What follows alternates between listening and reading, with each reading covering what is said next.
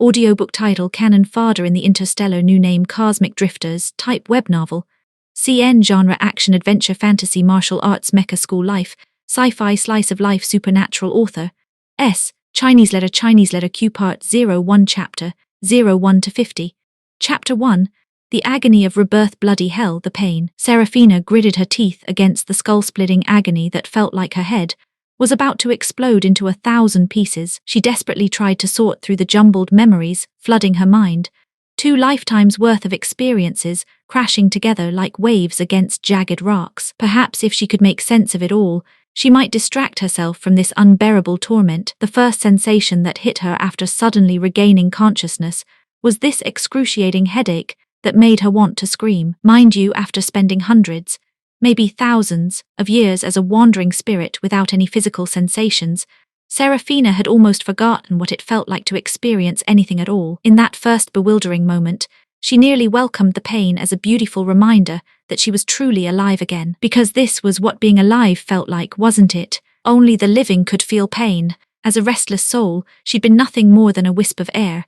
Empty, ethereal, utterly numb to the world around her. Truth be told, the whole bloody thing had happened so suddenly, without any warning whatsoever. Serafina genuinely hadn't seen it coming. When it all kicked off, she'd been watching helplessly as the original Serafina writhed in agony, her entire body trembling like a leaf in a storm, her face turning a ghastly shade of blue-white. But what could she do? She was just a disembodied spirit, unable to communicate with the girl, powerless to help despite her mounting panic. Then another wave of excruciating pain seemed to crash over the girl's body. Serafina watched in stunned disbelief as the original soul began to separate from its physical form, floating upward like smoke escaping a dying fire. Her eyes widened in shock. Before she could properly process what was happening, she felt an overwhelming force yanking her spirit from the jade pendant where she'd been trapped. The invisible hand slammed her consciousness into the abandoned body, and suddenly, her mind felt like someone was taking a crowbar to her skull. Having witnessed the entire ordeal from the sidelines,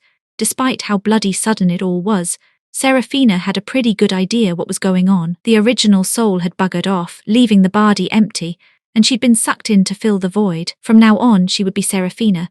The girl whose name she'd borrowed was now truly hers. Ever since gaining consciousness and discovering she'd become a wandering spirit, Serafina had dreamed of nothing but returning to human form. But she'd always imagined reincarnation, not this, not stealing someone else's body. Honestly, even if she'd wanted to pull off something like this, she wouldn't have had the foggiest idea how to go about it. This wasn't her doing. She was just an unwilling passenger swept along by forces beyond her control. But this kind of heaven-defying body snatching couldn't possibly come easy. The pain that had driven the original soul from its flesh was absolutely terrifying to behold. Serafina barely had a moment to marvel at having human sensations again, before she realized the earlier agony had been nothing more than a warm-up act. At first, she'd only felt like her head was about to burst open. Now her entire body erupted in waves of torment that crashed over her like a tsunami of suffering. Within minutes, every single part of her was screaming in agony. Worse still, she could feel the pain intensifying with each passing second. It felt like every nerve, every muscle fiber in her body was being torn apart and rebuilt over and over again. When the torture reached its peak, she wanted nothing more than to bash her head against the ground, to roll about on the floor. Anything to escape this unbearable hell. But her body was completely immobilized, bound tight as a drum. She couldn't even draw a proper breath, let alone move. In the midst of this excruciating ordeal, time seemed to stretch endlessly, as if it would never end. Even though Serafina had died once before and possessed remarkable mental fortitude, when the pain reached its absolute limit, her consciousness began to slip away despite her best efforts. Through the haze of agony, one thought kept hammering through her mind. If she could just stay conscious through this drug-induced transformation, it would bring her tremendous benefits. She absolutely couldn't pass out. If she did, all this suffering would be for nothing. What a complete waste that would be. She couldn't afford such a loss. Stay awake, she told herself. Stay bloody awake at all costs. So despite the fact that every inch of her body was screaming in unbearable torment, Serafina clenched her teeth and fought with every ounce of willpower to keep from losing consciousness. She had no idea how long she endured this hell. For someone experiencing every second as an eternity of torture, each moment felt like it lasted centuries. Just when the pain threatened to drag her into unconsciousness, when time itself seemed to have stopped, She suddenly felt two streams of warmth flowing from her mind's core and her body's center. They surged through her like twin rivers of liquid gold, one flowing upward, one downward, rapidly spreading throughout her entire being. Wherever these healing currents touched, the agony in her meridians instantly vanished. Her exhausted body drank in the abundant energy like a desert soaking up rain, and soon she found herself floating in a state of blissful euphoria. It was like being lifted from the depths of hell straight into paradise. The relief was so overwhelming, she nearly moaned with pleasure. She'd made it through, hadn't she? She'd bloody well won. With this muzzy thought drifting through her mind, her spirit and body finally relaxed completely. She couldn't fight it anymore. She sank into deep, dreamless sleep. The shrill sound of an alarm jolted Serafina from her profound slumber. Her consciousness still felt thick and foggy, leaving her completely baffled about where she was. This place seemed like some sort of dream realm. Her body floated suspended in a pristine white space, and directly in front of her hovered a 9-inch screen displaying a single line of text. Player name. What the hell was this supposed to be? Player? As in, game player. What was going on? Dragged forcibly from deep sleep, Serafina felt completely lost and confused, but she didn't have time to work it out properly. She could see numbers on the screen counting down rapidly. Driven by instinct and a sense of urgency, she quickly typed in her name, Serafina. Then she heard a sweet, mechanical voice announce, Battle Realm beginning genetic binding for citizen Serafina. Serafina. Right, that was her now. She'd been reborn. She was Serafina now. Battle Realm, yes, Battle Realm. As her consciousness gradually cleared, Serafina shook off her confusion and remembered where she was and what was happening. Her mind began to piece together information about Battle Realm. That's right, Battle Realm was launching at midnight tonight. She was currently inside a holographic gaming pod, the same place where the original Serafina had met her end. Battle Realm system only allowed one character per player. When creating a character, the game automatically bound itself to the player's genetic code, making account theft impossible. After she'd entered her player ID, the Battle Realm system had immediately extracted her genetic sequence. Player Serafina successfully bound to genetic code. The mechanical voice announced again. The screen interface in front of her began switching automatically, quickly displaying a new set of information. Battle Realm player ID. Serafina physical strength, 810 mental power, 3010 intelligence, 810 agility, 310 physical power, 210 speed, 310 total life value, 5,454 at the bottom of the screen, a note explained. Players below level 10 average 10 points per attribute. Original values exceeding 50 points indicate C-grade potential or higher. Exceeding 80 points indicates B-grade potential or higher. Player Serafina's mental power reaches 300 points, achieving S-grade potential. You are a natural psychic warrior. We recommend choosing the Psychic Master profession in Battle Realm. Battle Realm, Psychic Master. Finally, Serafina remembered everything. Earlier tonight, 4 hours before Battle Realm's launch, the original Serafina had added second-generation genetic enhancement serum, acquired from the black market, to the nutrient solution in her holographic gaming pod. She'd done this deliberately, with careful planning. Her goal was to use the second-generation genetic enhancement serum to boost her physical capabilities, hoping to elevate her warrior potential to B-grade. Then, when Battle Realm launched, she'd be able to dominate the game world with her enhanced abilities. Chapter 2. The beginning of the tale. Serafina had no bloody clue she'd been played by that scheming cow Scarlet Shadowmere. She hadn't the foggiest idea that the second-generation genetic enhancement serum carried lethal side effects, a death rate so astronomical it might as well have been a suicide pill. The result, under the serum's excruciating torment, poor Serafina literally suffered so intensely that her soul was ripped from her body, snuffing out her life like a candle in a hurricane. Meanwhile, the spirit who'd been trapped for decades inside Serafina's jade pendant, our girl who'd once been known by another name entirely, found herself yanked by some mysterious force into the abandoned body the moment the original soul departed. Talk about a hostile takeover of the most dramatic kind. Truth be told, she hadn't the slightest clue why she'd regained consciousness after death,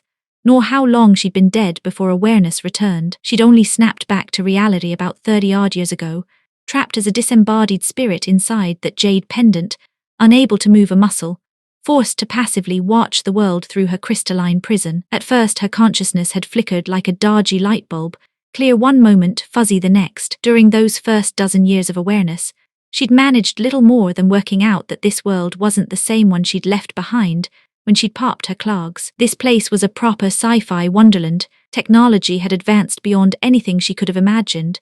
Humanity had spread across entire star systems rather than being stuck on one measly planet. The languages and cultures bore no resemblance whatsoever to Earth civilization. Thank God humans were still recognizably human, with familiar bodies and habits she could understand. About 15 years back, the jade pendant had changed hands, ending up around the neck of a young girl. From that moment, she'd noticed her periods of consciousness growing longer and more stable, but she remained utterly trapped within the pendant, powerless to do anything except observe the world through her ethereal peephole, until today, when Seraphina's soul departed, and she found herself thrust into the girl's body, reborn through the most dramatic case of identity theft in cosmic history. The original Seraphina had hatched quite the plan: use the genetic enhancement serum to boost her physical capabilities, rest for 4 hours, then dive into Battle Realm the moment the servers went live. To avoid missing the launch, she'd pre-programmed her system to automatically log her in when the game launched. So when Battle Realm's opening hour struck, and our newly reborn protagonist, who'd been knocked unconscious by the serum's torture, was awakened according to the preset schedule, she found herself thrust into the game's interface. Finally piecing together all the information swirling through her mind, she reached a preliminary conclusion. She'd successfully pulled off the most audacious body-snatching operation in the galaxy. Still, the whole thing felt surreal as hell. Could such a monumental, fate-defying event really have happened, or was this all some elaborate dream currently existing within the neural network? She couldn't sense her physical body's actual condition, leaving her feeling utterly disconnected from reality. But whether or not she'd truly been reborn, she needed to sort out the immediate situation to avoid future complications. Battle Realm wasn't just any game, it was monumentally important, crucial to the survival of every soul in this universe. If she'd genuinely been reborn, she absolutely had to seize this opportunity at Battle Realm's launch. After all, the Gumara Star Domain's doomsday was rapidly approaching. Staring at the screen displaying Seraphina's original body statistics, she felt completely overwhelmed. Taking a deep breath to steady her nerves, she carefully recalled everything she knew about Battle Realm from her inherited memories, then clicked on the profession descriptions. The screen interface immediately switched, displaying Battle Realm's 4 primary professions: Psychic Master, Combat Class. Training in Battle Realm enhances players' mental power and strengthens psychic combat abilities, ideal for players with above-average mental statistics. Warrior Combat Class. Training in Battle Realm strengthens players' physical capabilities and combat skills, suitable for players with high physical strength, agility and speed values. Healer Support Class. For players with below-average mental and physical values, but above-average intelligence and agility, particularly those with natural pharmaceutical talents. Mech Engineer Support Class. Players can learn mech construction and weapon manufacturing, suitable for players with above-average mental and intelligence values, physical capabilities no lower than 10% of average, and natural mech crafting abilities. Note: players with exceptional physical, mental, and intelligence values who can endure hardship and train diligently may choose dual professions, 1 combat, 1 support. Otherwise, specializing in one is recommended. She found herself in a right pickle. Seraphina's body statistics were clearly exceptional, but which path should she choose? Logic suggested she should pick Psychic Master, especially since Seraphina was already a first-level mech engineer. As a constant observer, shadowing Seraphina's every move,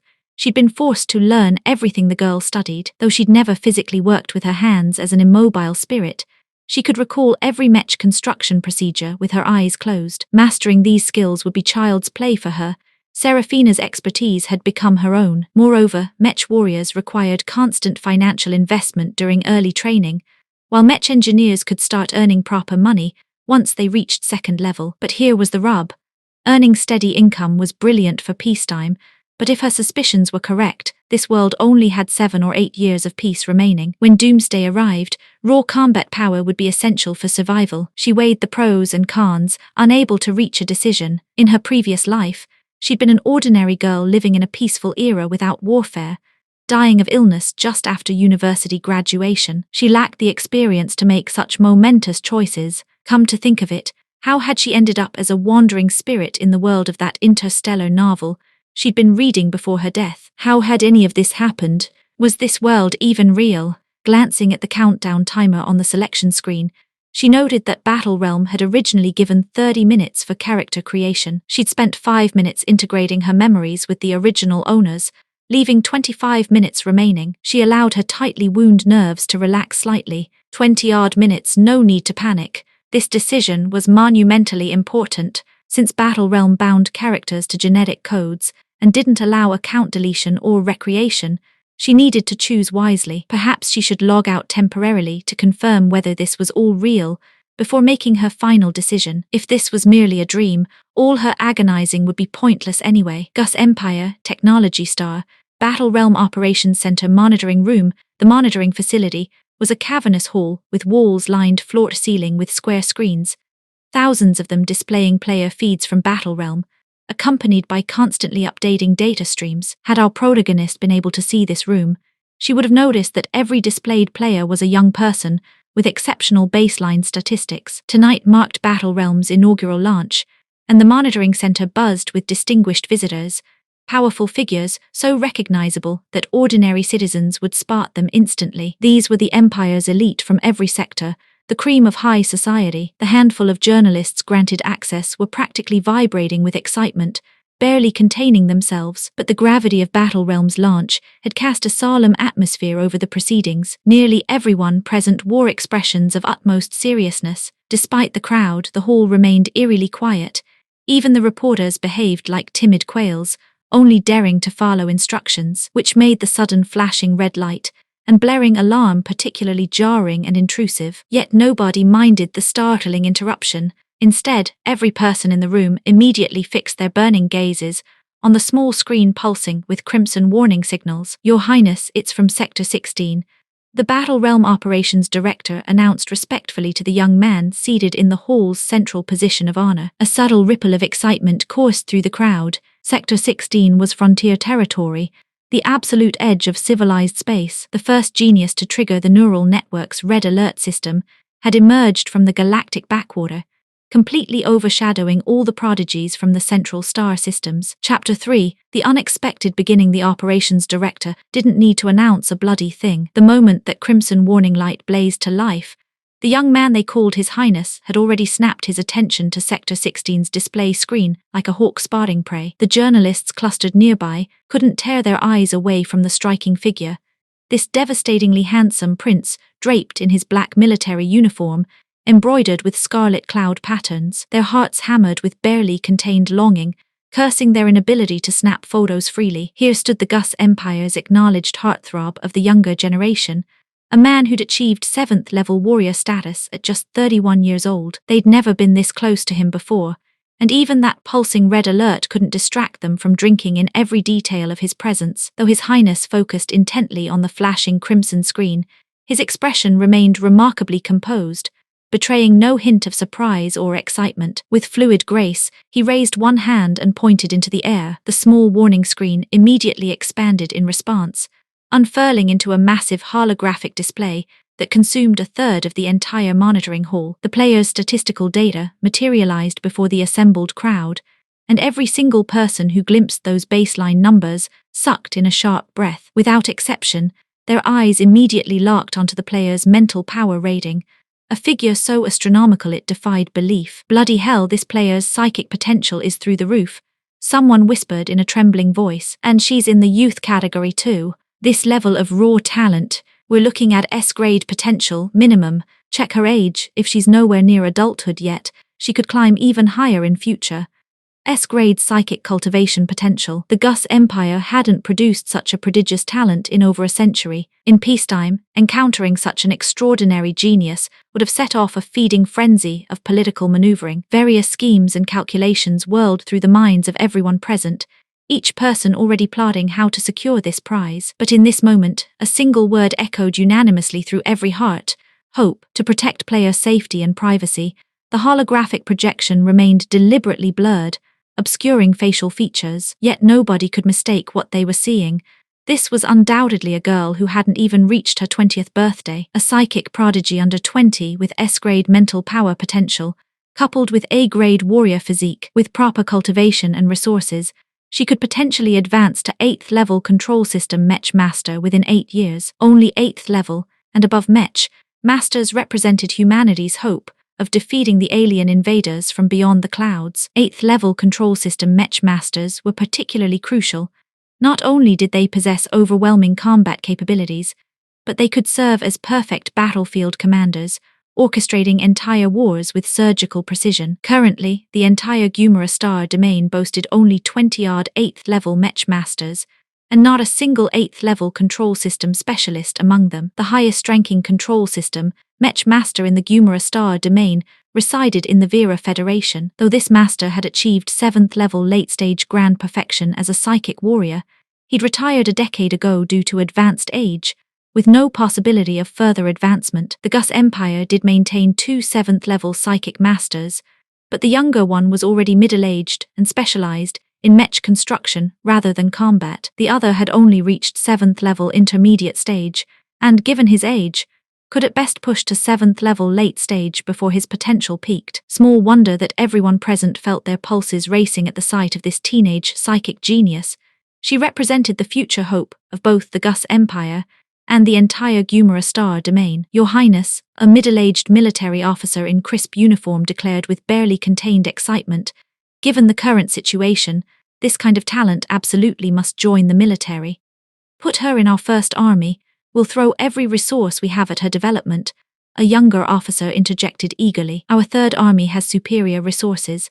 She's a citizen of a planet under our 4th army's jurisdiction, so she should naturally join us. The 2nd army. Several generals began squabbling like children fighting over sweets, but the young prince remained utterly unmoved. He first used his administrative privileges to review the player's detailed profile, then glanced at the military officers who were staring at the hologram like pirates eyeing buried treasure. With understated authority, he said coolly, "Gentlemen, I'm afraid you're all going to be rather disappointed." The competing generals immediately turned wary eyes toward their young sovereign. What was this about? Was His Highness planning to claim this prize for himself? But the prince had already shifted his attention to a corner of the room, offering a slight smile. "This young lady is only 15 years old. Headmaster Christian, I believe we need to have a chat."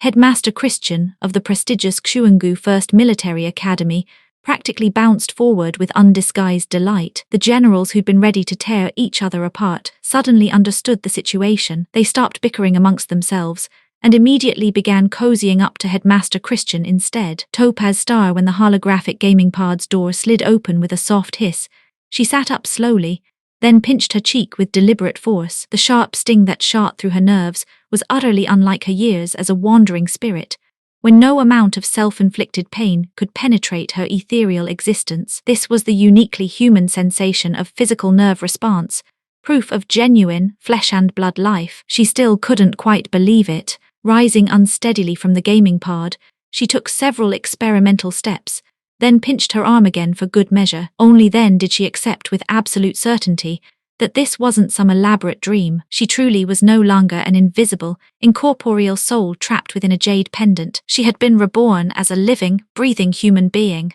But honestly, why had such a fantastical thing happened? What cosmic force had orchestrated this impossible resurrection? And what had become of the real Seraphina's soul? The thought sent a wave of profound sadness crashing over her. For over a decade, she had accompanied Seraphina through every stage of her growth and development. Though Seraphina had never known of her existence, the girl had felt like a twin sister, the closest thing to family she'd had in this strange afterlife. Given her own precedent of existing as a wandering spirit after death, she desperately hoped that Seraphina's soul hadn't simply dissolved into the cosmic void. Perhaps, like herself, the girl's spirit had been trapped somewhere, awaiting its own future opportunity for rebirth. She couldn't fathom why fate had arranged for her to steal another's body. Her soul had already merged seamlessly with Seraphina's physical form. She felt no discomfort or instability that might indicate spiritual rejection. Even if Seraphina's soul still existed somewhere, she had no idea how she might return this borrowed body. This transformation lay far beyond her personal abilities to control or reverse. She decided not to torture herself with impossible questions. What's done is done. She'd have to make the best of this second chance at life. Besides, being reborn into this world wasn't necessarily a blessing. According to the novel's trajectory, Seraphina was destined to die within the year when the jade pendant had first changed owners, and her consciousness remained foggy and intermittent. She'd felt a vague sense of familiarity upon hearing her new young mistress's name, Serafina, but the feeling had been so faint she'd dismissed it as meaningless. As Serafina grew older, and her own periods of awareness became longer and more stable, she'd spent over a decade accompanying the child through her education and development. Through this constant observation, she'd gained complete understanding of this world's culture, technology and knowledge systems. Gradually, she'd realized this interstellar civilization was at least 5,000 or 6,000 years more advanced than her own era, so she'd concluded that her sense of familiarity was pure coincidence and pushed those nagging doubts aside. Until 5 months ago, when she'd witnessed the announcement for a new holographic game. The moment those two blazing characters, Battle Realm, flashed across the screen, they struck her consciousness like lightning splitting through storm clouds, instantly clearing the fog that had shrouded her memories. She remembered the content of the book she'd been reading in her previous life's final moments, perhaps because it was the last novel she'd consumed before death.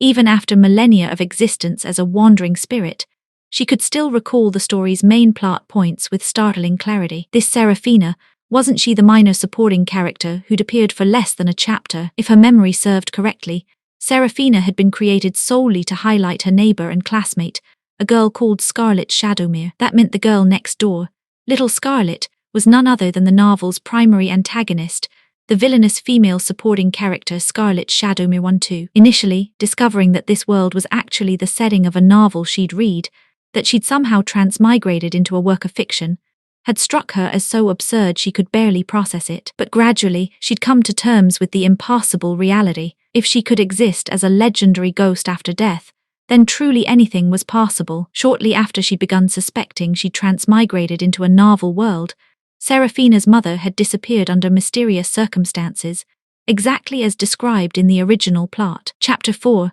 The reason behind the disappearance. Serafina was born out of wedlock, and Teresa had never breathed a word about who her father was. From cradle to grave, the girl had only ever known one blood relative, her mum, so you can bloody well imagine the devastating blow that losing her mother dealt to Serafina. Calling it earth-shattering would be putting it mildly. From her crystalline prison, our trapped spirit watched helplessly as Serafina completely fell apart after her mother's disappearance. If it hadn't been for Miss Faulkner, Serafina's tutor, who stuck by the girl's side like glue for a solid 10 days after learning of Teresa's fate, the poor thing would have cried herself to death from sheer grief. But Miss Faulkner had her own family to consider, a husband, children, and her teaching responsibilities at the academy. Her time was limited, and when she couldn't be there, the neighbors who'd been close to Teresa stepped in to keep an eye on Serafina. The two of them had been proper orphans and widows, but Teresa was a woman with exceptional emotional intelligence. From the moment they'd settled into their flat, she'd made a point of cultivating relationships with the other residents on the 30th floor. She'd understood that when you're on your own with a child, you need people who'll look out for your daughter when you can't.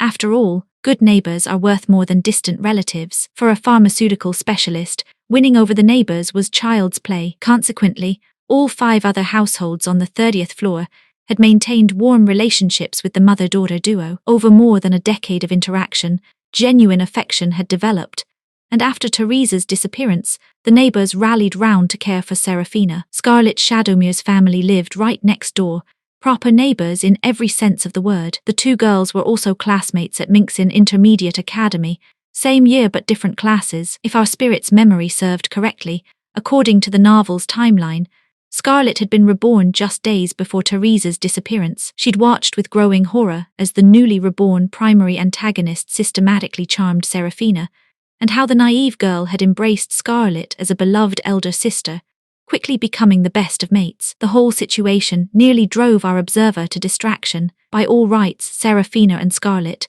being roughly the same age, neighbors, and attending the same academy in the same year, should have been close friends from the start. But Teresa had disliked Scarlet from day one, constantly finding excuses to keep the two girls apart, never allowing them to play together properly. Serafina, however, was a proper innocent, sweet as sugar and twice as naive. She'd never noticed her mother's antipathy towards Scarlet. With her mum gone, when someone offered comfort and intimate conversation, she naturally assumed they were a true friend. Our spirit couldn't help thinking that with Serafina's trusting nature, Teresa probably couldn't rest easy in her grave. But then again, the woman was gone, and whether she could find peace hardly mattered now. In the novel, Teresa had vanished without a trace, never to be heard from again. The reason behind Teresa's disappearance stemmed from her stubborn determination that Serafina should attend Xuangu First Military Academy on the capital star after graduating from intermediate school. In the Gus Empire, where the average citizen possessed A-grade physical potential, Xuangu First Military Academy, being the empire's premier military institution, maintained extraordinarily high admission standards. Applicants to the Mech Combat Division required physical potential of C-grade or higher, plus combat skills at 4th level beginner stage or above. Anyone achieving these standards by age 15 or 16 was considered a local prodigy. Among all departments at Xuangu First Military Academy, Mech Engineering had the lowest physical requirements. Even so, candidates needed B-grade or higher physical potential and second-level combat cultivation, standards that exceeded those of ordinary military academies' combat divisions. Furthermore, Xuangu First Military Academy's Mech Engineering Department mandated that applicants possess psychic potential of at least C-grade, with 4th level or higher psychic abilities during testing. Across the Gus Empire's 10 billion population, fewer than 100 people met these criteria each year. Serafina's psychic potential was exceptional, reaching the genius level A grade, which explained Teresa's enormous hopes for her daughter. Serafina hadn't disappointed her mother's investment in her education. She'd achieved 4th level psychic mastery a year ago. Combined with her considerable talent for mech construction, she'd already become a 1st level mech engineer 2 years prior, and could successfully craft basic 2nd level mechs through online platforms. The problem was that Serafina's warrior potential fell slightly short of Xuangu First Military Academy's requirements. She possessed ordinary A-grade abilities. Limited by her warrior potential and lacking enthusiasm for combat training, Serafina had been unable to break through to 2nd level, with no hope of achieving it this year. This meant she couldn't meet Xuangu First Military Academy's admission requirements. Teresa, being a pharmaceutical specialist herself, had spent years carefully nurturing Serafina's physical condition. With the Academy's application deadline rapidly approaching and Serafina showing no possibility of advancing to 2nd level warrior status within the time limit, Teresa was forced to seek alternative solutions. Warriors could advance through methods beyond standard cultivation, pharmaceutical enhancement being one option. However, drug-assisted advancement damaged one's foundation, making future progress extremely difficult. Unless facing absolute desperation, nobody chose this path. But there was another method.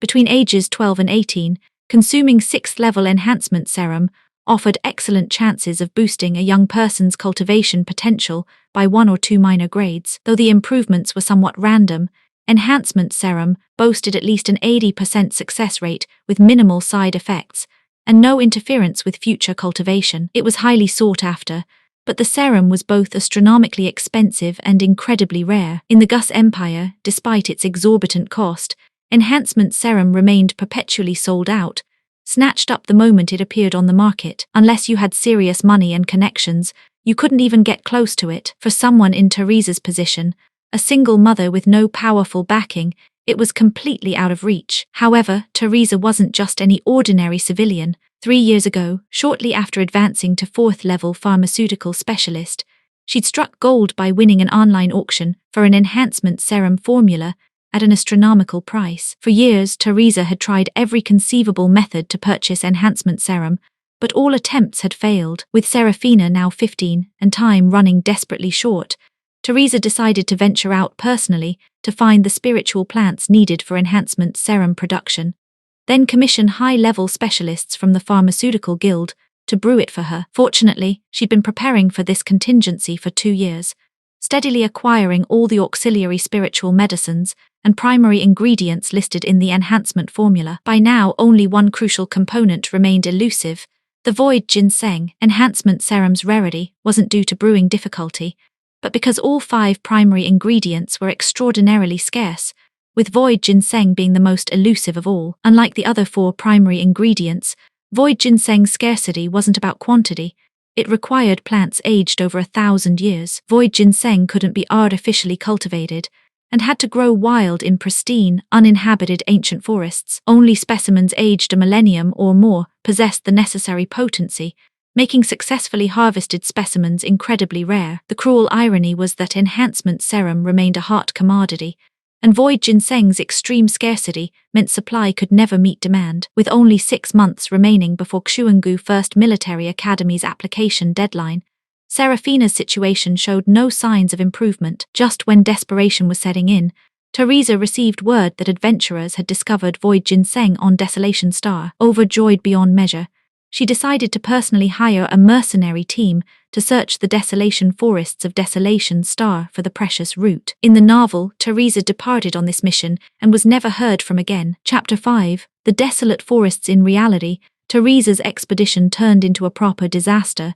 She vanished without a trace. From her crystalline prison, our trapped spirit watched helplessly as the Pharmaceutical Guild transmitted the final recorded footage of Teresa to Serafina, captured just before her mother's disappearance. The video showed Teresa and her hired dragon mercenary company arriving smoothly at Desolation Star. The expedition spent a single day in the city closest to the desolate forests, stocking up on comprehensive supplies before venturing confidently into the wilderness the following morning. The desolate forests of Desolation Star were notorious throughout the Gus Empire as one of the most treacherous danger zones imaginable. These forests were absolutely massive, covering nearly 3/5 of the planet's entire surface area, stretching endlessly across the horizon like a green ocean of death. With current technology, even if an entire planet were covered in forest, exploration should have been child's play. But the desolate forests were different, utterly, terrifyingly different. The forests harbored mysterious magnetic fields of unknown origin that wreaked havoc on all powered equipment, rendering technology completely useless. Once humans ventured more than 1,000 meters beyond the forest's outer perimeter, all communication with the outside world was severed. They might as well have stepped into another dimension entirely. Consequently, the desolate forests remained a completely unexplored primordial wilderness, maintaining an ecosystem so ancient and untouched it defied modern understanding. The forests teemed with countless high-level alien beasts, creatures of such ferocity and power that they'd become the stuff of nightmares. Because nobody dared penetrate the forest's central regions, these alien beasts enjoyed unrestricted breeding opportunities. This led to a terrifying cycle. Every 15 to 20 years, Desolation Star would erupt in massive beast tides that swept across the planet like living tsunamis of claws and fangs. For ordinary civilians, these beast tides spelled certain death, but for high-level adventurers with proper cultivation, they represented relatively safe opportunities to acquire enormous wealth. Whenever a beast tide was brewing, every city on Desolation Star would swarm with fortune seekers and thrill hunters. Even during peaceful periods without beast tide threats, the desolate forests served as a testing ground where adventurers could try their luck. Quite a few had struck gold by discovering precious ancient medicinal plants just within the forest's outer reaches, not to mention the abundance of lower-level alien beasts ripe for hunting. To regular folk, the desolate forests were a notorious death trap. To adventurers, they represented a high-risk, high-reward gold mine, dangerous as hell, but potentially life-changing for those brave or foolish enough to try their luck. Since communication was impossible within the forests, every adventurer planning to enter would arrange predetermined extraction times, with support teams waiting outside. Teresa's group had arrived at Desolation Star during the 3rd year, following the most recent beast tide outbreak. Based on historical patterns, the next 5 years, including the forest's outer perimeter, should have been the safest period possible. Teresa's expedition had originally agreed to emerge within 30 days, but the support team waiting outside the desolate forests never saw them again. Even a full month past their deadline, there was no sign of the missing party. On the 20th day after Teresa's group had entered the forests, the support team received rather disturbing news. A city roughly 500 kilometers away had suffered a small-scale beast tide attack. Such localized outbreaks were extraordinarily rare, and both locals and adventurers on the streets were muttering anxiously, "Bloody strange, that is. Something must have gone tits up in the forest's central regions." The Gus Empire's Interstellar Rescue Organization had explicitly declared they would never send rescue teams into such perilous locations as the desolate forests. Once humans vanished within those green depths, they had only themselves to rely on, or they could kiss their arses goodbye. When Teresa and the Dragon Mercenary Company had entered the desolate forests, they'd carried supplies for exactly 1 month. Now over 3 months had passed. Though people politely referred to them as missing, everyone knew perfectly well they were dead as doornails. Our spirit was inclined to agree that Teresa had met her end, In a place like that after such an extended period, unless she possessed some protagonist's plot armor, there was only one possible outcome. She was well and truly stuffed. 3 months after Teresa's disappearance, the Pharmaceutical Guild's branch president personally visited Serafina. He offered some encouraging words and presented her with 100,000 credit points, claiming it was something her mother had left for her use. Young Serafina didn't quite grasp the subtext of the branch president's carefully chosen words, but our imprisoned observer understood perfectly well. This money was the Pharmaceutical Guild's compensation payment, a polite way of saying sorry for your loss.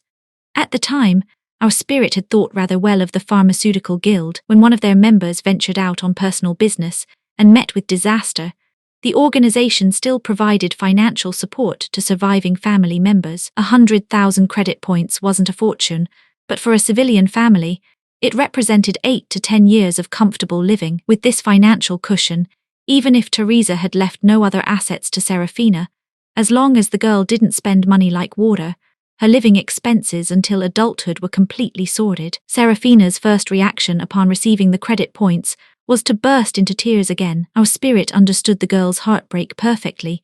If it were possible, Serafina would have gladly traded every last credit point to have her mother back. Having grown up fatherless, Serafina had always depended entirely on her mother. Consequently, her mother's disappearance dealt a nearly fatal blow, a wound that would never properly heal. Previously, Teresa had been absolutely obsessed with getting Serafina into Xuangu First Military Academy. Serafina had never understood why her mother was so fixated on this goal. She disliked the idea but hadn't dared openly defy her mother, so she'd engaged in a bit of passive resistance. Combined with her genuine distaste for combat training, her martial arts had remained stubbornly stuck at first level. Serafina had never imagined that her laziness would drive her mother to such desperate measures. The young girl finally understood what it meant to be consumed by regret, so Serafina gradually pulled herself together, determined to fulfill her mother's obsession. Gaining admission to Xuangu First Military Academy became her own burning obsession as well. But the obstacles preventing Serafina from entering Xuangu First Military Academy remained unchanged. Her physical potential hadn't magically improved because of her mother's disappearance. If anything, because she'd been wallowing in grief over losing her mother, she hadn't trained for over 2 months. Her martial arts had actually deteriorated rather than progressed. With Serafina's current martial arts level, she couldn't even meet the basic requirements to apply to Xuangu First Military Academy. How could she possibly fulfill her mother's dying wish? Just when Serafina was about to sink into complete despair, she encountered the promotional trailer for a new holographic game called Battle Realm. Suddenly, this game seemed to represent her last glimmer of hope. Our spirit, trapped within the jade pendant around Serafina's neck, could only see whatever Serafina observed, so she too watched the Battle Realm promotional trailer. It was this very trailer that finally awakened her to the stunning realization that she'd somehow transmigrated into the world of a novel. The Battle Realm promotional trailer opened with a bold declaration: humanity has always considered sleep the greatest waste of time. Therefore, scientists have been tirelessly researching and developing ways to utilize sleep periods, allowing humans to study and learn online in their dreams without affecting sleep quality or daytime performance. After countless experiments, scientists had proven that humans actually required only 2 hours of deep sleep per day. During periods of light sleep, people could engage in online learning and gaming within specially designed gaming pods. The Battle Realm holographic gaming pod, released alongside these groundbreaking research findings, represented the absolute pinnacle of this revolutionary technology. Chapter 6, Battle Realm's Selling Points. The Battle Realm promotional trailer painted a seductive picture of the future. Players could slip into their specially designed holographic gaming pods during their usual rest periods, where the pod's auxiliary medicinal solution would gently coax them into deep, restorative sleep. After exactly 2 hours of profound slumber, the pod's integrated optical brain would automatically awaken the sleeping player's consciousness, guiding their mental energy into their pre-configured game world, while their body remained in peaceful rest. It was the perfect marriage of sleep and gaming, no compromise required. For Serafina, the most compelling selling point in Battle Realm's official marketing was the specially formulated auxiliary medicinal solution that came with each holographic gaming pod. The promotional trailer showcased this expensive auxiliary solution's remarkable ability to gradually enhance and strengthen players' physical constitution. While players lay immersed in the medicinal solution during their Battle Realm sessions, the formula would slowly but steadily improve their bodily capabilities. According to the marketing materials, players who used the auxiliary solution according to specifications for over a year, whilst diligently battling monsters, leveling up, and cultivating their skills within Battle Realm, could expect their physical constitution to improve by approximately 1 minor grade. This auxiliary solution's promised effects struck straight to the heart of Seraphina's desperate desire to become stronger. From our spirit's perspective, Battle Realm's most significant selling point was something else entirely. The game's official promise that upon each player's initial entry, renowned military instructors from the Gus Empire would personally craft bespoke human-grade combat techniques tailored to individual players. These combat techniques weren't limited to Battle Realm. Players could cultivate them in the real world as well. Though this selling point was unprecedented, it carried official endorsement and had even received personal approval from His Royal Highness the Grand Prince himself. Nobody dared question whether it might be false advertising. For aristocratic families and noble houses, this particular selling point meant relatively little. Children from established bloodlines who showed cultivation potential began training from their early teens.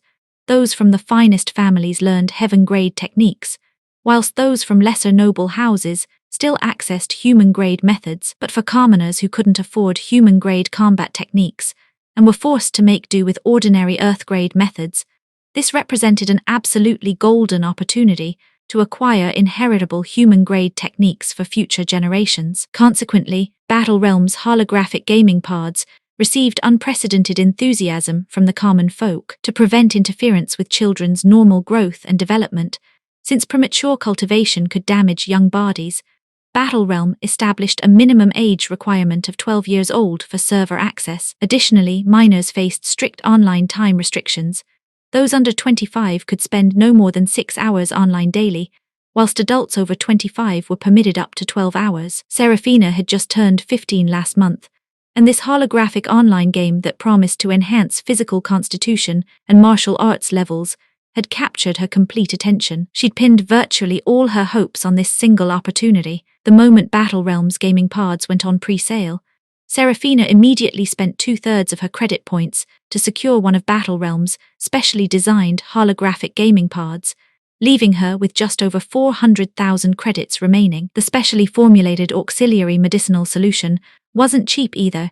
Each bottle cost 500 credit points. To maintain usage for a full year required at least 300,000 credits. Seraphina, single-mindedly determined to strengthen her cultivation potential, didn't hesitate to spend another 300,000 without batting an eyelash. Thanks to her quick reflexes, Seraphina was fortunate enough to secure one of the first 100 pre-sale slots, earning her a special luxury edition holographic gaming pod. Without any protagonist's golden finger advantages, Seraphina naturally had no idea what made this special edition gaming pod different from standard models. But Scarlet Shadowmere, reborn from 10 years in the future, knew exactly what it meant. In Scarlet's previous life timeline, by Battle Realm's 5th year of operation, knowledge about the special gaming pod's enhancement effects had spread throughout the entire Gus Empire until virtually everyone knew about them. Minerva Aurelius and Valorian Sterling were both legitimate heirs of great noble houses, giving them access to superior information and resources. The moment Battle Realm's officials launched the special edition holographic gaming pods, they'd immediately begun competing to acquire them, so both possessed special edition units. In her previous life, Scarlet, desperate to transform from Sparrow to Phoenix, had used scheming tactics to seduce Valorian Sterling, completely destroying her reputation in the process. Though she'd subsequently hidden herself away and dared not cause further trouble, her eyes had remained secretly fixed on Minerva Aurelius and Valorian Sterling like a stalker. Being classmates, no matter how much they avoided each other, Scarlet could still discover certain things. Consequently, by Battle Realm's 3rd year of operation, Scarlet had discovered that Battle Realm's specially designed holographic gaming pods were far more effective than standard versions at gradually enhancing players' physical capabilities. Learning this in her previous life had filled Scarlet with indescribable jealousy. She'd always believed that Minerva Aurelius's cultivation had advanced so rapidly, allowing her to stand shoulder to shoulder with Valorian Sterling as a perfect matched pair.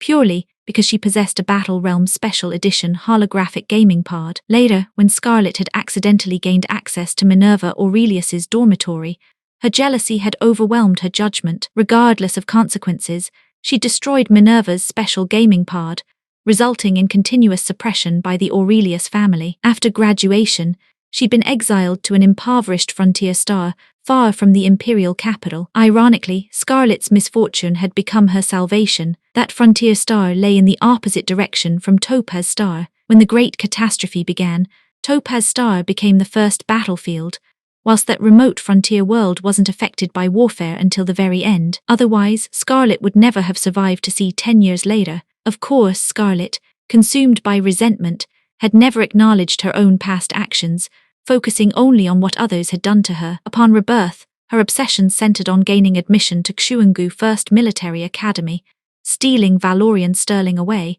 and trampling Minerva Aurelius beneath her feet. But dreams were beautiful, whilst reality remained cruel. Born into a common family, Scarlet possessed plain looks and no particular abilities. Trying to steal Valorian Sterling from the noble lady Minerva Aurelius was pure fantasy. In her previous life, Scarlet had stood no chance whatsoever. Valorian Sterling had found even looking at her once to be an eyesore. But this lifetime, Scarlet believed everything would be different, because this time she'd been reborn. What did this represent? It meant she was Heaven's chosen daughter, returned to change her future destiny. In the future, she would surpass Minerva Aurelius, Scarlet thought with boundless confidence. Though Scarlet's common birth couldn't change overnight, she was confident that eventually she'd outshine everyone else. As long as she distinguished herself at Xuangu First Military Academy, Valorian Sterling would definitely notice her. Once he truly saw her, he'd absolutely fall in love with her. Therefore, upon discovering her rebirth at age 15, Scarlet had thrown herself into desperate cultivation. With her previous life's experience, her training speed far exceeded her former pace. She regretted that her rebirth had come too late.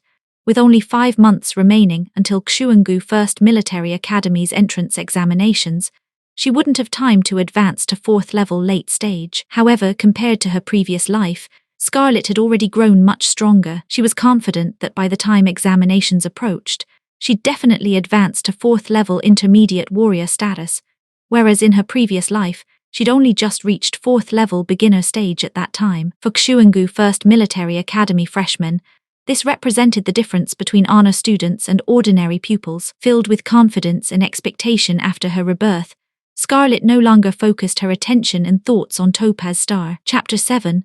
The supporting character makes her move after her rebirth. Scarlet Shadowmere threw herself into a frenzy of cultivation and scheming, using her prophetic knowledge to earn credit points. Initially, she couldn't be asked to pay any attention to that doomed girl next door. After all, she could always pop round for chat once Seraphina's mum went missing. The girl was thick as 2 short planks anyway. It wasn't until Scarlet caught wind of Battle Realm's impending launch and began rubbing her hands together, eager to exploit her prophetic abilities for a proper windfall, that bitter jealousy over Minerva Aurelius's special edition, holographic gaming, pod finally jogged her memory about something crucial. If her recollection served correctly, in her previous life, Seraphina had managed to snag one of Battle Realm's limited edition, special holographic gaming pods during the pre-sale rush. The only reason Scarlet remembered this detail, after an entire lifetime, was because Seraphina had blown most of her bloody credit points on that gaming pod, preventing Scarlet from borrowing as much money from her as she'd hoped. Naturally, this had proper wound Scarlet up.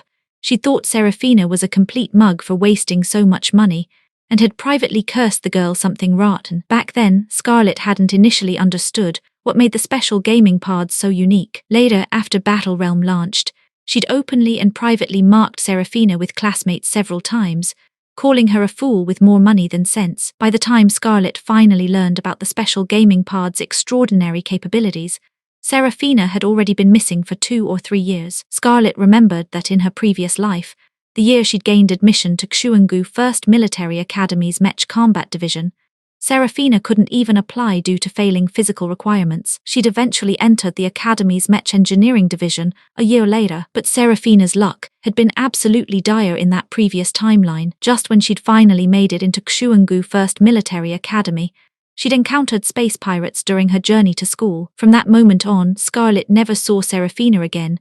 Like her mother, she'd vanished without a trace. Remembering this incident, and unable to afford a special gaming pod herself, Scarlett finally turned her attention to Serafina, deciding it might be worth cultivating a friendship after all. They were neighbors and classmates in the same year at the same academy, after all. More importantly, this was precisely when Serafina was emotionally vulnerable, devastated by her mother's disappearance and psychologically fragile. Befriending an unguarded Serafina would be easier than taking candy from a baby. Serafina was notoriously generous with her close friends.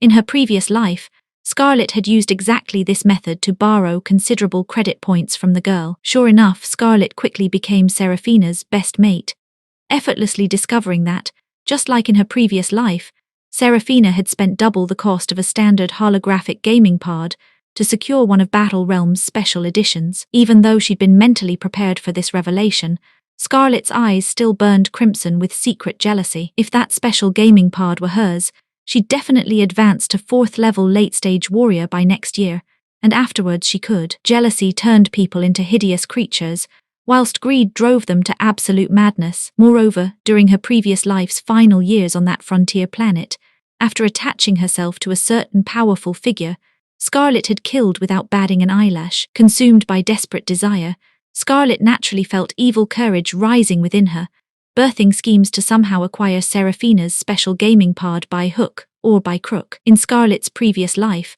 her father's unemployment had forced her to survive on military academy stipends, living hand to mouth. Additionally, though she'd gained admission to Xuangu First Military Academy, she'd barely scraped in at the bottom of the class. This made her a laughingstock for those privileged noble children, those blessed sons and daughters of heaven, and she'd spent her first 3 years living in profound humiliation. Only after advancing to 4th level late-stage warrior had she finally silenced their mockery, preventing them from openly bullying her. But their looks told her they still thought the same things privately. This lifetime, Scarlett absolutely refused to endure such circumstances again. Serafina's special holographic gaming pod would be the second step in changing her destiny. After all, the girl was destined to die young anyway. Better to hand it over now rather than let it go to waste when she vanished next year. Regarding murder, the black-hearted and ruthless Scarlett felt no psychological burden whatsoever. However, the Gus Empire's security capabilities were exceptionally robust. Even on a third-tier frontier planet like Topaz Star, surveillance systems were highly advanced. Killing someone without leaving traces wasn't easy, at least not with Scarlett's current abilities. Serafina was particularly problematic because, having recently lost her mother, she was registered with the police as an orphan and received special attention from law enforcement. Officers checked on her safety almost daily. Additionally, military personnel from Topaz Star's garrison frequently visited to check on her welfare, showing genuine concern. Nobody in the neighborhood was unaware that despite being an orphan, Serafina had powerful backing.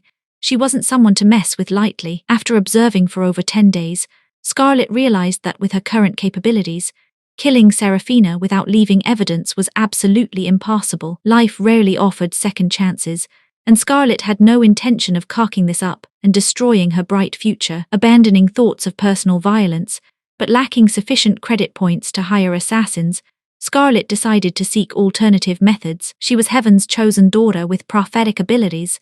Surely she could find an opportunity. Indeed, within 2 days, Scarlett recalled an incident from her previous life. Her excitement was beyond measure, and she felt tremendously grateful that over the past month, she'd been pretending to care deeply about Serafina in best friend mode, offering fake advice about cultivation techniques with false sincerity. Under these circumstances, Scarlett could naturally present herself as deeply concerned about Serafina's urgent needs and offer a helpful suggestion. Serafina's physical capabilities fell short of requirements to successfully enter Xuangu First Military Academy. She absolutely had to improve her constitution before the entrance examinations. Anyone familiar with Serafina knew this.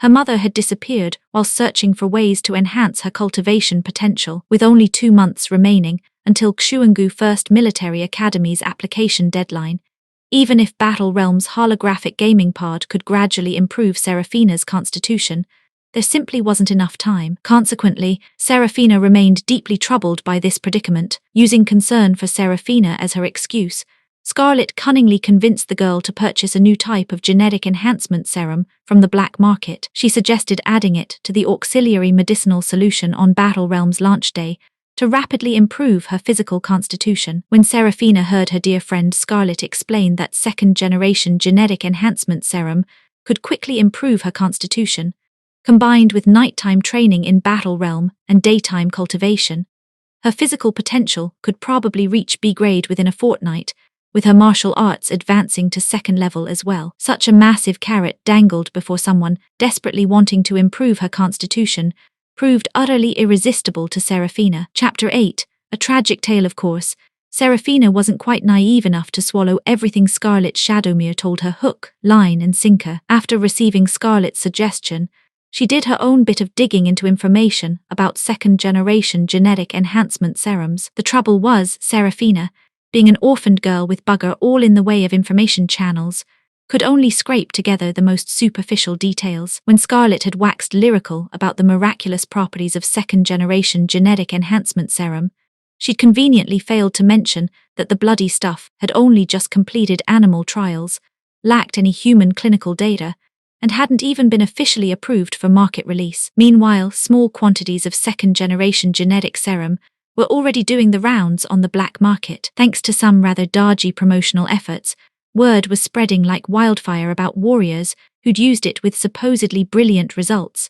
The whole thing was being talked up as nothing short of miraculous. This was precisely the sort of information Seraphina managed to uncover, but reborn Scarlet knew exactly what was lurking beneath the surface, because in 2 months' time, this supposedly miraculous second-generation genetic enhancement serum would be exposed for having absolutely terrifying side effects. Users who successfully enhanced with second-generation genetic serum did indeed see physical potential improvements that were a dozen-odd percentage points higher than first-generation formulas. Put simply, successful users would experience dramatically enhanced cultivation potential. However, the second-generation genetic serum's potency was absolutely savage. Unlike first-generation users, who merely suffered from physical weakness for a year or two following side effects, something that could gradually be restored through careful treatment, second-generation failures faced far grimmer prospects. Failed users of second-generation genetic enhancement serum faced a 50% chance of death, plus a 40% chance of completely destroyed meridians and total loss of cultivation abilities. This eventually triggered a proper hurricane in the genetic enhancement market, with the research institute responsible for developing second-generation genetic serum being dragged before interstellar courts. But at this particular moment, the horrific side effects of second-generation genetic enhancement serum hadn't yet been exposed. Scarlet seized this opportunity, putting on her caring friend act whilst encouraging Seraphina to purchase second-generation genetic enhancement serum from the black market. In the process, Scarlet pocketed a tidy little profit, skimming 1,000 credit points for herself. Though our observing spirit couldn't recall whether the novel had mentioned second-generation genetic enhancement serum specifically, she knew perfectly well that Scarlet Shadowmere was the primary villainous supporting character. She'd always been deeply suspicious of Scarlet's deliberate approach to Seraphina, sensing malicious intent. Scarlet's motives for bringing up second-generation genetic enhancement serum struck her as highly dodgy. There was no way Scarlet harbored such genuine concern for Seraphina's welfare, but our spirit remained nothing more than a wisp trapped within a jade pendant, unable to communicate with Seraphina. No matter how frantic she felt, she couldn't prevent Seraphina from believing Scarlet's words and walking step by step into the trap. The consequence of Seraphina's misplaced trust was her soul being ripped from her body under the second-generation genetic enhancement serum's brutal effects, whilst our spirit was passively drawn into body-snatching rebirth. So Seraphina's death should be laid squarely at Scarlet's feet, a sin of her making, not the result of harmful body-snatching rebirth. Though our spirit grieved for Seraphina's death, she felt no guilt about it. However, she also wasn't particularly chuffed about being reborn as a human again. According to the novel's plot, Seraphina could only live for 1 more year at most. Even if she managed to change the original owner's fate, an even more brutal future awaited within the next few years, hardly cause for celebration. This novel wasn't some fluffy romance story, but rather a tragic heroic saga about interstellar humanity's near extinction and their desperate last-ditch counterattack when pushed to the absolute brink. During this process, nearly 80% of humanity would be reduced to cannon fodder. That represented close to 800 billion souls. The novel setting was the interstellar age, where the Gus Empire and Vera Federation served as the Gumara Star Domain's most powerful ruling forces, playing out the classic, "This galaxy ain't big enough for the both of us" drama. For the past few centuries, though the Gus Empire and Vera Alliance hadn't engaged in major warfare, minor conflicts were inevitable. Years of accumulated tensions meant that since the casualties were always civilian soldiers, the peoples of both major powers harbored some degree of mutual hostility and suppression. Fortunately, these generations of accumulated grudges and vendettas came to an abrupt halt when external enemies arrived. Though various disagreements persisted, both major powers ultimately joined forces against the Cloudrift aliens, working together to find a path to survival for Gumara Star Domain humanity. According to the novel's plot, 2 years ago the Gus Empire's military had accidentally captured an alien warship, uncovering a shocking secret. Apparently, over the past 20-odd years, Cloudrift aliens had been secretly capturing humans from the Gumara Star Domain, plotting to discover human weaknesses and subvert human military organizations to achieve their ultimate goal of invading the Gumara Star Domain. The root cause was that the Cloudrift Star Domain, where these aliens originated, would experience a supernova explosion within the next century. When that happened, every planet in the Cloudrift Star Domain would be obliterated by the supernova's blast, making life impossible. Therefore, the Cloudrift aliens absolutely had to migrate to other star domains to survive. After over 50 years of cosmic exploration, the Cloudrift alien expedition had set their sights on the Gumara Star Domain as being rather suitable for their survival. The Gus Empire had received this intelligence far too late, because the Cloudrift aliens had already received information from these explorers. The entire Cloudrift Star Domain's intelligent population had boarded spacecraft a decade ago and were heading towards the Gumara Star Domain in waves. Gus Empire leadership held an almost unanimous view. Different life forms wanting to seize human territory represented a matter of racial survival that absolutely could not be resolved peacefully. Due to extremely limited knowledge about the Cloudrift Star Domain and incomplete intelligence, Gus Empire scientists estimated that Cloudrift alien advance forces would reach the Gumara Star Domain in 12 years, with the main alien migration forces arriving in waves 13 to 14 years later. But in reality, according to the novel, the Cloudrift aliens actually arrived 11 years later, catching the Gumara Star Domain completely off guard. So given this backdrop, what bloody good did it do for our spirit to be reborn as a human? For Gumara Star Domain humanity, a battle determining the life and death of all humans loomed just ahead. There was no way to remain uninvolved. Even if she could escape next year's death trap, what about 9 years from now? If she couldn't escape that, what was the point of rebirth? To die more miserably than in her previous life? You had to understand that after the Gus Empire military interrogated, captured Cloudrift aliens and scientists from various fields, studied the alien spacecraft, they'd reached a conclusion extremely unfavorable to humanity. Cloudrift alien technological civilization was at least one full level higher than Gumara Star Domain civilization. Chapter 9. A wasted rebirth. If the Gumara Star Domain's humanity represented a third-level civilization, then the Cloudrift Star Domain civilization was bloody well fourth level. The Cloudrift aliens' technological prowess was at least several thousand years ahead of Gumara Star Domain humanity's capabilities. The Gus Empire's military brass didn't need to spell out what this meant.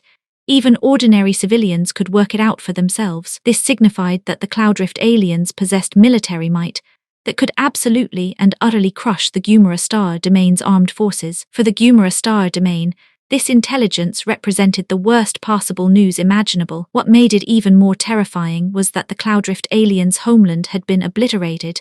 They had no retreat whatsoever. Fighting with their backs against the wall for sheer survival, they would launch a frenzied invasion of the Gumara Star Domain, holding nothing back in reserve. Faced with this existential threat to the entire Gumara Star Domain, all the various factions had no choice but to set aside their ancient grudges and grievances. They gathered the finest minds from every planet, pooling their expertise to jointly develop new spacecraft, battleships and mechs, anything to strengthen the Gumara Star Domain's overall military capabilities as rapidly as possible. Simultaneously, leadership from every nation was wrestling with one crucial question.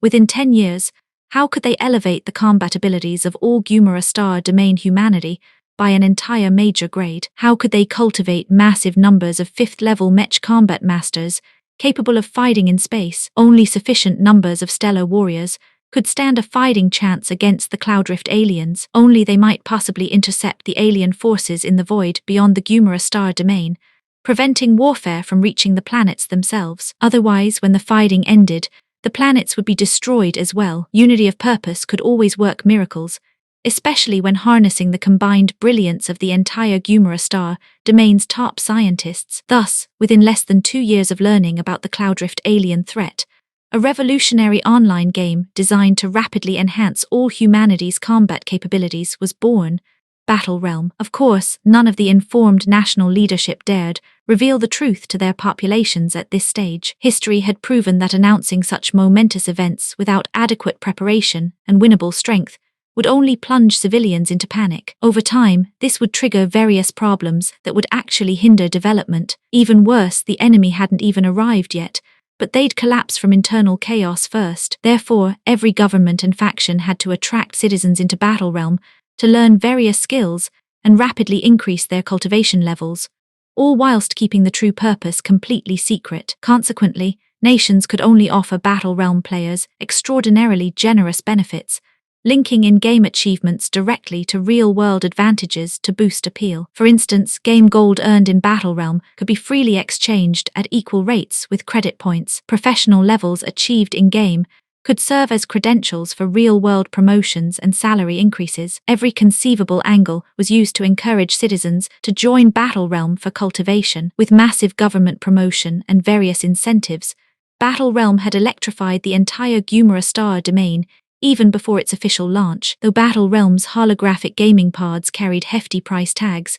citizens could apply to the government to pay only 1/5 of the credit points upfront. The remaining 4/5 could be gradually deducted from game gold earned by players each month. If players couldn't earn enough to cover these costs within 2 years, the most severe penalty was simply confiscation of the gaming pod, no legal liability whatsoever. Such unprecedented generous terms meant the vast majority of Gumara star domain citizens could afford participation. This resulted in over 50 billion players entering the game on Battle Realm's first day, representing 1/3 of Gumara star domain's entire human population. The novel described the entire Gumara star domain mobilizing in exactly this fashion, but Serafina could only heave a long, weary sigh. If Gumara star domain humanity could have been given another 20 years, this plan might actually have succeeded. But with only 9 years available, trying to bridge a gap of several millennia in less than a decade was pure fantasy. In the novel, though Gumara star domain humanity knew about the approaching Cloudrift aliens,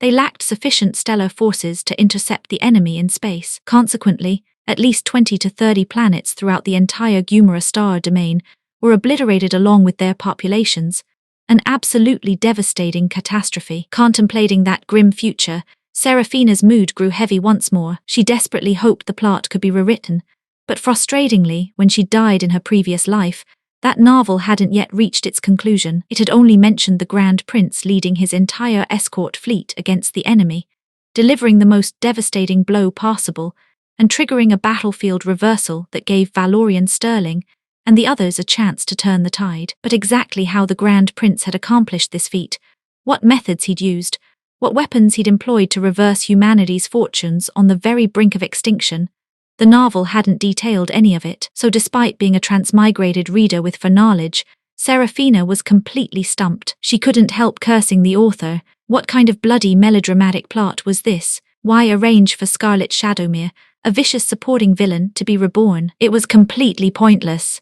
How much better it would have been if the Grand Prince, who'd sacrificed himself attacking the Cloudrift aliens, had been reborn instead. Serafina was convinced that if the Grand Prince had been reborn, this interstellar war would have unfolded very differently indeed. But whether she'd transmigrated into a novel or been reborn through body snatching, none of it had been her choice. Lamenting was useless. She'd better focus on handling immediate matters. In the novel, despite excellent government promotion, many players remained skeptical about Battle Realms, claims that skills learned in-game could also be cultivated in reality. Consequently, the Battle Realm community was filled with various complaints and doubts. Having transmigrated from the novel with a global perspective, our protagonist naturally knew this was absolutely true. Moreover, it went beyond even that.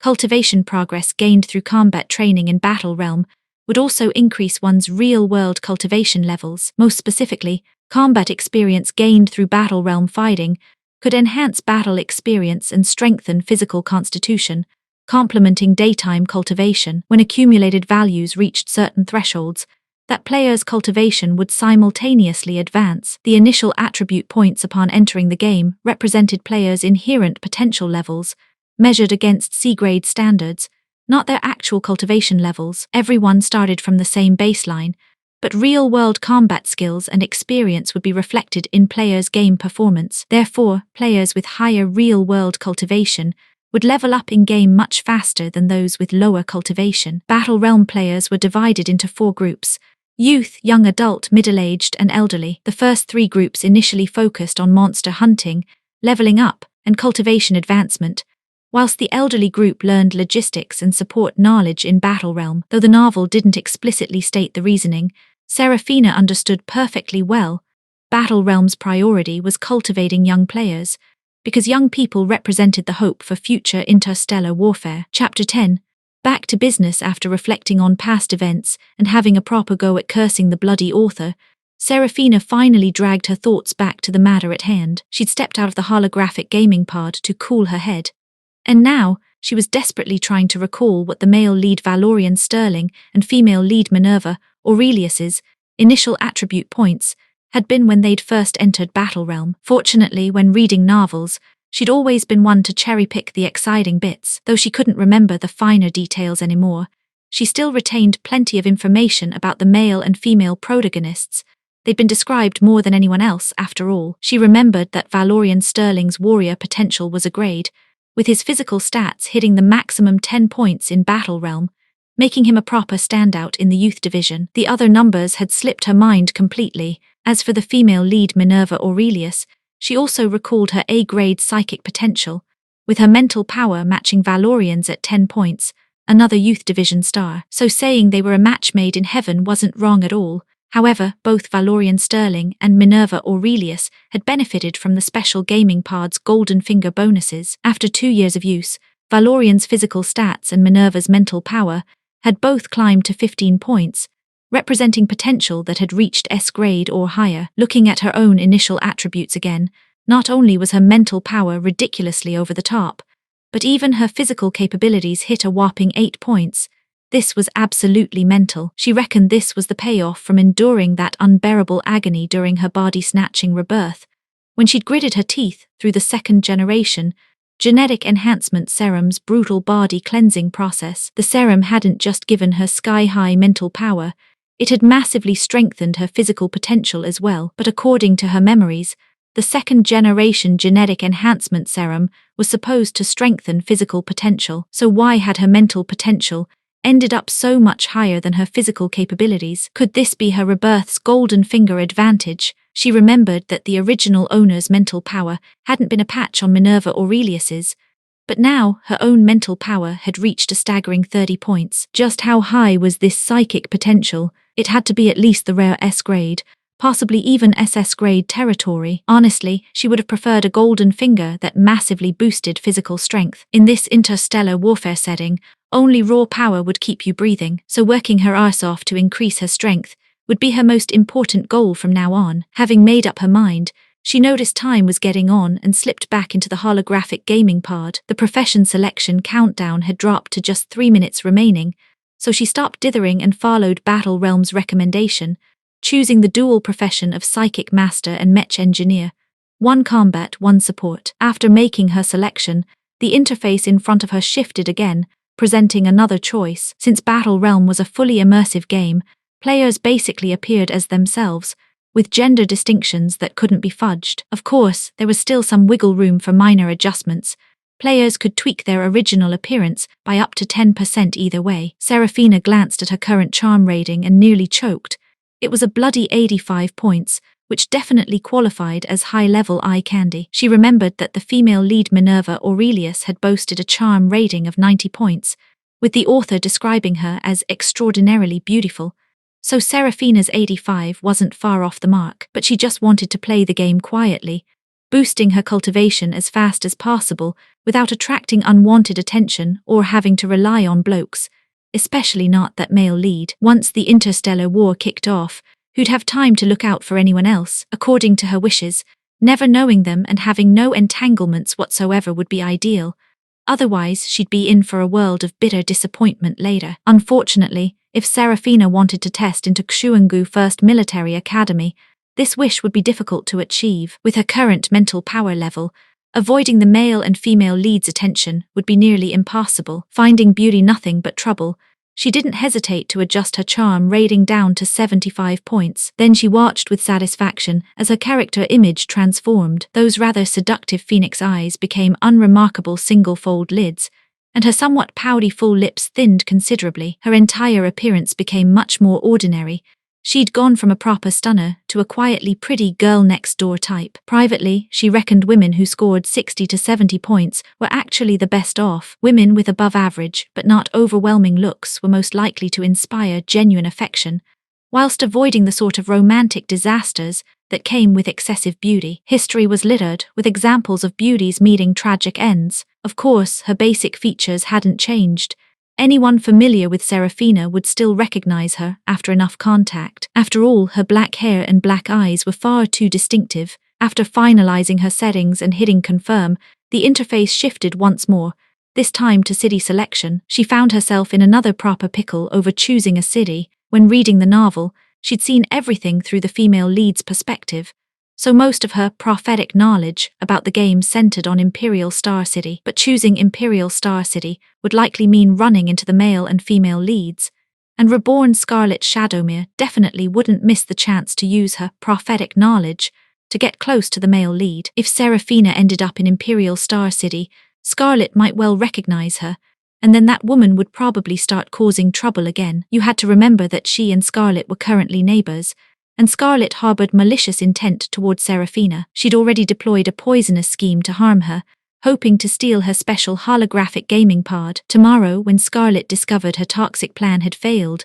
God only knew what she'd try next. Though Serafina was now her, not the original owner who'd been completely clueless about Scarlet's true nature, sweet and naive without a defensive bone in her body, her current strength was still pathetically low. She couldn't even beat Scarlet in a fight. With Xuangu First Military Academy's entrance exam looming, she really didn't want Scarlet discovering her transformation too early. You didn't need to be a genius to work out that once Scarlet suspected Serafina was a fellow reborn soul, she absolutely wouldn't tolerate such an existence. She'd probably go completely mental and pull out all the stops to deal with her. After mulling it over, she relied on her impressions to select Starfish City, representing the Empire's second most prosperous planet, Azure Star, in Battle Realm. Serafina, from now on she'd be Serafina.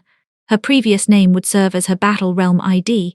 Clicked on Starfish City and was immediately transported to a seaside metropolis. Starfish City was essentially a scaled-down version of Azure Star's main city. At level 0, Serafina wore only a set of plain white training clothes with no attributes, plus a newbie gift pack. Opening the starter package, she found just a 10-slot inventory bag and a skill jade slip. She pressed the jade slip against her forehead, downloading its information directly into her mind. On the screen before her, a ghostly figure demonstrated the skill she'd been taught, with the option to repeat the demonstration if needed. Chapter 11.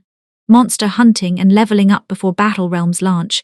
The promotional trailers had made it crystal clear that every skill players learned in-game would be carefully assessed and tailored to suit their individual capabilities. Battle Realm had granted Serafina her first skill, Psychic Arts, specifically the telekinetic ability to move objects through mental force alone, perfect for someone with her sky-high mental power ratings. Possibly because her psychic strength was so bloody extraordinary, Serafina discovered she'd developed a photographic memory, something neither the original owner nor her previous self had ever possessed. Following the Jade Slip's instructions, she attempted to harness her mental energy. To her amazement, on her very first try, she successfully condensed her psychic power into an invisible hand. Though it felt somewhat weak, it had definitely taken shape. Within 10 seconds, a cheerful ding chimed in her ears as the system announced, "Congratulations to player Serafina for mastering the Psychic Master basic skill telekinesis within 3 seconds, setting a new record for this ability, rewarding player with 10 experience points and 2 gold coins." A progress bar immediately materialized beneath her player ID, Serafina player level, 0 experience bar, progress indicator mana points, 5,454 health points, astronomical number learned skills, telekinesis skill level, 0 proficiency, 110 casting range, 5 meters damage value, cannot be determined. She understood the experience bar well enough. Follow quest instructions, kill demon beasts, earn experience points. The mana value appeared to be a comprehensive total of all her attribute points. But what was this health value business? Like her mental power, it was completely off the charts, appearing to be 10 times her psychic rating. And what was this skill progress bar all about? As for the undeterminable attack power, she grasped that perfectly well. This skill could only move objects, not inflict direct damage, so there was no way to calculate a proper damage value. Regarding skill proficiency, 10 points didn't seem like much. She just gained 1 proficiency point for learning to condense her mental hand. When choosing her profession, Serafina had deliberated for ages, entering the server over 20 minutes later than many other players. By the time she'd logged in, the youth division rankings were already displayed, with 3 players having reached level 1, proper lightning-fast progress. Not wanting to fall too far behind, she glanced at her quest log, which displayed a line of crimson text. Eliminate 10 first-level demon beasts. Eager to level up, she didn't hesitate to accept the mission. Immediately, her form shifted as she was transported to a mountaintop. Before her stretched a lush green hillside, where a herd of herbivorous grass demon beasts grazed leisurely, creating a scene of breathtaking pastoral beauty. Thanks to advanced technology, the neural network boasted 99% simulation accuracy. To Serafina's eyes, she couldn't distinguish any difference between this virtual landscape and reality. When the mountain breeze caressed her cheeks and rustled her clothes, she could practically smell the fresh grass fragrance, feeling utterly refreshed, as if she truly stood upon an actual hillside. But the rather inconvenient truth was that she hadn't come here to admire the scenery.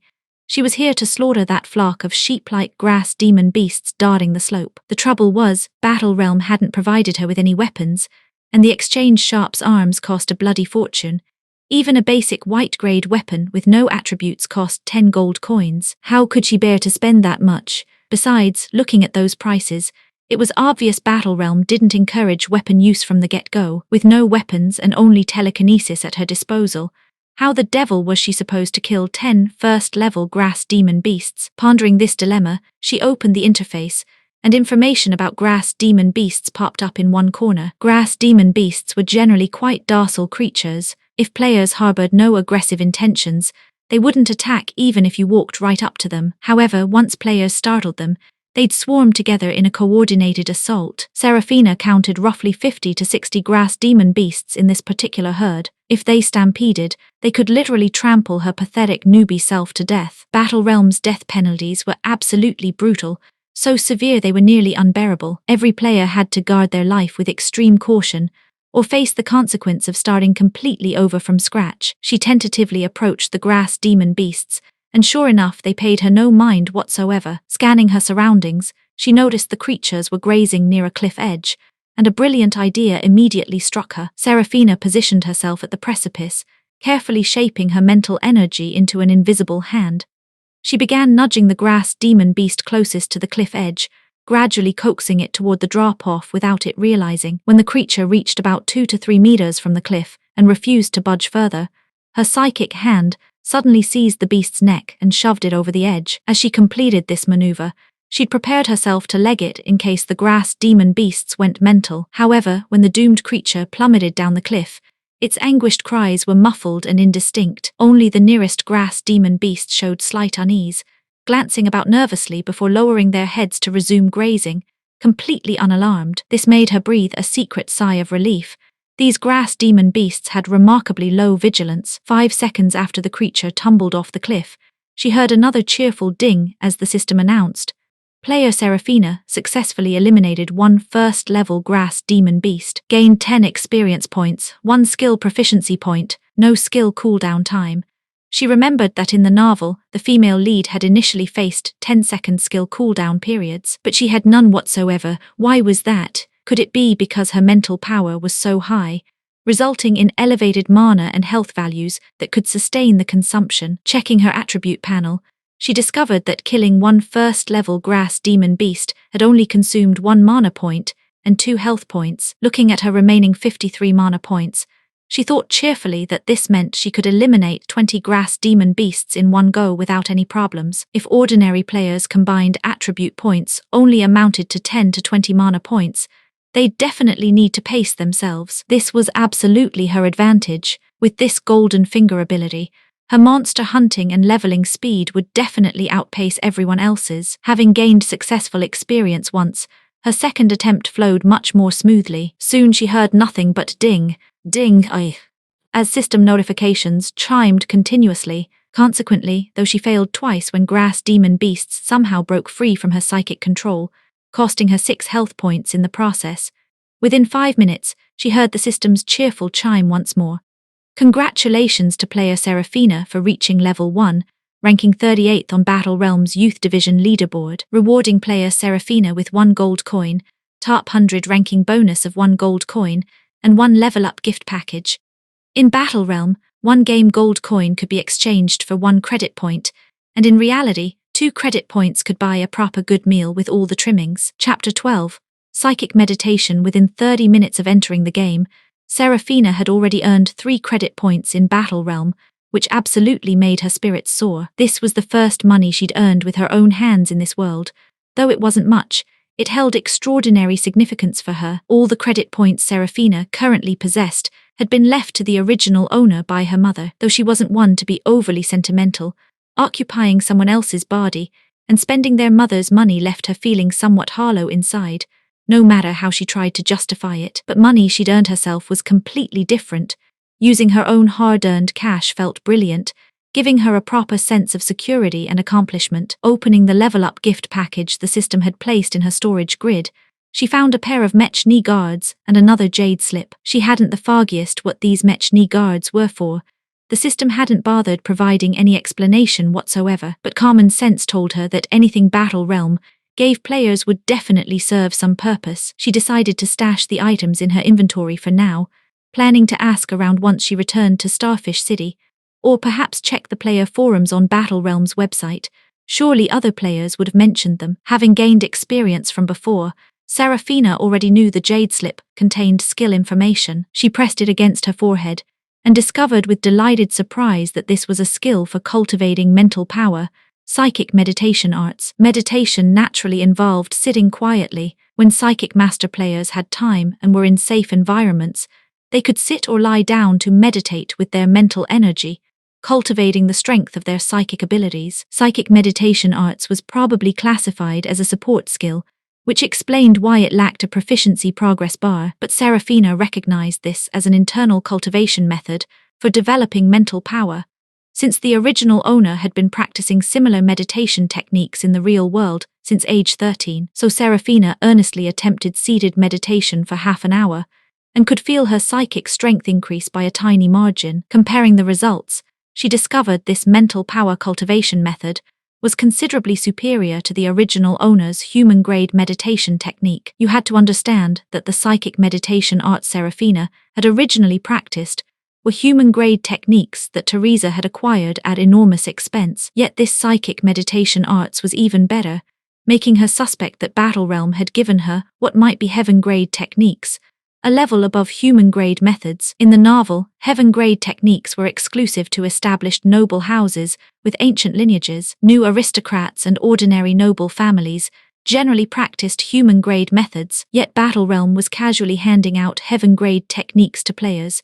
The Gus Empire's ruling class was being remarkably generous. However, something felt off to Seraphina. According to the novel's descriptions, the best skills players learned in Battle Realm were supposedly only human-grade techniques. So how had she acquired heaven-grade abilities if heaven-grade techniques were being universally distributed to Battle Realm players, and these could actually be cultivated in the real world as well? Seraphina felt she couldn't estimate the implications of such a development. Had this plot point existed in the novel but gone unmentioned, she remembered several passages where the female lead Minerva Aurelius had looked down on the human-grade techniques Battle Realm provided. Minerva had experimented and discovered she could independently cultivate her own heaven-grade techniques within Battle Realm. This made Seraphina suspect that the real Battle Realm differed somewhat from the novel's version. She wondered if this represented a variable in the story, and if so, it would definitely favor the players. However, she couldn't be certain about these differences, so she set the matter aside and examined her post-level up attribute panel. After reaching level 1, apart from her original attribute values remaining unchanged, considerable information had shifted. Player ID, Seraphina player level, 1 experience bar, progress indicator mana points, updated value health points, updated value learned skills, telekinesis skill level, 1 proficiency progress, current rating casting range, 7 meters damage value, cannot be determined. Killing 10 first-level grass demon beasts had only consumed 20 mana points and 15 health points. When she'd experimented with psychic meditation arts cultivation, her mana had completely recovered, though her health points had also fully restored, indicating that practicing psychic meditation arts in Battle Realm consumed health points. However, Seraphina's health point base was absolutely massive, giving her plenty of time to level up again. She decided to continue her missions, reaching level 2 as quickly as possible. If time permitted afterwards, she planned to visit the Mech Engineering Association in Starfish City. Seraphina's level 2 upgrade mission required eliminating 100 first-level grass demon beasts. The difficulty had increased tenfold, but her previous missions hadn't been wasted effort. She'd gained experience in more precisely and solidly condensing her psychic hand. Plus her player level had increased, dramatically boosting her health and mana points. Her safe casting distance had extended by 2 meters, making the consumption manageable. Seraphina decided to experiment with a new approach. Rather than slowly nudging creatures as before, she'd grab each grass demon beast with her psychic hand and hurl it straight off the cliff. Tossing 10 grass demon beasts versus 100 wasn't simply 10 times more difficult. She didn't know how others managed, but after throwing 89 grass demon beasts, she began feeling her psychic hand becoming somewhat inadequate to the task. From that point onwards, her mana consumption doubled, and her health points began dropping by 5 at a time. By the 95th creature, mana consumption had reached 3 points per cast, whilst her health points were plummeting by dozens at a time. Battle Realms rules stated that once players died in-game, everything in their accounts except game currency would be wiped clean. They'd have to start completely over. Moreover, after 3 deaths, players would be kicked from the game and banned from logging in again for 6 months. So once you'd leveled up, death became absolutely unbearable for players. Therefore, for Battle Realm players, losing health points was far more terrifying than losing mana. Running out of mana meant temporarily losing combat effectiveness, but running out of health meant death. Fortunately, Seraphina's health points were 3 times higher than average. Otherwise, with health dropping at this rate, she would have panicked and stopped long ago. Of course, there was balance in all things. Whilst her health plummeted, her experience points were multiplying exponentially. Battle Realms monster hunting upgrade missions had time limits. Once players initiated missions, they had to complete them within specified timeframes. Restarting missions meant beginning from scratch, and each repetition slightly increased the difficulty, making completion even harder. Seraphina was feeling exhausted at this point, but unless her health points were nearly depleted, she wouldn't give up. Don't let the simplicity of this grass demon beast slaughter fool you.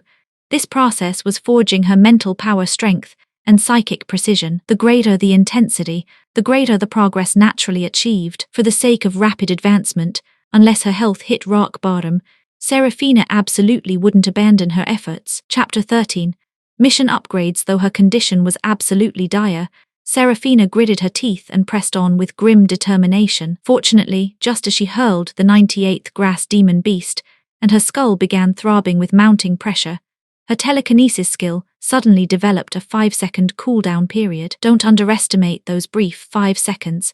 They provided crucial relief from the agony building in her mind, preventing the pain from continuously stacking to unbearable levels. Without that respite, the torment might have reached a point where she'd have been forced to abandon her mission entirely. Even so, when Seraphina finally tossed the last grass demon beast off the cliff, her head was pounding so violently she felt dizzy and disoriented. Both her mana and health points had nearly bottomed out, leaving her with a pathetic 20-odd points remaining. She quickly collapsed onto the ground to rest, allowing her vital statistics to recover naturally. Actually, there was another method for rapidly restoring mana and health: spending gold coins on recovery potions from the exchange marketplace. Battle Realms' early monster hunting yielded nothing but experience points, with no treasure drops whatsoever. Only after players advanced to level 11 would dungeon maps unlock.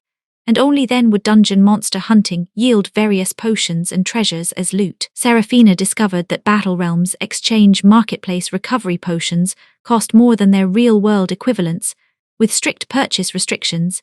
Each player could only buy one per day. This clearly indicated the system didn't support players relying on recovery potions for missions, but rather wanted them to properly hone their skills through practice. In Battle Realm, players' mana and health could only be restored through natural recovery or consuming recovery potions.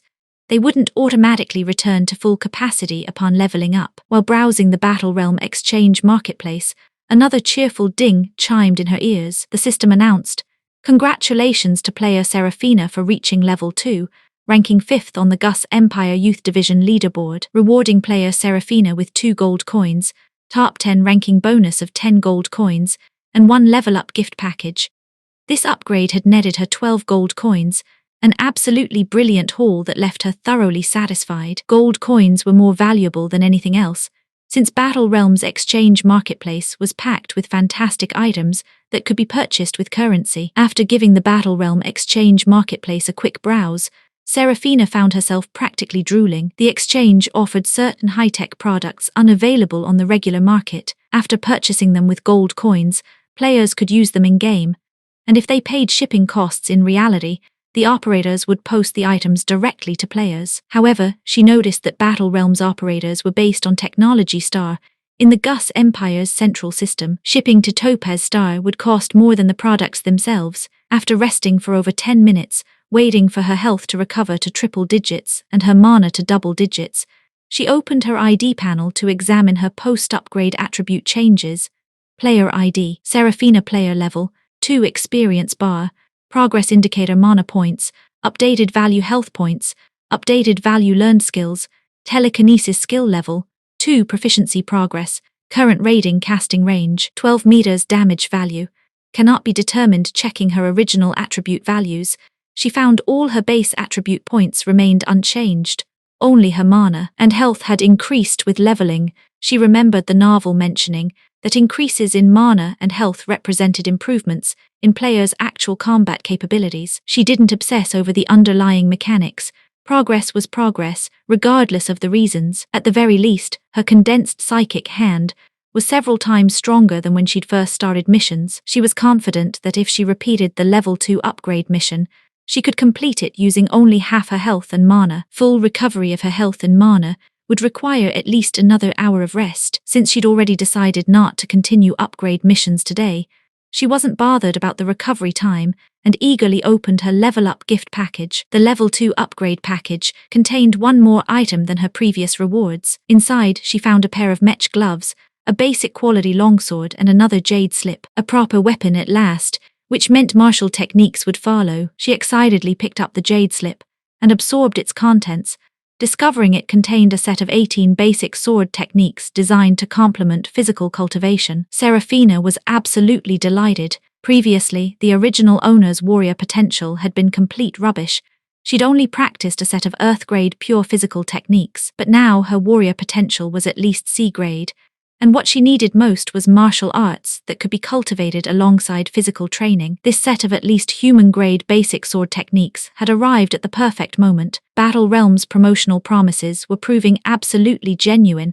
This was definitely tailored specifically for her. After reading the jade slip, she discovered the sword techniques had appeared in her skills list with an advancement progress bar, currently showing proficiency at 010. Clearly, this swordplay was one of her primary skills, requiring her to grind proficiency level by level until mastery. Once she'd maxed out this sword technique's proficiency, her warrior level would also advance. This meant she wouldn't remain a fragile psychic master, vulnerable to instant death if enemies managed to close in for melee attacks. She tapped the screen to check her next upgrade mission. Eliminate 10 second-level flame demon beasts. Consulting Battle Realms flame demon beast data, she learned that carnivorous creatures and herbivorous beasts operated on completely different levels of ferocity. A first-level aggressive flame demon beast possessed enough attack power to defeat a second-level docile grass demon beast. Her next upgrade mission required killing second-level flame demon beasts. The difficulty hadn't merely doubled. Her psychic hand couldn't lift the much larger flame demon beasts. And these creatures inhabited forests rather than cliff edges. Even if her psychic hand could barely manage to grab them, there'd be no way to kill them by dropping them. Therefore, she suspected her next monster hunting upgrade mission would require learning to coordinate longsword attacks with psychic abilities to complete successfully. Her first-level mission had a 30-minute time limit.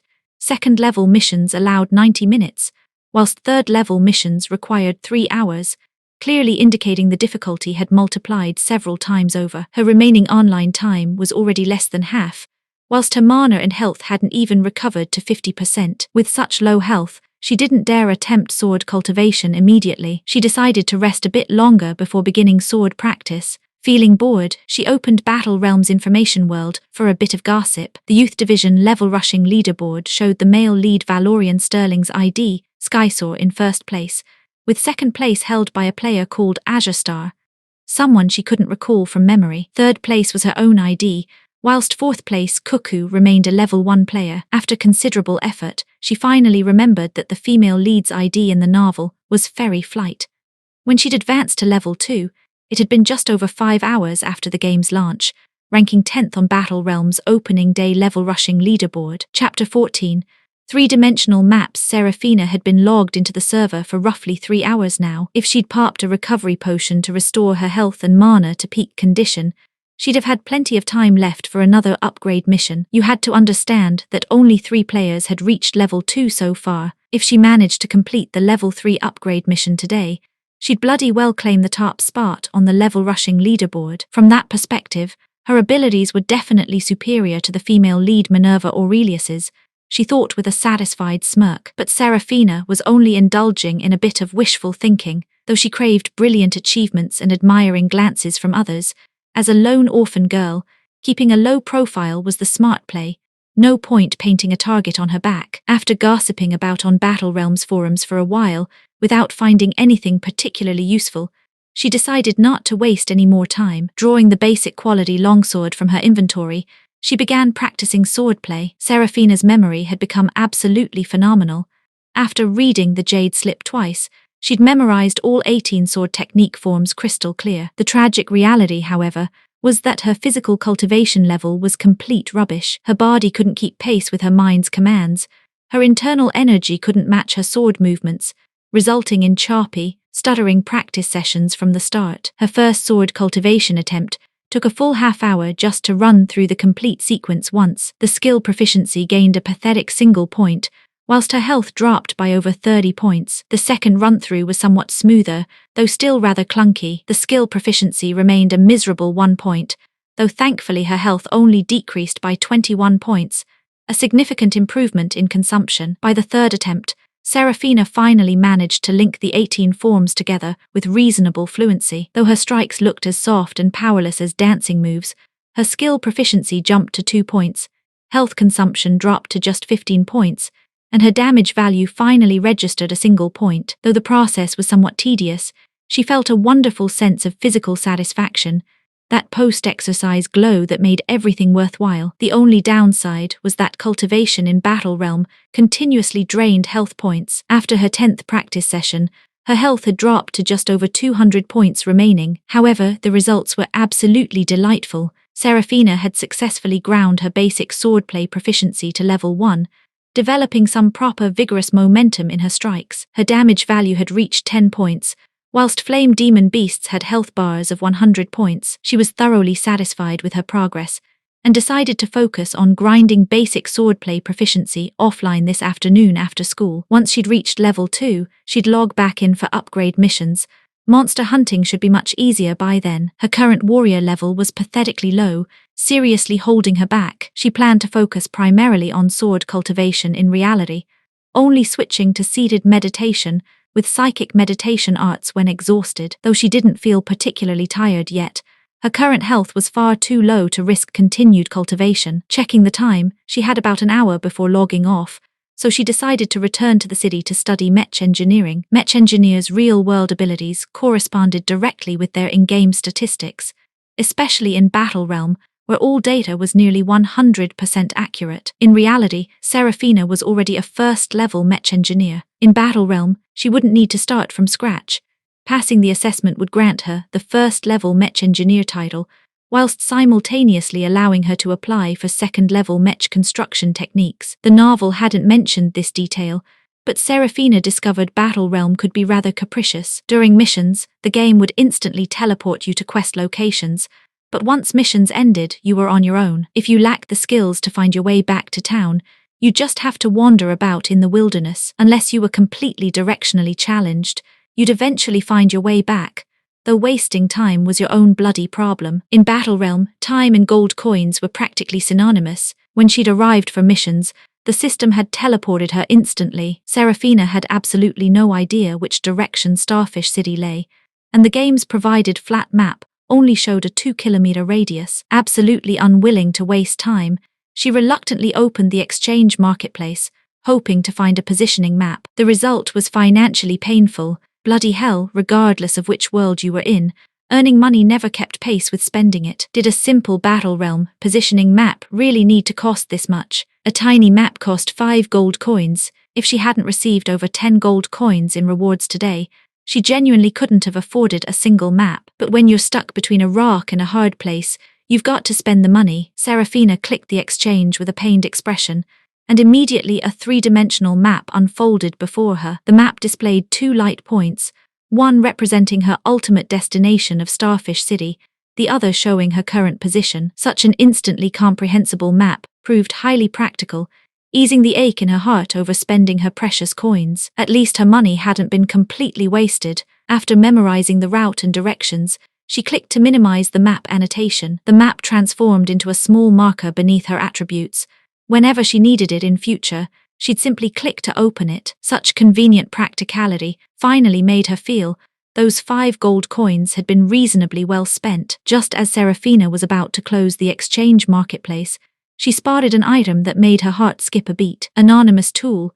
Players using this item will have their ID hidden from other players for 1 month. Without comparison, there's no complaint, but a tool with only 1 month's effectiveness cost a whole gold coin, far more expensive than the permanent map. Of course, she didn't yet know that map updates would also cost money, but Serafina genuinely needed this. She wanted her Serafina ID to become famous, but didn't want others tracing her real-world identity. Though hiding her ID wasn't a perfect solution, it could at least buy time until she gained admission to Xuangu First Military Academy. Once she'd entered Xuangu First Military Academy, her safety would be guaranteed. Then she wouldn't fear others discovering her true identity quite so much. Thinking about Scarlet Shadowmere's existence, even with a hidden ID, Serafina still felt insufficiently secure. She decided to spend another 10 silver coins on a black veil to cover half her face. Though the veil created a hazy, ethereal beauty that was rather eye-catching in its mysterious allure, combined with her adjusted features,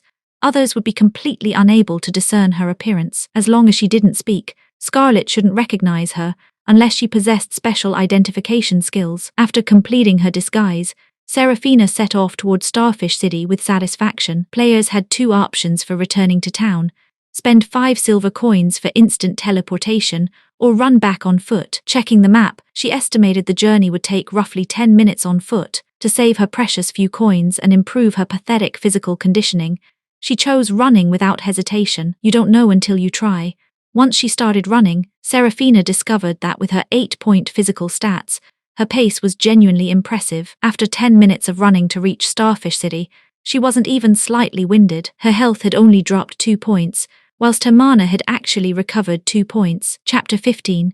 Successful launch. Starfish City was supposedly only 1 grade below Imperial Star City, modeled after a famous coastal metropolis on Azure Star. The seaside-themed city absolutely buzzed with activity, its streets teeming with players wandering about, soaking up the maritime atmosphere. Using her map, Serafina quickly located Neptune's Mech Engineering Guild. The guild hall housed dozens of players.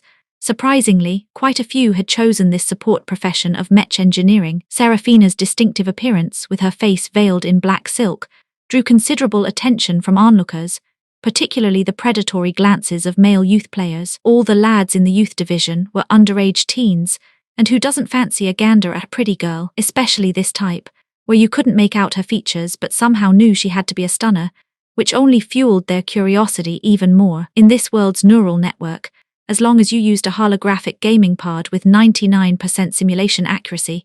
It meant that in private settings, once you'd reached 20 years old, any intimate behavior was possible. But there was one rule that improved on reality. Both parties had to give voluntary consent, otherwise the other person couldn't even touch you. So whatever those teenage players were thinking was completely irrelevant.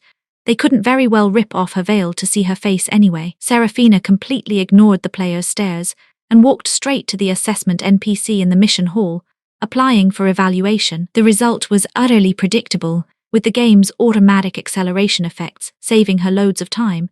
Serafina spent only 20 minutes smoothly passing the first-level mech engineer assessment. If the assessment NPC had possessed independent thought, it would have been bloody curious about why the female player who'd completed the first-level mech construction assessment in record time wasn't celebrating.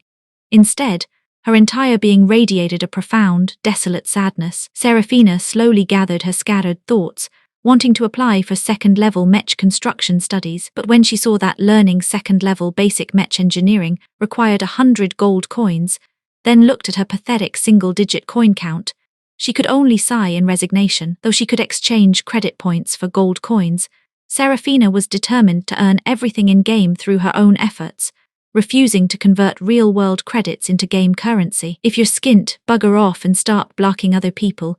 A contemptuous female voice rang out behind her. Serafina was calculating how many days of upgrade missions she'd need to earn 100 gold coins for second-level basic mech engineering, completely ignoring other people's comments. However, sensing the hostility from whoever stood behind her, she turned round for a look. "What you staring at?" The girl rudely shoulder-checked Serafina aside with considerable force, clearly a warrior of decent level. Fighting wasn't permitted within city limits. Though this player with the ID drifting petals like dreams had overstepped the mark, she hadn't quite reached attack threshold. Serafina couldn't be bothered to spare her another glance and simply walked away. HMPH thinks covering her face makes her a beauty. Drifting petals like dreams sneered behind her. Can't even afford 5 gold coins for tuition. What a proper pauper. "All right, Petals," a young lad's voice interrupted her. "Let's collect our materials first." Serafina treated the woman's words like verbal diarrhea, walking out of the mech engineering hall without looking back. With only 10 odd minutes left before her mandatory logout time, she decided to stroll about the city for a bit of relaxation. Shortly after Serafina logged off, the atmosphere in Battle Realm's operations center on Technology Star had also grown relaxed. All systems had been running smoothly for 7 straight hours. Battle Realm had launched successfully. They'd bloody well done it. According to the data, Gus Empire players entering the game exceeded predictions by 5 percentage points, which had everyone breathing massive sighs of relief. This was a promising start indeed. Seeing everything proceeding smoothly, the non-operational staff who'd pulled an all-nighter in the operations center began filing out. The young man they called His Highness also exited Battle Realm's operations hall through the security corridor, boarding his aircar to return to his hotel for some much-needed rest. Dawn was breaking across the horizon, the system's brilliant starlight illuminating the planet. The young prince and his aide had gone 2 straight days without proper sleep. Though the aide's face showed signs of fatigue, His Highness remained ramrod straight, maintaining his composed demeanor without betraying the slightest hint of exhaustion. "Your Highness, Assistant Chen has transmitted information regarding Subject 01, the young aide said, leaning closer with a rather peculiar expression. Speaking in hushed, mysterious tones, he continued, "Your Highness, I've just had a browse through the data and discovered something odd about 01's genetic sequence. Unfortunately, I lack clearance to access the genetic database for comparison." The young prince studied his aide carefully, recognizing that the strange expression held deeper implications. He granted him temporary access to the Gus Empire's genetic database. Armed with the authorization code, the aide eagerly opened the relevant information systems. "Your Highness, just as I suspected, have a look at this. How is this possible? How can this be?" The young aide said excitedly, his breathing becoming rapid and shallow. The prince glanced at him. This companion who'd been with him since childhood wasn't just anybody. He was actually his cousin, 6 months his senior. Though he himself was a prince, his cousin's background was equally impressive. The lad was heir apparent to a major noble house, with power and abilities only slightly inferior to his own. So for his cousin to display such an expression meant something had genuinely caught him off guard. His Highness immediately opened the genetic code comparison chart his cousin had sent over. One look made his expression grow deadly serious, tinged with disbelief. "Are you certain all this information is accurate?" His cousin nodded emphatically. "No mistake whatsoever. I've compared it 3 times, even cross-referenced with my father, uncle and aunts. Uncle's line has the highest probability, but it's impossible. There must be some error."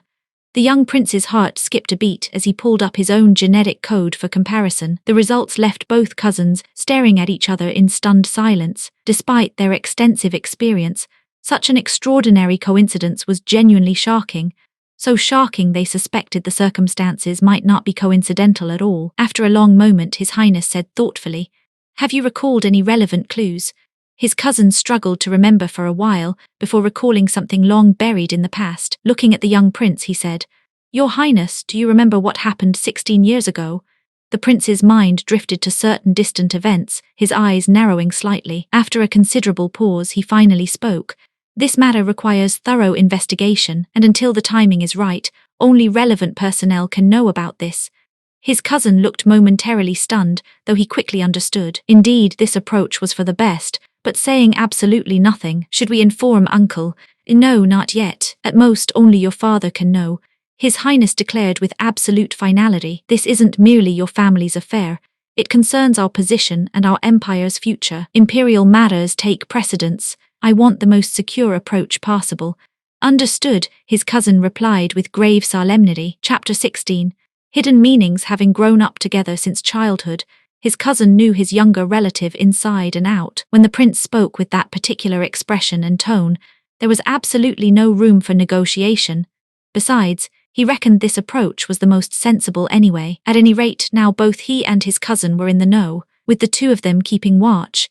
Regardless of whether the other party harbored any ulterior motives, nothing could go tits up, and it wasn't as if they'd never tell anyone, just waiting a bit until the timing was right. Uncle would find out eventually, wouldn't he? Classify Subject 01's information as Level 1 classified, with double encrypted locks on the genetic sequence. His Highness declared with utmost gravity. "Yes, sir," his cousin replied. After receiving temporary authorization once more, he set to work on the optical brain, even pushing the boundaries of his clearance by adding an additional information concealment code, lock on his own initiative. The moment his cousin finished these tasks and logged out, their aircar arrived at its destination. Both men disembarked quietly, entering their quarters under the protection of their security detail. Seeing that His Highness had no intention of saying anything further, his cousin couldn't help but speak up. "Your Highness," the young prince turned round thoughtfully, "from now on you'll have complete responsibility for Subject 01's affairs, particularly regarding security. We must proceed with the utmost caution." "Understood," his cousin replied, though his expression remained unchanged. A glimmer of light flickered in his eyes. At precisely 7 o'clock in the morning, Seraphina emerged from her gaming pod, feeling absolutely brilliant. Battle Realm's holographic gaming system had definitely lived up to its reputation. Despite her body-snatching rebirth followed by an entire night of gaming, she felt not the slightest bit knackered. Quite the opposite, she felt bloody marvelous. Clearly, enduring the brutal agony of that second-generation genetic enhancement serum had paid proper dividends. Upon exiting Battle Realm's special edition holographic gaming pod, she discovered she'd advanced in one leap to second-level advanced warrior status, whilst her psychic master level had also improved significantly. Was this what they meant by "surviving great calamity brings great fortune"? Or perhaps this was fate's golden finger gift to her as a transmigrated soul? Advancing an entire major level in one go had saved her at least 2 years of cultivation time. At this rate, she could reach 7th level psychic master within 5 or 6 years. Seraphina would have loved nothing more than to lose herself completely in cultivation, but according to the original owner's routine, she had to attend school on non-holidays. You could imagine that such dramatic overnight changes would definitely attract attention. Her psychic master level was manageable enough, as long as she didn't test or actively use her mental powers.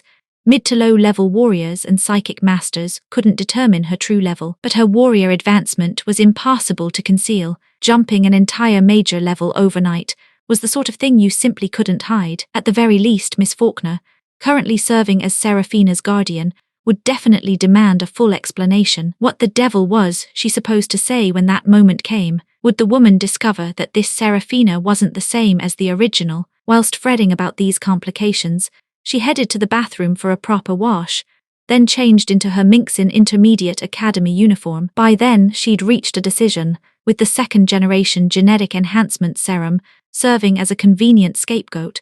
She could pin all her differences from the original owner on that particular culprit. Having cheerfully settled on her blame-shifting strategy, Serafina returned to the dining room. Looking at the beautifully aromatic breakfast prepared by the domestic robot, her mood lifted even further. Being human again felt absolutely brilliant.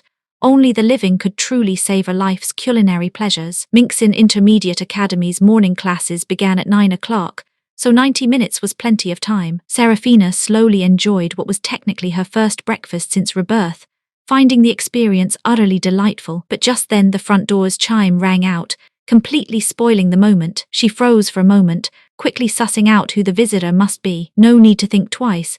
It had to be Scarlet Shadowmere coming to inspect last night's results. Determined not to let this ruin her appetite, Serafina methodically finished the remainder of her breakfast, dabbed her lips with a napkin, then strolled toward the front door. Without the owner's explicit command, the robot butler wouldn't presume to open the door, simply standing by according to its programming, awaiting instructions. Serafina had no intention of letting Scarlet inside to wind her up, planning instead to confront her at the threshold. Approaching the door, she glanced at the video monitor to see Scarlet Shadowmere, with her ash-grey hair and grey eyes, persistently jabbing the doorbell. Scarlet had been relentlessly pressing that bloody bell for a full minute. Under normal circumstances, when nobody answered the door for so long, it either meant the homeowner didn't want visitors or wasn't home.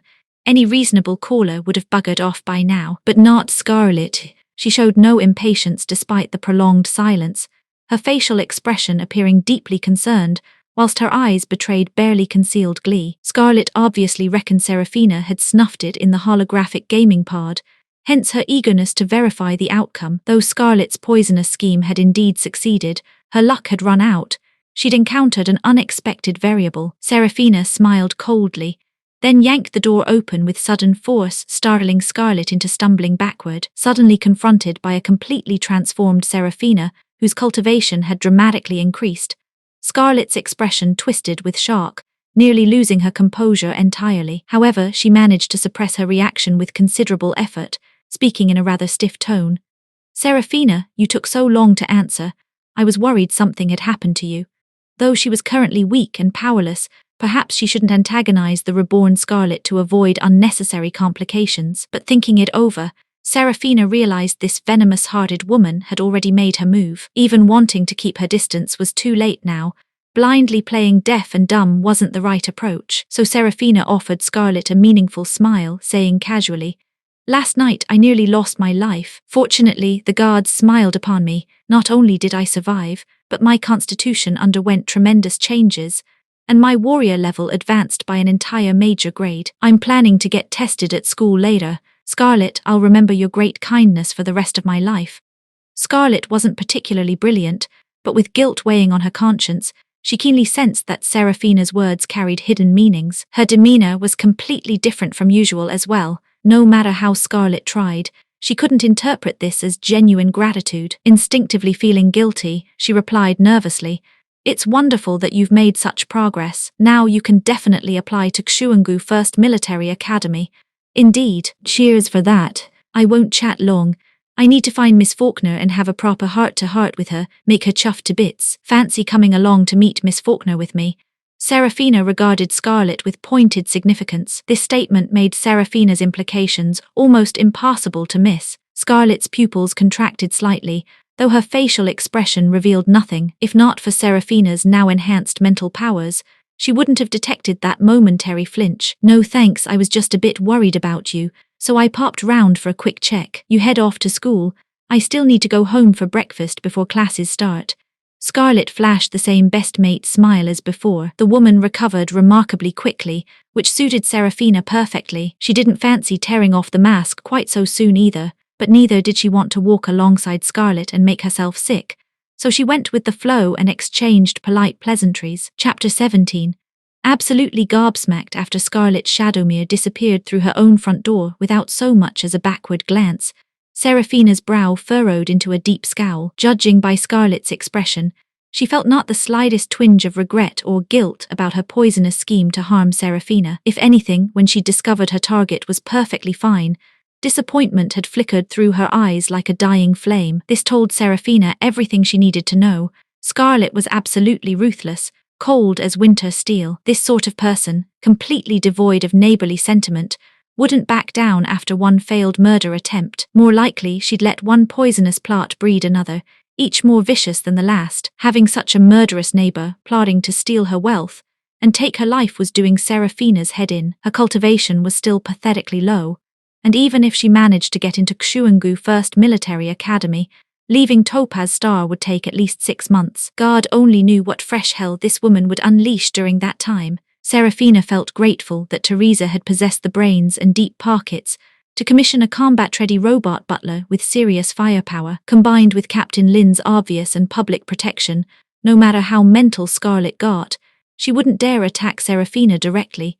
She'd have to stick to backstabbing schemes. The current Seraphina wasn't some naive mug with her head in the clouds. As long as she stayed sharp and didn't fall for Scarlet's tricks, she'd be relatively safe on Topaz Star. But once she buggered off to study on other planets, without Captain Lin's protective umbrella, Scarlet would probably go completely barmy. Lost in these thoughts, Seraphina secured the front door and made her way to the community aircar platform to wait for her pre-booked transport. The aircar arrived bang on time, and she climbed aboard. Though this was technically her first proper ride in an aircar, she'd been accompanying the original owner for years whilst trapped in that jade pendant, watching the same bloody journey until she was sick to death of it. Consequently, she felt no excitement or curiosity whatsoever, her mind entirely occupied with her own concerns. The journey from Seraphina's home to Minxin Intermediate Academy took roughly 20 minutes. As she mentally mapped out her cultivation priorities before the Xuangu First Military Academy entrance exams,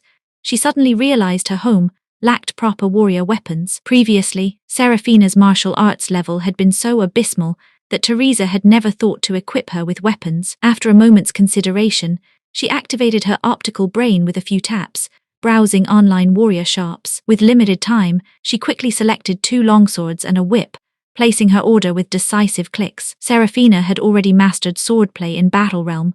Those 18 basic sword techniques might be fundamental, but they formed a defensive-focused combat system with secondary offensive capabilities, perfectly suited to psychic masters like herself. She decided to specialize publicly in swordplay, whilst keeping the whip as her hidden ace in the hole. Once her cultivation advanced further, that whip would become her trump card. In her previous life, she'd watched a fantasy film where the female protagonist wielded a whip that was absolutely terrifying. The woman had been a psychic ability user who infused her mental power into the weapon, making it strike wherever she willed, slaying demons and gods alike with devastating precision. With her current psychic strength being so formidable, once both her warrior and psychic master levels advanced another major grade, she was confident her combat prowess wouldn't fall short of that whip-wielding heroine. But first, she needed to get her hands on proper whip techniques. She planned to ask Miss Faulkner and her husband about this. After all, they were her current guardians, and Captain Lin was one of Topaz Star's top brass. They'd definitely have better connections than she did. Topaz Star was a third-tier frontier planet in the Gus Empire, though it occupied a middle-of-the-road position among the Empire's worlds, neither top-tier nor bottom feeder. When compared to other third-tier frontier planets, Topaz Star was undoubtedly among the more resource-rich and prosperous. Minxin Intermediate Academy's campus perfectly embodied this adequate but unremarkable status. The school buildings were thoroughly ordinary and functional, lacking both the shabby desperation of fourth-tier planets and the luxurious opulence of first- or second-tier worlds. She'd observed Minxin Intermediate Academy's campus for years during her study sessions, whilst trapped in the Jade Pendant, becoming intimately familiar with every corner. Consequently, Seraphina felt no inclination to admire the scenery. The moment she passed through the school gates, she navigated with practiced ease straight to the faculty office to find Miss Faulkner. Before she could even enter the faculty office, she bumped into another instructor. "Seraphina, how on earth did you advance to second-level advanced warrior overnight?" Professor Vasilievich was absolutely flummoxed. His shock was so profound that his normally refined and gentle voice unconsciously climbed several octaves. Serafina was renowned at Minxin Intermediate Academy as an exemplary student. Her psychic master level qualified as minor genius territory. Becoming a first-level mech engineer at just 14 years old made her a standout among Topaz Star's youth. Combined with her excellent academic performance and docile, obedient nature, she was beloved by all her instructors. Regardless of which world you inhabited, teachers always favored intelligent, well-behaved students. Every instructor who taught Serafina at Minxin Intermediate Academy desperately wanted her to achieve her dream of entering Xuangu First Military Academy. For teachers, having a student gain admission to Xuangu First Military Academy would represent a brilliant addition to their teaching records. For the past 6 months, all the instructors had been fretting about Serafina's warrior level, because this single minor grade was blocking her path to Xuangu First Military Academy. Suddenly discovering she'd leapt over this hurdle in a single night, how could Professor Vasilievich not be stunned? Hearing Professor Vasilievich's amazement distort his voice, Serafina quickly adopted the expression of a child who'd committed some terrible transgression and didn't know how to explain herself. "What's wrong? What have you done?" Sure enough, teachers were teachers. One look at a troublemaker's expression told them the kid had definitely caused some major catastrophe. Miss Faulkner also emerged upon hearing the commotion. Seeing Serafina's current state naturally left her equally gobsmacked, and she cut straight to the heart of the matter. "Serafina, what have you done?" Regarding Miss Faulkner, not only had the original owner felt close to her, but even the current Serafina felt an intimate connection with the woman. 7 years ago, Teresa had used pharmaceutical treatments to save the life of Miss Faulkner's husband, Captain Lin. Both Miss Faulkner and her husband were the sort who repaid kindness with loyalty, and the two families had maintained excellent relations ever since. So after Teresa's disappearance, Miss Faulkner and her husband had showered Serafina with care and attention. It was precisely because Captain Lin paid special attention to Serafina's personal safety that Scarlett couldn't find opportunities for direct assassination attempts. Serafina understood perfectly well that Uncle Lin was a captain in the local garrison. After losing her mother and becoming an orphan, her ability to live so peacefully was absolutely thanks to Captain Lin's protective umbrella. Until today, she had been constantly accompanying Serafina like a shadow, intimately familiar with everything in her surroundings. Even during the boredom of being trapped in the jade pendant, she'd absorbed the academic material better than Serafina herself. Combined with the original owner's memories, stepping into Serafina's role presented absolutely no pressure. Meeting Miss Faulkner, the familiarity in her eyes remained largely unchanged. Chapter 18. The instructor's lecture. The way a familiar person looks at you is completely different from how a stranger does. Perhaps because Serafina showed not the slightest hint of unfamiliarity when seeing Miss Faulkner, the instructor failed to notice anything amiss with the girl standing before her. Or maybe all her attention had been utterly gobsmacked by Serafina's dramatic transformation. Her face creased with suspicion as she focused entirely on how this student's cultivation had changed so drastically overnight. "Serafina, how on earth did your martial arts advance an entire major level in one night? What have you done?" Not every advancement was necessarily a good thing. Some methods could actually hinder future development, especially with Serafina's mother missing and the girl home alone at night. Though Miss Faulkner and Captain Lin could monitor Serafina's situation through the robot butler at any time, when troublemakers set their minds to mischief, they always found opportunities. The more both instructors thought about it, the more wrong it seemed, their brows furrowing into deep creases of concern. "Instructor, I did something absolutely stupid yesterday. Someone talked me into it, and I bought second-generation genetic enhancement serum to use." "What?" Miss Faulkner's face immediately went white as a sheet. "That stuff isn't ready for use yet. This genetic serum hasn't undergone clinical trials, hasn't received official validation. You need to understand that genetic serum's side effects could be more than humans can bear, unless they've been thoroughly tested and verified, like the first-generation formulas. How could you be so bloody reckless, child? Why didn't you ask us instructors for our opinion?" Professor Vasilievich broke out in a cold sweat as well. This kid was usually so well-behaved and obedient. Who knew her rebellious phase would be this terrifying? "I'm sorry, miss. I was too impulsive and I didn't want you to worry, so I didn't tell you. I nearly died last night." Serafina had no choice but to shoulder this idiotic burden. Seeing both instructors' faces turn ashen after hearing her explanation, Serafina quickly grabbed Miss Faulkner's hand in a soothing gesture. But the effects were brilliant. I feel like my constitution's improved loads. In just one night, my martial arts broke through to 2nd level advanced, and my psychic level advanced to 4th level intermediate. Hearing Serafina describe the process of using the 2nd generation genetic enhancement serum, both instructors once again broke into cold sweats over this troublemaker, wishing they could violate teaching principles and give her a proper thrashing as a lesson. Serafina's 2 instructors were absolutely terrified by her decision to use 2nd generation genetic enhancement serum without consulting anyone, but this little devil had already acted first and asked permission later. What could they do now except fret and scold her? Miss Faulkner, it's time for my classes. Take this child to the Academy Medical Bay for a proper examination and message me if anything comes up. Professor Vasilievich was the department head, wielding more authority than Miss Faulkner. Right, Miss Faulkner accepted the access card, unable to suppress her lingering fear as she lectured Serafina. Even if you couldn't get into Xuangu First Military Academy this year, you could always try next year. By then, the final conclusions about this genetic serum should be available. You were far too impulsive. If you hadn't survived, you'd have lost everything. Miss Serafina, with your psychic master level, even if you can't get into the 1st military academy, the 2nd military academy would be a dead cert. As long as you've got the skills, you'll have a bright future regardless. You child, you must be more careful and prudent in future.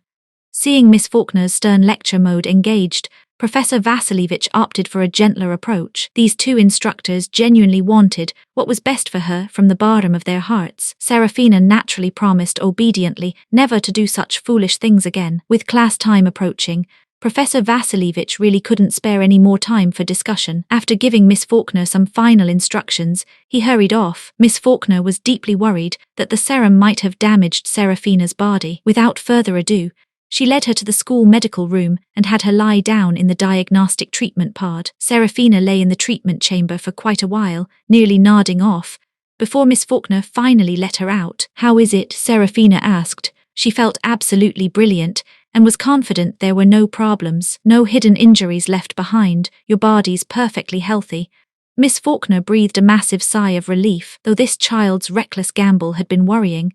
Seeing Serafina make such tremendous progress without the genetic enhancement serum leaving any hidden damage to her body, and knowing it would make her future cultivation path even smoother, Miss Faulkner was naturally delighted for her. Miss Faulkner then took Serafina to the adjacent testing room to assess her current physical potential. Bloody hell, this troublemaker's warrior potential had actually advanced to C grade after genetic enhancement serum strengthening. No wonder the child's cultivation had jumped an entire major level in one go. Miss Faulkner was simultaneously shocked and thrilled. Darling, your mother's wish can finally be realized. With this physical level and your mech engineering talent, getting into Xuangu First Military Academy is absolutely guaranteed.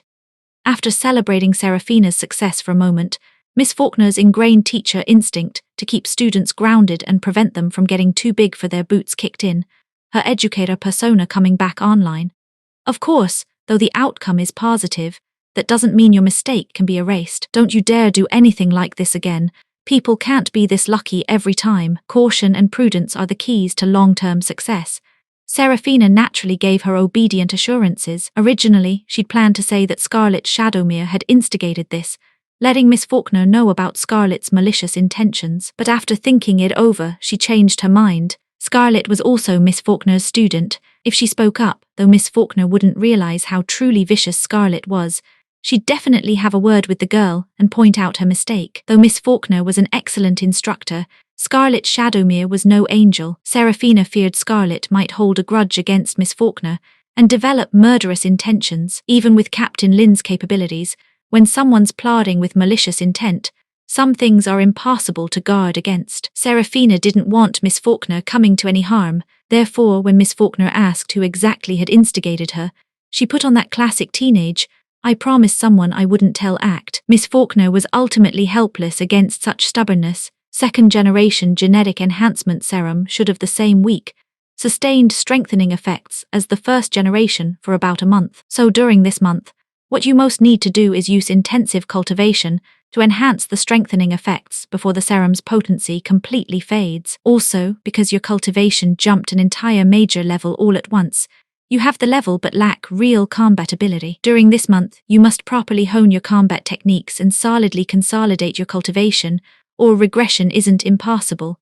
Miss Faulkner, thanks to her husband's background, was quite knowledgeable about these matters. The graduating class had finished their academic coursework half a month early. Now all Minxin Intermediate Academy's graduating students had entered the preparation phase for higher education entrance exams. Serafina's academic performance had consistently ranked first in her year. Miss Faulkner knew her students' capabilities. Serafina would definitely pass Xuangu First Military Academy's academic requirements, possibly with excellent marks, but her mech engineering skills were another matter entirely. Chapter 19. No need for classes. Xuangu First Military Academy was the absolute pinnacle of educational excellence that every gifted youngster across the entire Gus Empire dreamed of attending. Every single student who met the application requirements possessed exceptional conditions and formidable abilities. They were the cream of the crop, the best of the best. But there's always a higher mountain, always someone stronger among the strong. Each year, Xuangu First Military Academy's entrance competition could genuinely be called the ultimate youth championship tournament for the entire Gus Empire. Consequently, every entrance examination was conducted with tremendous fanfare, capturing the attention of citizens throughout the empire. For a full month before and after the competition, every news outlet across the Gus Empire would be buzzing with related coverage, making it the hardest topic in the galaxy. Now that Serafina had finally qualified to sit the entrance exam, she absolutely had to give it her all. Miss Faulkner slammed her hand on the desk with decisive authority. For the next 2 months, Serafina will focus entirely on intensive home cultivation of second-level mech engineering techniques, pushing her skills to their absolute limits. As for academic coursework, Miss Faulkner would transmit revision materials daily, allowing Serafina to study according to schedule during breaks from cultivation. Originally, Miss Faulkner had wanted to test whether Serafina's psychic potential had changed as well, but Serafina felt rather guilty and deflected the suggestion. According to Battle Realm's measurements, her current psychic potential was probably no lower than S grade, possibly even SS level. Testing such results on a third-tier planet would be absolutely earth-shattering, and these records would be permanently archived. By tomorrow at the latest, other instructors would discover the data. Serafina had no desire to become famous for this particular reason, so she had to refuse. Since second-generation genetic enhancement serum supposedly focused primarily on strengthening physical constitution, and Serafina's original psychic level had already been C grade, well above Xuangu First Military Academy's required A grade, she felt justified in avoiding retesting. When she declined further testing, Miss Faulkner didn't press the issue, simply suggesting she consider whether to apply for the Mech Combat Division or Mech Engineering Division. With Serafina's dual C-grade potential in both physical and psychic abilities, she represented the sort of all-round talent whose potential as a Mech Master wouldn't fall short of specialists with pure A-grade physical potential. With such excellent dual qualifications, applying to Xuangu First Military Academy's Mech Combat Division should secure her entry into the elite class, a far more promising path than the engineering division. Serafina naturally promised her instructor she'd give it proper consideration, though inwardly she felt completely unmoved by the prospect. Since Miss Faulkner had decided she needn't attend school before the major examinations, Serafina saw no point in wasting precious cultivation time hanging about the academy. Thus, on her first day of school in this world, Serafina never even set foot in a classroom before bidding Miss Faulkner farewell and heading home. She genuinely had no interest in attending classes.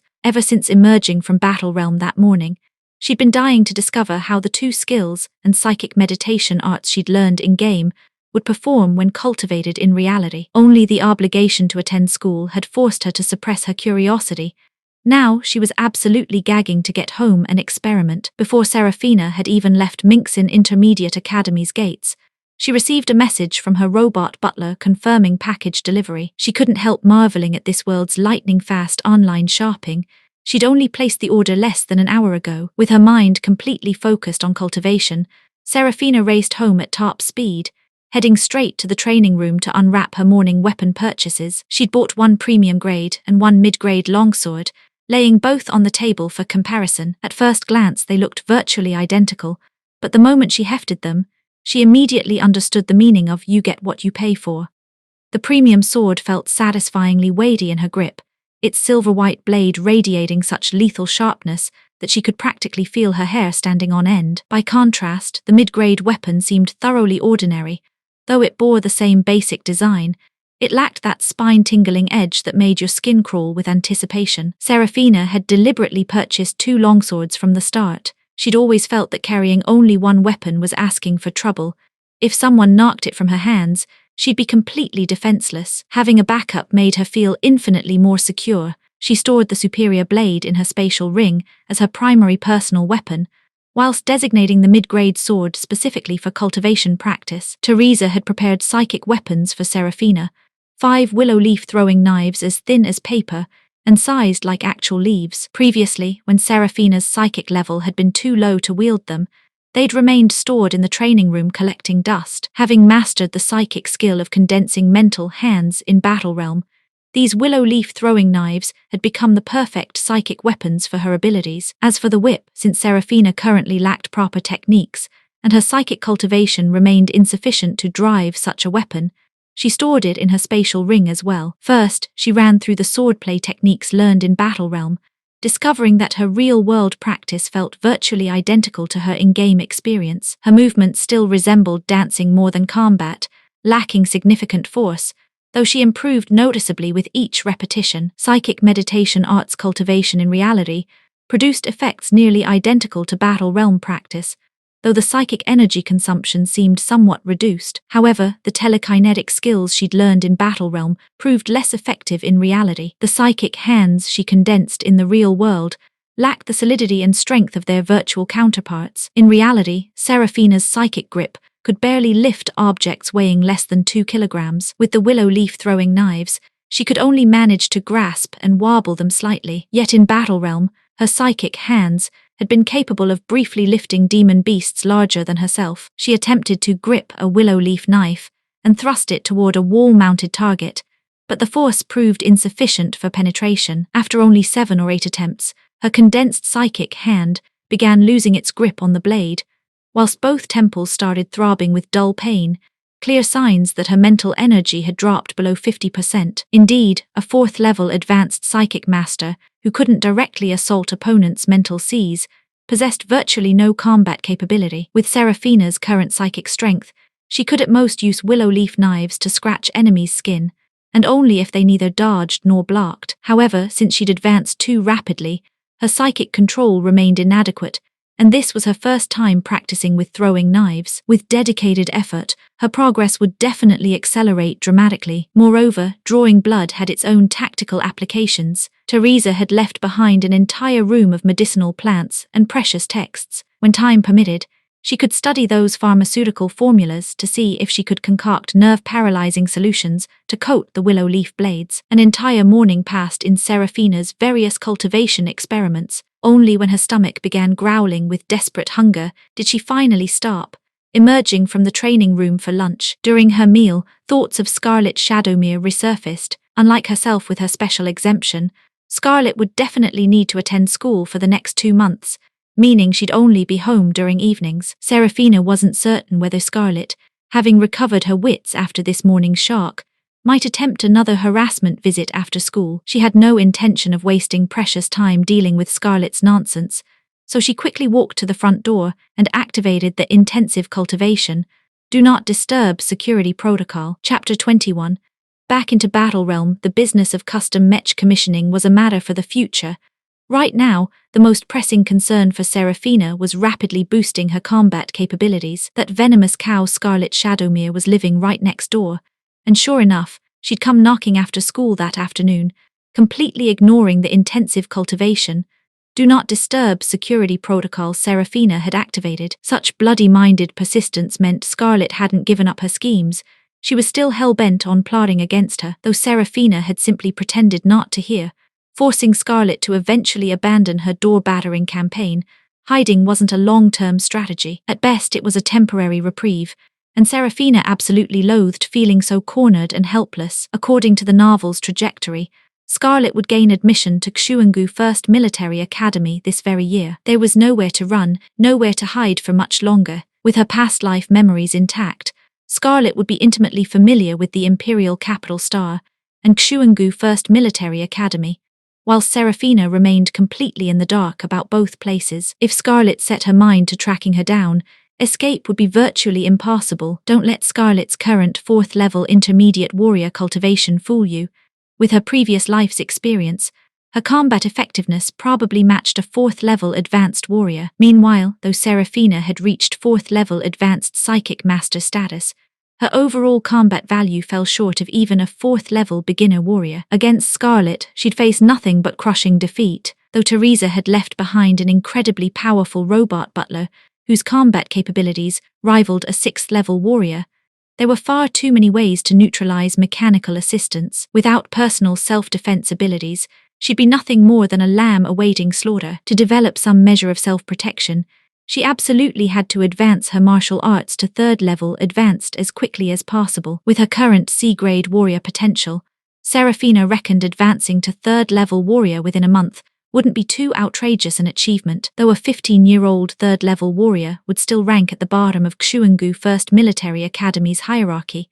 If she could reach 5th level beginner psychic status, her combined combat value would finally match Scarlet's capabilities. This morning at school, guilt had prevented her from letting Miss Faulkner test her psychic level, but based on information she'd gathered from the neural network, her psychic abilities had likely already reached 4th level advanced. Last night in Battle Realm, apart from mastering telekinesis and meditation techniques, Seraphina hadn't learned any other psychic skills. This afternoon, she'd spent 3 hours cultivating psychic throwing knife techniques, making progress that exceeded her wildest expectations. Tonight, she planned to experiment in Battle Realm using leaves of similar weight to throwing knives, testing how effectively she could execute her blade techniques. Her daily routine had settled into a rhythm: daytime cultivation of swordplay and psychic knife arts, meditation when exhausted, evening academic study. Soon enough, bedtime arrived, and Seraphina settled into her holographic gaming pod. Logging back into Battle Realm,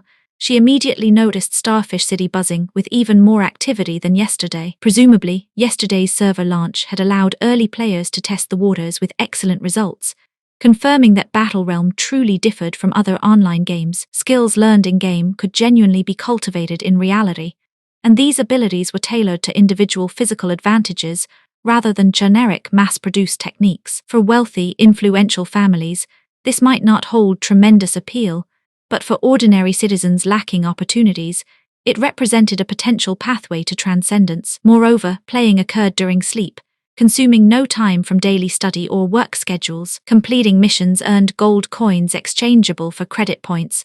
For common folk, this was a win-win-win situation. Checking Battle Realm's server statistics, tonight's player count had increased by several hundred million compared to yesterday, with gaming helmet users showing a particularly dramatic surge. Though the imperial government had bled money on various subsidies to promote Battle Realm, enabling most citizens to afford holographic gaming pods, considerable numbers of impoverished people still couldn't manage the expense. Without confirmation that Battle Realm would truly provide every player with skills cultivatable in reality as advertised, the poor naturally hesitated to spend money on such luxuries. Yesterday's server launch had verified these claims, and nobody felt the impact more profoundly than society's bottom dwellers. Beyond holographic gaming pods, Battle Realm offered gaming helmets that determined families might scrape together enough to afford. Even if they couldn't buy one for every family member, they damn well purchase one for their child with the greatest cultivation potential. Though gaming helmets lacked the direct physical enhancement effects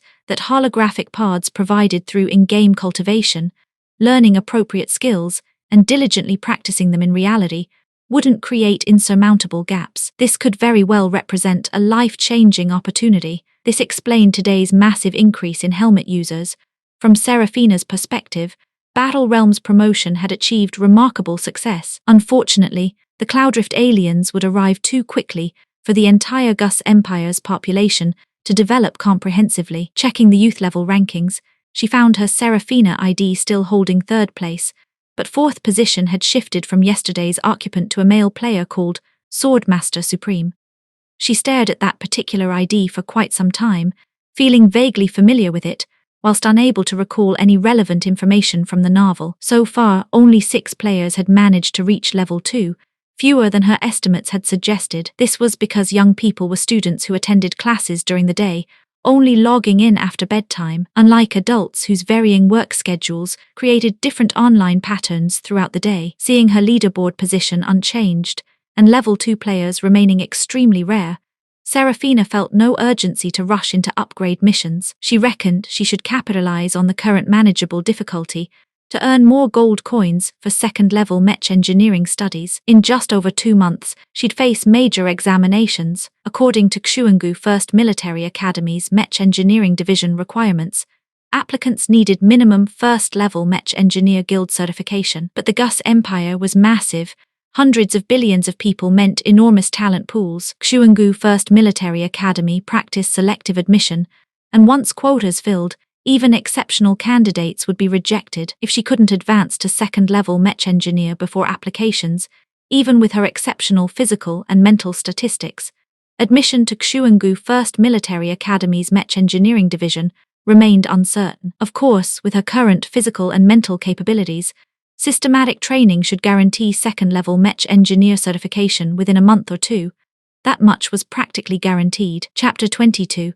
Gold coin missions. Thinking about mech construction brought back memories of last night's session. Yesterday's first-level mech engineering exam in Battle Realm had been her first hands-on mech assembly since rebirth, giving her a crystal-clear sense of just how bloody realistic this world's neural network simulation truly was. In her previous life, her parents had been workers at a mechanical manufacturing plant. Growing up in the factory housing estate, she'd been surrounded by those cold, unforgiving machines from childhood. Last night in Battle Realm, when she'd felt that familiar metallic chill against her fingertips and personally assembled a complete mech, the sensation had made her very soul tremble. She wondered whether her parents had grieved terribly after her young death in that previous existence, white-haired elders burying their black-haired child. How were they faring now, in this completely different world? Was there any possibility of learning about her parents' fate? At the time, she'd swallowed the sob rising in her throat, recognizing only that she absolutely adored this sensation of touching cold machinery, loved it with every fiber of her being. Youth Division players were all students, gaming primarily during nighttime hours, with several fewer hours available compared to adults.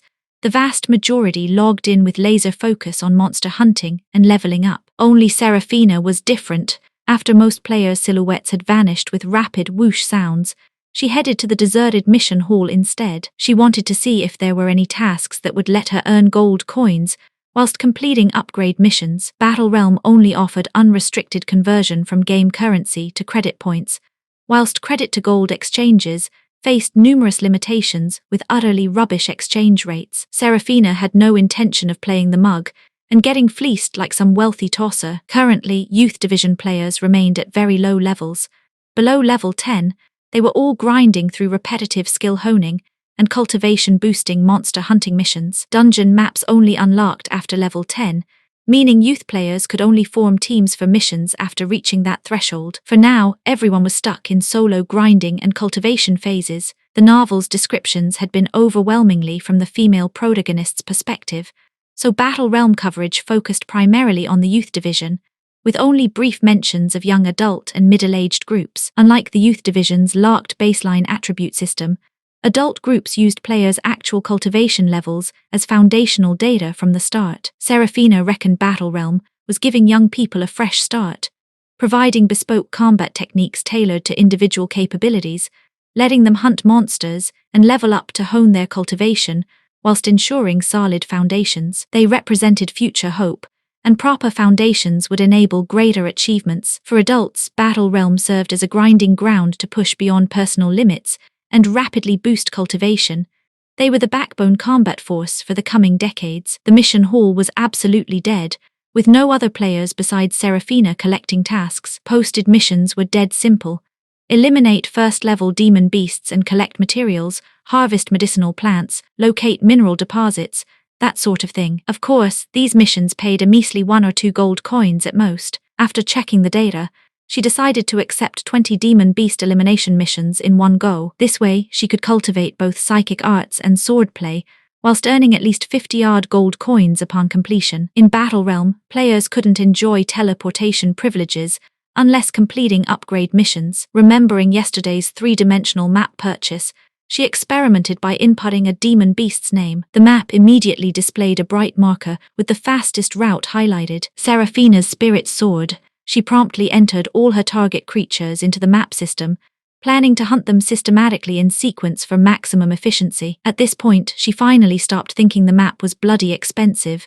It was absolutely worth every coin. Once she began her campaign, Seraphina deeply appreciated having such high mana and health values, allowing her to maintain this efficient killing spree without stopping for rest. Since mission targets were all first-level demon beasts, a second-level player could dispatch them without much trouble. She decided to use them for honing her still rusty swordplay.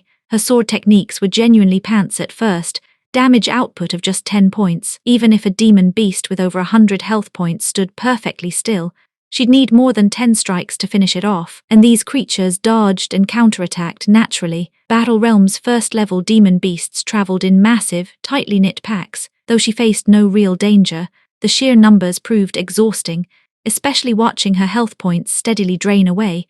Proper heartbreaking that was. But real combat remained the finest teacher. Through slaughter, Seraphina's growth accelerated dramatically. Soon she'd gained experience in maximizing damage output with each strike. As her skill proficiency increased, damage values climbed steadily, making monster hunting increasingly effortless. Before starting missions, she'd experimented with psychic throwing knife techniques using leaves of similar weight, discovering with delighted surprise that skills learned in reality could indeed be executed in Battle Realm with comparable combat effectiveness. The system wouldn't simply hand her whatever weapons she fancied, but Battle Realm's exchange marketplace stocked willow leaf throwing knives for 100 gold coins, which she definitely couldn't afford. Her longsword would remain her primary attack weapon for now. After various experimental attempts, she discovered that compared to using pure psychic attacks or pure swordplay, first using her psychic hand to pin or grip demon beasts' necks, before delivering simple, brutal sword strikes consumed the least mana and health. Following this systematic approach,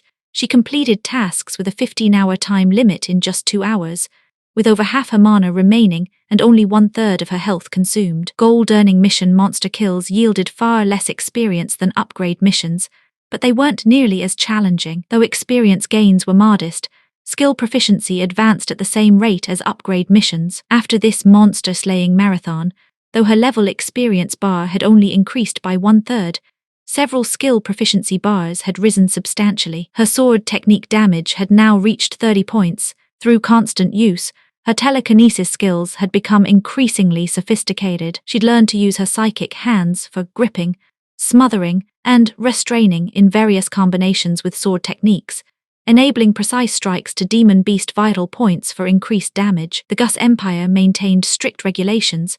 Whether in reality or on the neural network, psychic masters could only attack human mental seas under life-threatening circumstances. But if her psychic hands grew strong enough, whilst avoiding opponents' heads, she could still block, trip and shove their bodies, couldn't she? This combination of psychic abilities with swordplay dramatically enhanced her overall combat effectiveness. Chapter 23.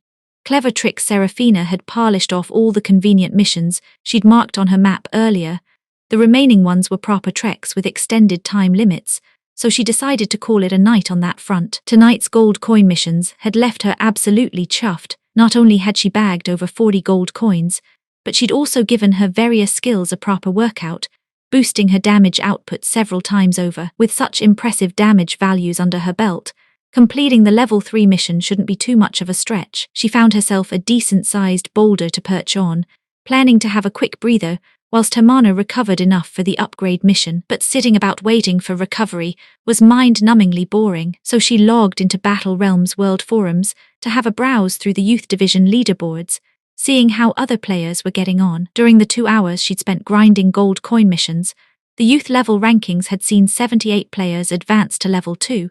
Clearly this world was crawling with talent. Still, no level 3 players had emerged yet. Seraphina reckoned the players who'd hit level 2 yesterday were probably having a crack at level 3 right about now. Players like the male and female leads, who'd been cultivating since childhood, might not have stellar baseline attribute points, but their skill damage values were definitely miles ahead of someone like her, who was learning everything from scratch. Only after today's gold coin missions had boosted her damage output did she twig that higher damage meant dramatically reduced mana and health consumption during missions. This explained why the male lead could level up just as quickly despite having far inferior baseline attributes. Seraphina absolutely hated being forced to sit idle.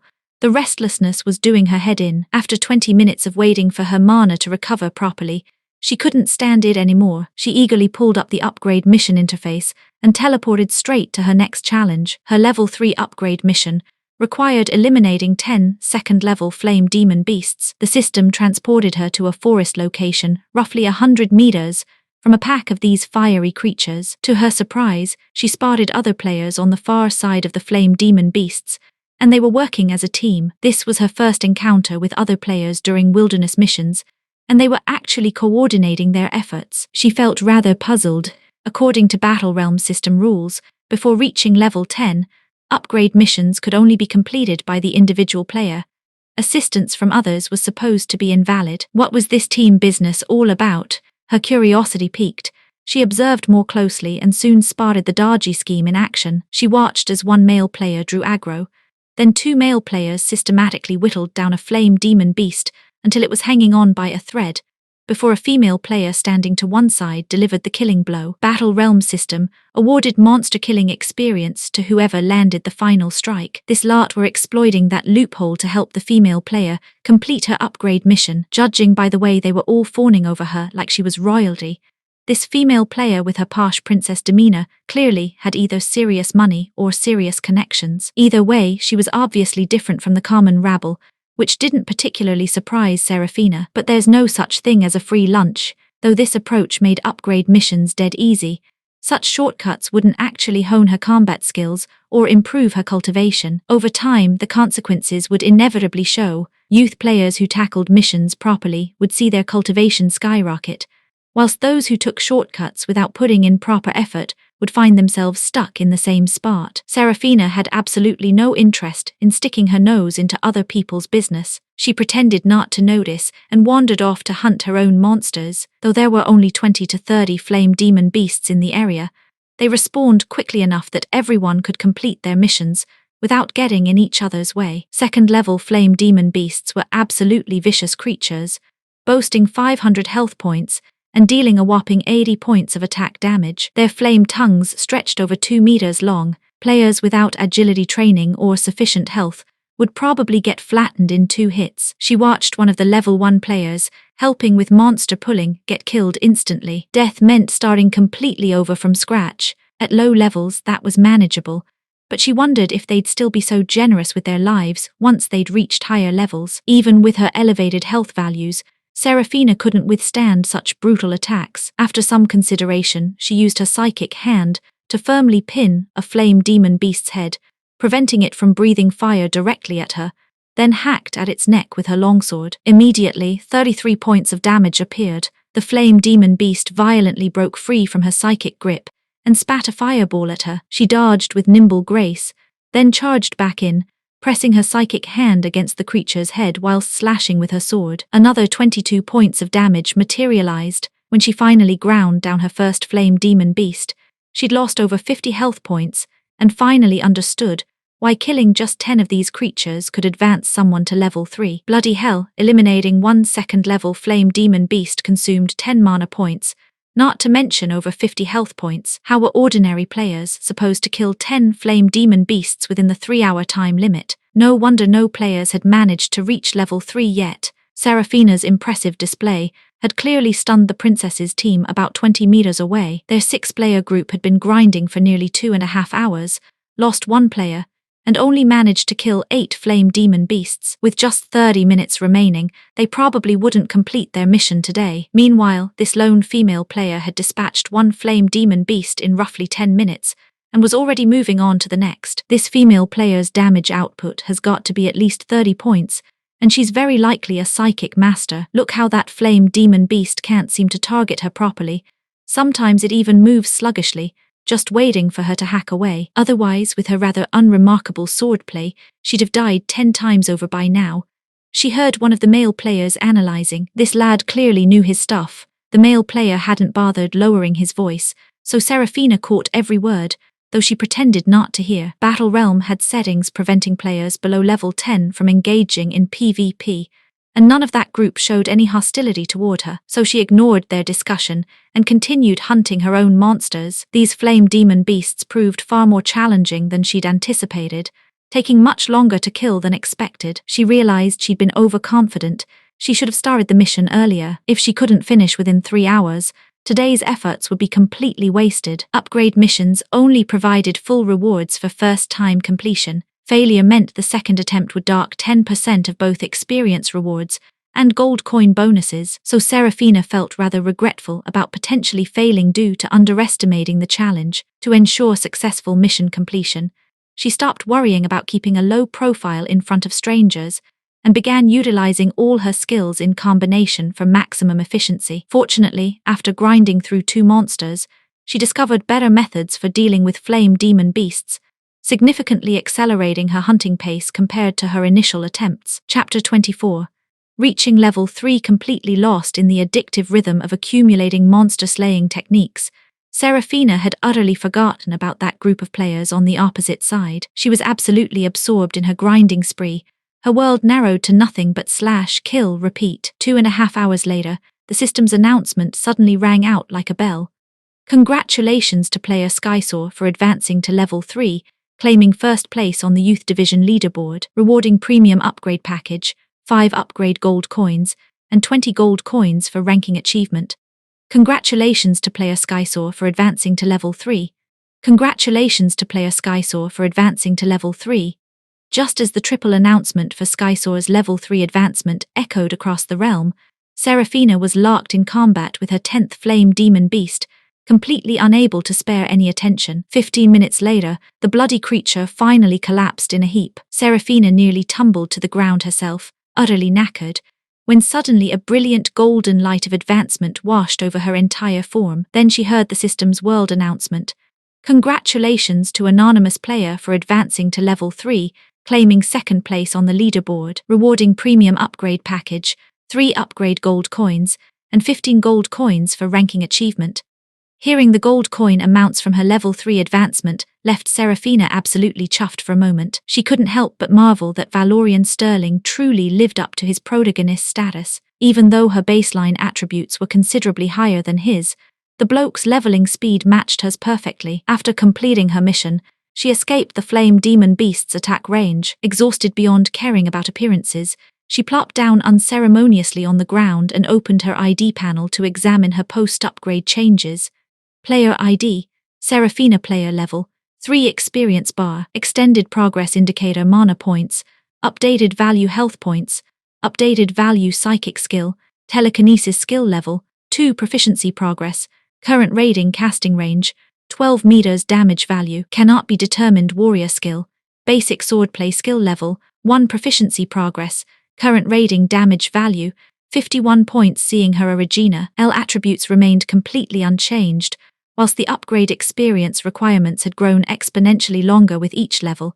She couldn't help but heave a long, weary sigh. Battle Realm's leveling difficulty definitely increased dramatically with each advancement. From her rather hazy recollections of the novel, the male protagonist had taken over 5 months to advance from level 1 to 10, whilst the female lead's initially weaker combat capabilities had delayed her by an additional fortnight. However, thanks to extensive government promotion, most Battle Realm youth players understood this period was meant for foundation building. Though leveling was both sluggish and tedious, any ambitious young player wouldn't abandon the game for such reasons. Reaching level 3 had netted her 18 gold coins in one go, leaving Serafina absolutely delighted. Combined with today's mission earnings, she'd pulled in over 50 gold coins. Tomorrow's efforts should provide enough currency to study second-level mech engineering techniques. She refreshed the youth advancement leaderboard and discovered no other players had reached level 3 after her. This meant her leveling pace far exceeded other players' expectations. If she attempted another upgrade mission tomorrow,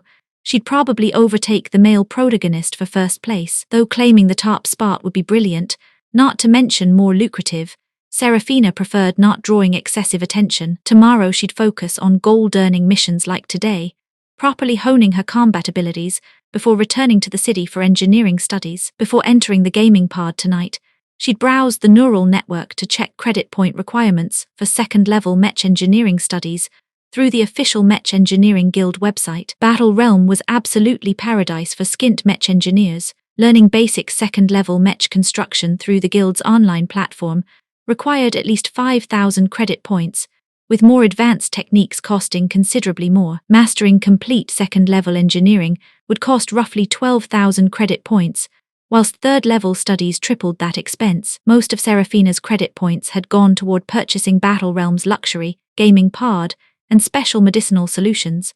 Plus, she needed to save 100,000 for Xuangu First Military Academy tuition fees. Her remaining funds could handle second-level mech engineering studies, but third-level training was beyond reach. Since the novel centered on the female protagonist, a mech master rather than engineer, it barely mentioned Battle Realm's mech construction techniques. Only yesterday's inquiries at the Gaming Guild Center had revealed that Battle Realm's engineering education was virtually free. Dedicated players could earn sufficient gold coins through effort alone. Even credit point purchases cost merely 1/5 of guild fees. Battle Realm truly was paradise for impoverished mech engineers. As long as Seraphina possessed adequate mental power, she could continue studying indefinitely. Her current psychic capabilities were already sufficient to support 4th-level engineering certification. She closed her eyes, feeling her heart ignite with passionate determination. Her heart wasn't cold. She couldn't remain indifferent knowing humanity faced impending catastrophe. But as a powerless orphan girl, growing influential enough to affect the world within 10 years seemed like pure fantasy. The world was vast, the aliens incredibly powerful.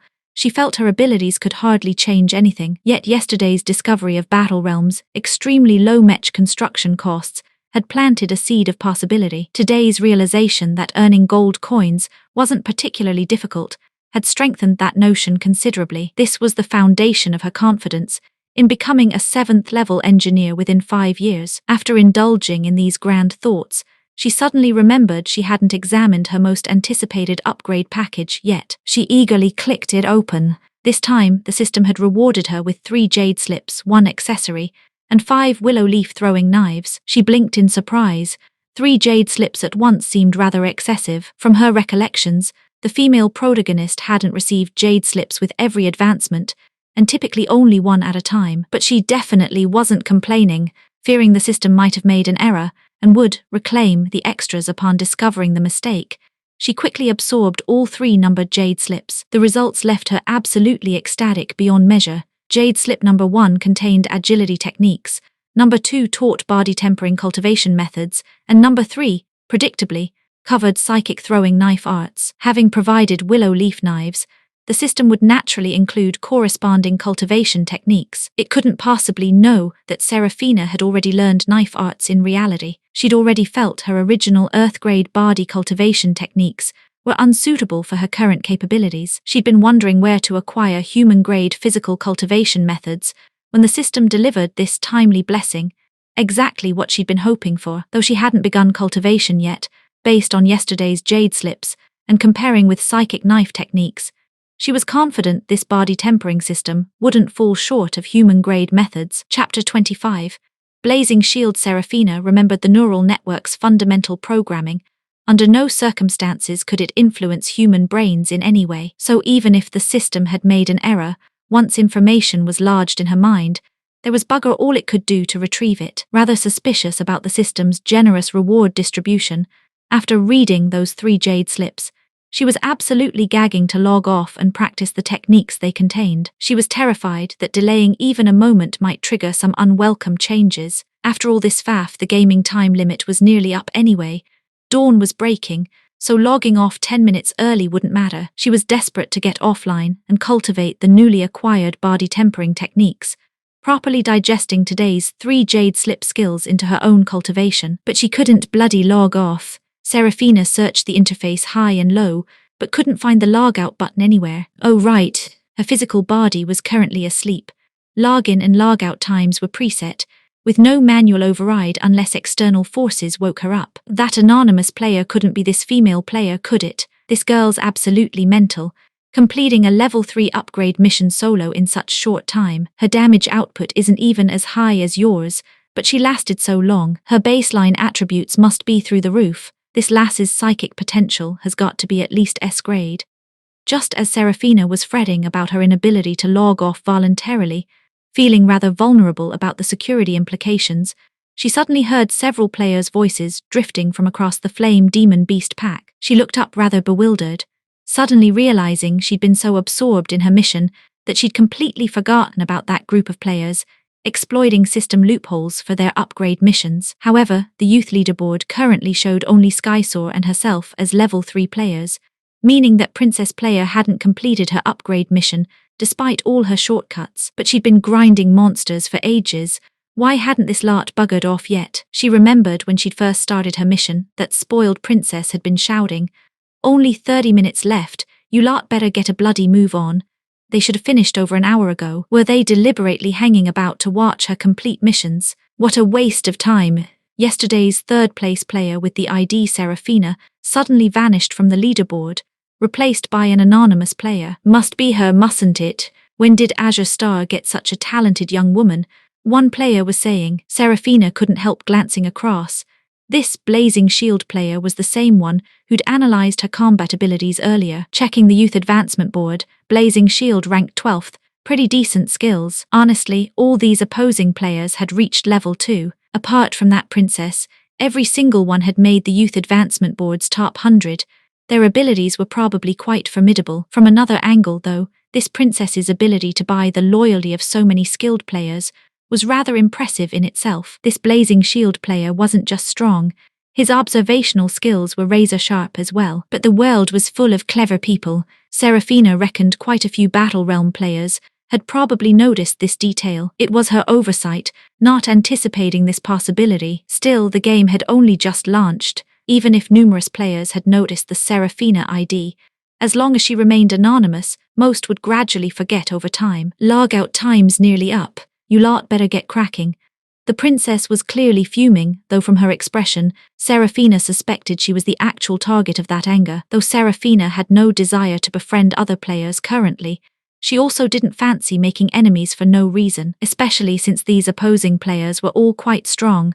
She might need to deal with them in future. Too knackered to bother with them, she turned and walked away, seeking a more secluded spot to wait for logout and avoid potential conflicts. Before level 10, Battle Realm's official upgrade missions were designed to hone players' in-game skill proficiency, so every player's upgrade missions had to be completed individually. The princess's approach that Serafina had witnessed today wouldn't achieve proper training intensity. Taking such shortcuts through upgrade missions would ultimately leave her stuck below level 10, unable to progress. She'd probably be absent from dungeons for ages. Having always felt time was precious and urgent, Serafina wouldn't waste time befriending players before level 10. In fact, if post-level 10 experience requirements weren't absolutely massive, requiring extensive dungeon grinding, she wouldn't bother with player relationships at all. Solo dungeons were rare, most were multiplayer affairs. The higher the level, the more multiplayer dungeons appeared. No matter how strong she became individually, she'd eventually need others who knew what sort of people lurked behind those screens. Even friendships formed would be plastic flower relationships at best. Therefore, Serafina planned to observe other players after reaching level 10, then seek suitable teams to join. After logging off, she naturally headed straight to the bathroom. Though soaking in medicinal solution all night hadn't left her feeling sticky, being damp was still uncomfortable. A proper wash and fresh clothes left her feeling absolutely brilliant. As for her discarded garments, the omnipotent robot butler would handle those without any input from her. After breakfast and a brief rest, she eagerly returned to the cultivation room, Imperial Capital Star at precisely 8 o'clock in the morning. Just as His Highness entered his office at the Military Political Department, his cousin Aide transmitted a message. After reading his cousin's information, the young prince closed his eyes thoughtfully. When he reopened them, his gaze had deepened considerably. He replied, "This woman's behavior is highly abnormal. Maintain full surveillance. If she takes any actions detrimental to Subject 01, intervene immediately. 01's safety and interests take absolute priority." "Understood," his cousin replied swiftly. After terminating the optical brain communication, His Highness continued pondering deeply. Before a relieved smile could fully form on his lips, his expression suddenly turned sharp and alert. Almost simultaneously, his office door was forcefully shoved open. A handsome young man with pale golden hair and deep blue eyes burst in, his face thunderous with rage. Behind him trailed two utterly helpless-looking guards. Recognizing the intruder, His Highness showed no anger. He gestured for the two exasperated guards to withdraw, and they quickly closed the door behind them as they departed. "What's the matter?" His Highness asked with cool detachment. The young man clenched his fists, originally seething with fury, but confronting His Highness's calm gaze, his anger seemed to deflate. This time was different from previous occasions. He had no idea how to properly lose his temper. Chapter 26. The gold coin brooch. You're far more exceptional than father and I ever anticipated. SS grade warrior potential. A 5th level warrior at just 16 years old, not only in the Gus Empire, but across the entire Gumara star domain. Such talent emerges perhaps once every few centuries. Right now, Valorian Sterling doesn't hold a candle to you. His Highness's face radiated unmistakable satisfaction. Another anomaly had emerged, but this one possessed formidable strength whilst remaining utterly devoted to the Gus Empire's cause. The young man drew a deep, steadying breath, struggling to compose himself. "Why give it to me? If you'd used it yourself, you'd definitely become an 8th level warrior within 5 years. You think this makes me owe you some bloody favor? Well, I won't." Though his tone bristled with stubborn defiance, his expression betrayed a melancholy he couldn't quite conceal. His Highness fell silent for a moment, discomfort flickering across his features. "You're my only brother." The young man hadn't expected such words from his sibling's lips. He stared in disbelief, as if questioning his own hearing. This decision also came from father. He's always believed that tigers don't sire dogs. Your lower warrior potential was simply due to circumstances. As it turns out, you've exceeded our wildest expectations. With proper dedication, you absolutely possess the potential to become a 10th level mech master. The young man genuinely couldn't believe these words of praise were flowing from his perpetually cold, emotionally distant brother's mouth. Yet he'd heard every syllable crystal clear. This couldn't be fabricated unless the person before him wasn't actually his brother at all. Never having received praise from father or brother before, the young man's face flushed uncontrollably red, though he still protested stubbornly. "Impossible. Father would never. He's your father, I'm your brother. We'd never treat you worse than strangers would. Our strictness stems from high expectations. We want you to achieve greatness." His Highness spoke with grave seriousness, correcting his brother's long-held misconceptions. In crucial moments, family bonds proved most reliable. He couldn't continue ignoring those with ulterior motives, who spread poisonous ideas to drive wedges between him and his brother. Once he'd begun, His Highness found the words flowing more easily, though his voice retained an unnaturally stiff quality. "Regardless of everything else in the future, I simply hope you'll be well." This torrent of uncharacteristic words completely deflated the young man's anger. His face twisted with confusion. Had he woken up wrong today? Had someone replaced his brother with an imposter? "You're different from before. Work hard from now on, and stop believing everything others tell you. As long as you approach things without prejudice, you can definitely make your own judgments." His Highness's expression habitually hardened as he spoke with detached authority, but unlike previous occasions when his brother's lecturing tone would set him off, the young man's face actually showed embarrassment. He knew certain things perfectly well. He wasn't stupid, but when father constantly wore that stern expression whilst comparing him unfavorably to his brother, he deliberately acted out. "You're not allowed to imprison me anymore," the young man declared, chin raised defiantly. "Missing the bardi tempering cultivation window would have the effectiveness. If you didn't constantly try to rebel and run away, I wouldn't have people confine you." His Highness spoke coldly, frustrated by his brother's stubborn resistance. "Can't you bloody well speak nicely for once?" Always using those expressions and that tone, who'd want to listen to anything he said? "Would you actually listen? The moment I spoke, you just run faster." This approach at least forced you to comprehend battle intent whilst trying to escape your predicament. The young man's face went rigid. Somehow, no matter what he said, he was always in the wrong. He'd only rebelled slightly against tyranny.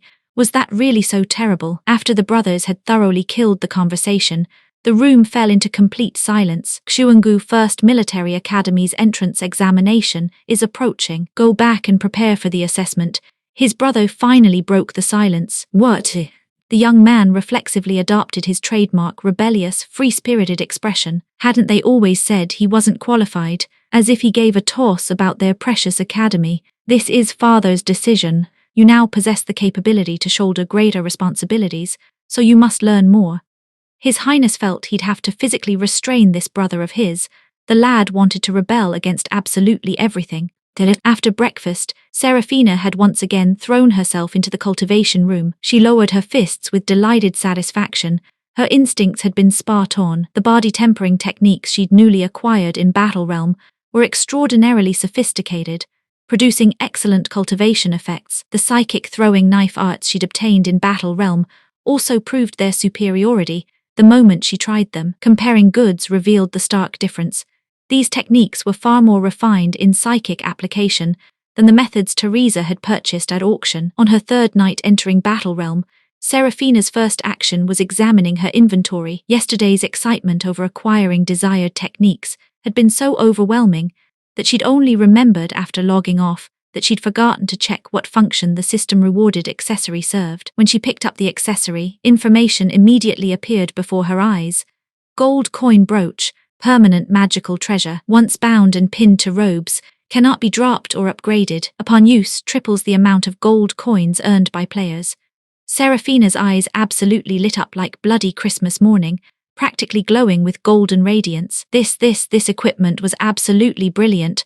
Nothing could be more practical. This was the ultimate money-making gadget. After several minutes of euphoric excitement, she hastily bound the gold coin brooch and pinned it to her chest before returning to Starfish City to submit last night's completed missions. She had to see if this was genuine. Yesterday's mission rewards had totaled 40 gold coins. Because she'd been too pressed for time after upgrade missions to return to the city, she'd only managed to submit them today. After submitting her missions, she watched her account balance flash and suddenly increase by 120 gold coins. Serafina nearly broke into an impromptu victory dance right there on the spot. Bloody hell, it really was triple the amount, and Battle Realm's game currency could be exchanged for actual credit points. With this golden finger advantage, if she worked hard grinding missions, becoming a proper little rich woman in reality wasn't just a pipe dream. The prospect seemed too good to be true, so she worried she might have misread something. She carefully examined every word related to the gold coin brooch again,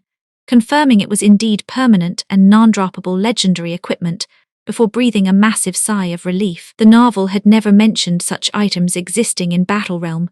Clearly, her luck was absolutely phenomenal, and indeed it was. If her fortune wasn't sky-high, how could she have gained this rebirth opportunity? With this gold coin brooch, as long as she diligently completed missions, she should earn enough to cover all her educational and cultivation expenses. Without gold coin pressure, she could dedicate far more time in Battle Realm to studying mech engineering techniques. For instance, according to her original plan, she'd still need to focus on earning gold today. But now, with the brooch's enhancement, she already possessed sufficient coins to study second-level mech engineering without following her original gold grinding schedule. After the excitement subsided, feeling absolutely energized, Serafina first opened the Youth Division level rankings to assess the competition. Chapter 27.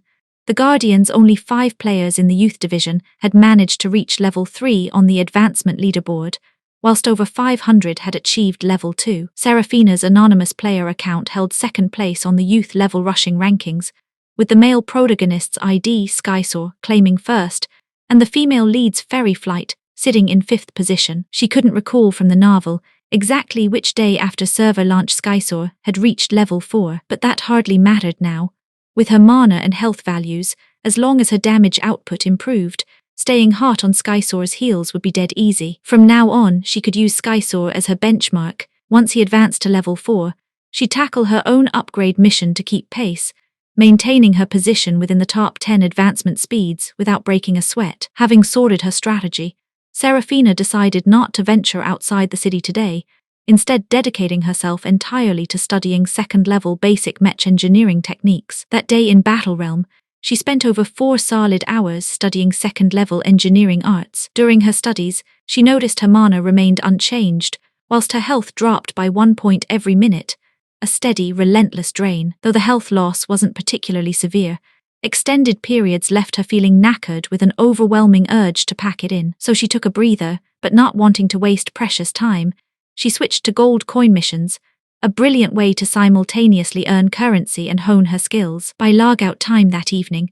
her gold reserves had swelled by another 40-odd coins. Serafina's days settled into a rhythm: daytime cultivation, evening academic study, then post-sleep battle realm missions and mech engineering education. She maintained virtually no contact with the outside world. After Teresa's disappearance, Miss Faulkner and her husband had assumed guardianship, initially planning to bring Seraphina into their own home, but she'd reacted with such hysterical opposition that they'd been forced to let her remain in her own place, with the couple taking turns visiting daily, a proper exhausting arrangement. The robot butler had been reprogrammed under Miss Faulkner and Captain Lin's joint control. Any issues with Seraphina would immediately trigger notifications to both guardians. Fortunately, during these 2 months, she could use intensive cultivation and exam preparation as excuses to refuse their daily in-person visits, switching instead to evening video calls. The couple remained deeply concerned about her psychological well-being, terrified that isolation might trigger some unhealthy teenage rebellion. Even Captain Lin, normally a tough, no-nonsense military man, made visible efforts to appear gentle and approachable. Seraphina was thoroughly satisfied with such guardians. They provided adequate care and thoughtful guidance, without brutally interfering in her affairs. After all, she wasn't the original owner. Though Seraphina felt confident Miss Faulkner wouldn't detect her changes, still adjusting to her new identity left her feeling somewhat guilty and uncertain. Captain Lin had never been particularly close to a young girl like Seraphina anyway, making it even less likely he'd notice any differences. But she didn't want to be overly deceptive with this couple. Several months without face-to-face contact would allow time to obscure many telltale details. If Miss Faulkner could observe Seraphina's cultivation in person rather than through video calls, she'd be absolutely gobsmacked by the speed of her comprehensive combat improvement. This lifestyle, with virtually no relaxation time except for meals, would have driven the original owner Barmy with boredom, but the current Seraphina found such existence thoroughly fulfilling. Completely absorbed in cultivation, Seraphina remained unaware that Scarlet Shadowmere was practically beside herself with rage, too furious to focus on her own training. Once Scarlet had set her sights on acquiring Seraphina's special gaming pod, there was no suppressing that obsession. Moreover, her previous scheme hadn't killed Seraphina, but had actually benefited the girl tremendously. Her originally rubbish warrior potential had leapt to C-grade, even better than Scarlet's own, whilst her cultivation had advanced an entire major level in one go. This incident had become the talk of the entire school. Every single classmate was green with envy, and everywhere Scarlet went, she heard nothing but admiring comments about Seraphina's incredible fortune. How could someone who'd always looked down on Seraphina possibly stomach such praise? She was supposed to be heaven's chosen daughter. What was this doomed-to-die young nobody compared to her? Scarlet had spent several days scheming before hatching another brilliant plan, but even the most ingenious scheme was useless if she couldn't get through Seraphina's front door to see her. That stupid cow seemed genuinely suspicious now, refusing to open up no matter how persistently she knocked. For the moment, she was completely stumped. Every time Scarlet came knocking, Seraphina knew about it afterwards, but simply ignored her completely. This woman represented a dangerous bomb that could explode at any moment, so watching security footage of Scarlet's barely concealed frustration gave Seraphina a delicious sense of satisfaction.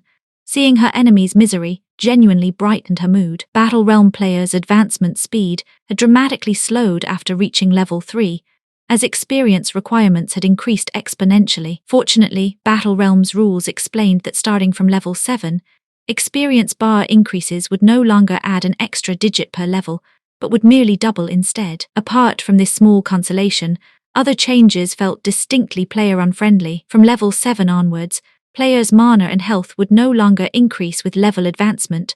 Only changes to baseline attribute points would affect these values. This system was particularly harsh for players with lower overall attribute scores. From Battle Realm's very first day, Seraphina had deeply appreciated how player attribute points directly reflected personal capabilities. High attribute players enjoyed substantial mana and health pools, allowing them to go all out during upgrade missions. Low attribute players couldn't afford such consumption. They had to grind skill proficiency to boost damage output before completing upgrade missions. Within the first 10 levels, players appearing on advancement leaderboards all possessed both high baseline attributes and impressive damage values. Seraphina was confident. She ranked among the exceptionally capable in the youth player division. This showed in how effortlessly she maintained her position within the youth leaderboard's top 10, and this was whilst deliberately avoiding excessive attention, always completing upgrade missions behind Skysaw, stubbornly maintaining second place. She spent most of her battle realm time either studying mech engineering or completing missions to earn gold and grind skill proficiency. Otherwise, she could definitely have overtaken Skysaw to claim first place on the Youth Advancement Board. However, subsequent level-ups yielded only gold coins and mech components, no additional skill jade slips. Seraphina wasn't disappointed. Biting off more than you could chew was pointless. Those few skills provided plenty of cultivation material already. Besides, when she'd mentioned wanting to learn whip techniques to Captain Lin, he tracked down a basic whip manual within a fortnight. Though classified as basic techniques, these were human-grade methods. Clearly Captain Lin had spent serious money acquiring them. Seraphina told Captain Lin about obtaining the triple gold coin item in Battle Realm, explaining she could earn substantial currency in-game and was perfectly capable of covering these credit point expenses. Seraphina's luck is absolutely brilliant, Captain Lin said, genuinely pleased for her, but he quickly resumed his typical patriarch expression. However, you should still prioritize study and cultivation. Don't spend too much time earning gold coins. Chapter 28. An elder's grace uncle hasn't spent any credit points on this, love. Deputy Commander Wang recorded this technique for me personally. He won't take a penny from me, Captain Lin said with earnest sincerity. Mother always said that debts of gratitude are far more precious than money. I've put uncle in a difficult position, Seraphina replied with equal gravity. Captain Lin's weathered face creased into a reassuring smile. Don't you go fretting about it, Seraphina. I'm his subordinate anyway. I'll just repay him through loyal service and dedication in future. Seraphina naturally understood that things couldn't possibly be so straightforward. There was no such thing as a free lunch in this world, but Captain Lin had adopted that classic elder's attitude. The I'm the grown-up here, you're just a kid, don't overthink things and focus on your cultivation approach. So she didn't press the matter further. Gratitude was something to be treasured in one's heart, to be repaid when opportunity and capability aligned, not something to be discharged with mere words. Hard work always bore fruit eventually, through such relentless day and night cultivation and study. Within 2 months, Seraphina had collected her second-level mech engineer badge from Battle Realm's Mission Hall, whilst simultaneously advancing her warrior level to 3rd level advanced. When Seraphina shared this brilliant news with Miss Faulkner and her husband, the couple were absolutely over the moon. That very evening, they brought their son Linshank to collect her for a proper celebratory feast, each presenting her with congratulatory gifts. Here you could see the fundamental difference between men and women. Miss Faulkner had chosen a beautiful dress, whilst Captain Lin presented a silver whip. What girl didn't fancy a gorgeous frock? Seraphina was no exception, even though she'd have precious little time to wear it. Simply owning it filled her with delightful anticipation, the hope that someday she'd have occasion to dress up beautifully and venture out. However, for someone utterly addicted to cultivation like Seraphina, Captain Lin's whip brought her considerably more joy. The silver handle was inlaid with emerald gemstones, whilst the deep purple whip body possessed an elegant beauty that lacked the harsh sharpness of blades, perfectly suited for a young woman to carry. But Seraphina knew this whip was completely different from the one she'd purchased for 1,000 credit points. This had been forged from the sinews of a 7th-tier purple sun beast. You couldn't acquire such a weapon for less than 50,000 credits. After repeated instances of such generosity, Seraphina had learned to accept gracefully. An elder's devotion couldn't be measured in monetary terms. If she kept refusing with endless protests, she'd only wound their feelings. Better to treasure their kindness in her heart, so she expressed her gratitude and accepted the gifts with genuine happiness. Seeing her pure, unaffected delight, Captain Lin and his wife's faces radiated contentment. Being elders, they loved nothing more than witnessing a well-behaved, obedient child's joy. As their meal was winding down, Captain Lin's expression grew serious. With Xuangu First Military Academy's major examinations approaching, he instructed Miss Faulkner and Seraphina to keep her advancement to 2nd-level mech engineer absolutely secret. Not even the school should know. The mech guild assessment could wait as well. Everything should be postponed until after Seraphina's successful admission to Xuangu First Military Academy. Captain Lin's grave demeanor left both teacher and student rather bewildered. When Miss Faulkner pressed for explanations, he simply waved dismissively, refusing to elaborate. Seeing his expression, Seraphina sensed there were deeper currents at play, so she didn't pursue the matter further. Naturally, she had no objections. She trusted that Captain Lin's decisions were definitely in her best interests. Seraphina had actually sussed out Captain Lin's reasoning to some degree. After returning home, She accessed the neural network to research data in the direction of her suspicions. In the Gus Empire, the fastest recorded advancement from first-level to second-level mech engineer, with adequate credit points, was 2 years. Serafina had earned her first-level badge at 14, and only a year had passed since then. She was currently just 15 years old, though 15-year-old second-level mech engineers weren't unheard of across the entire Gus Empire.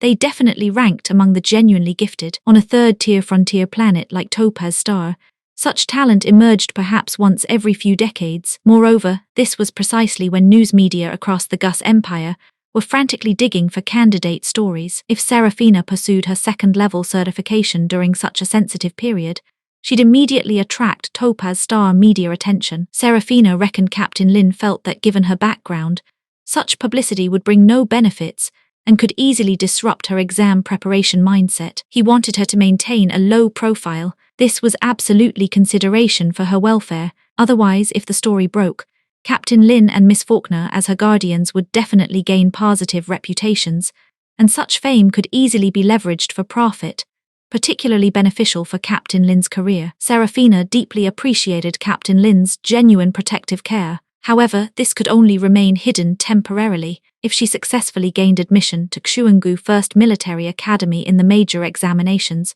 Topaz Star Media would definitely uncover her information. But by that point, there'd be nothing to fear regarding a young genius mech engineer.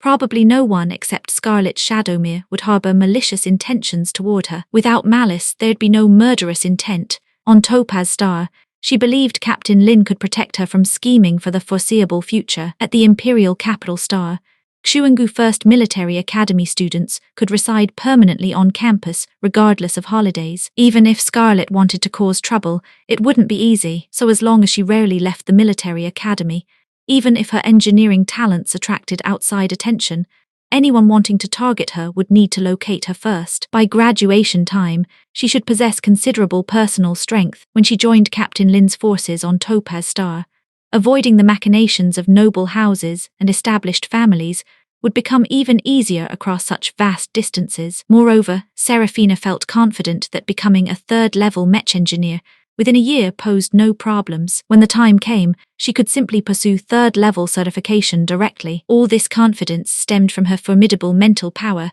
combined with Battle Realm's triple gold coin enhancement. Without credit point pressure, Serafina needn't waste time earning money, allowing her to systematically focus greater effort on study and cultivation. Though cultivation and study days were extraordinarily tedious, time genuinely flew by, especially for someone like Serafina with lofty goals to achieve. It felt like merely blinking before 2 months had passed, and major military academy recruitment assessments were about to begin. Traditionally, Xuangu First Military Academy always conducted examinations first, with other academies following suit. At Miss Faulkner's reminder, the reborn Serafina made her second visit to school. Seeing Serafina emerge from 2.5 months of intensive cultivation with her warrior level, advanced to third-level late stage, all the instructors who knew about her risky experience felt simultaneously delighted and terrified for this troublesome child. Last month, the horrific side effects of second-generation genetic serum had been explosively revealed. By month's end,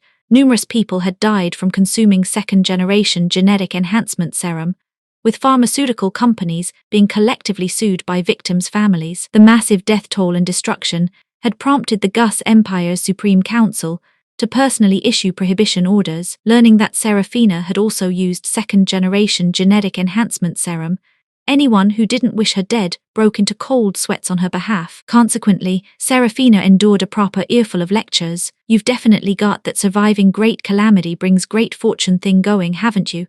Miss Faulkner said, wiping nervous sweat whilst marvelling at her troublesome student. "With your current abilities, as long as you're careful and don't cock anything up, you'll definitely get into Xuangu First Military Academy. Remember, caution and prudence are absolutely crucial. Don't go getting any bright ideas about clever tricks. Stability is what matters most." Miss Faulkner repeatedly emphasized this point. Though the child appeared quiet and studious on the surface, her essentially naive and impulsive nature left Miss Faulkner feeling anxious about everything. The underground sales network surrounding second-generation genetic enhancement serum was genuinely terrifying. The more Miss Faulkner learned, the more frightened she became. A fortnight ago, The profit margins from second-generation genetic enhancement serum had involved such massive competing interests that after the Gus Empire issued comprehensive prohibition orders, Topaz Star's police forces proved insufficient to suppress black market underground networks. Captain Lin had been forced to personally command his subordinates in cooperation with police to arrest underground operatives before finally suppressing the situation. Chapter 29. The assessment begins. This world's technological civilization was absolutely cutting edge. The neural network boasted nearly 98% coverage, whilst holographic network simulation accuracy had reached a staggering 99%. Though interstellar transport was remarkably convenient, the sheer distances involved combined with astronomical costs meant that all major higher education institutions across the Gus Empire conducted their freshman assessments via the neural network. Xuangu First Military Academy was naturally no exception. The densely populated capital star wasn't somewhere just anyone could waltz into. Previous Xuangu First Military Academy assessments had always been divided into written and martial examinations. Serafina glanced through this year's announcements, finding all procedures identical to previous years, nothing particularly special. Written assessments lasted 4 to 5 hours, whilst martial trials stretched across roughly 3 days at 8 hours each. Though Serafina had never sat these exams before, armed with Miss Faulkner's comprehensive briefings and her own research into past assessment procedures via the neural network, she'd grasped the general framework. With a solid understanding under her belt, she felt not the slightest bit nervous. After all, with her current capabilities, if she really pushed herself, she might even snag the top student position in the Mech Engineering Division. On assessment day, following Miss Faulkner's instructions, Serafina logged onto the neural network 30 minutes early. She accessed Xuangu First Military Academy's interface and input her student number, a code genetically bound to her personal sequence that absolutely no one could fake or substitute. 30 seconds later, she received the remarkably memorable candidate number 00010000, indicating assignment to the 5th examination room. She was immediately transported into a brightly windowed classroom where 5 other candidates were already seated. Each candidate displayed only their examination number overhead.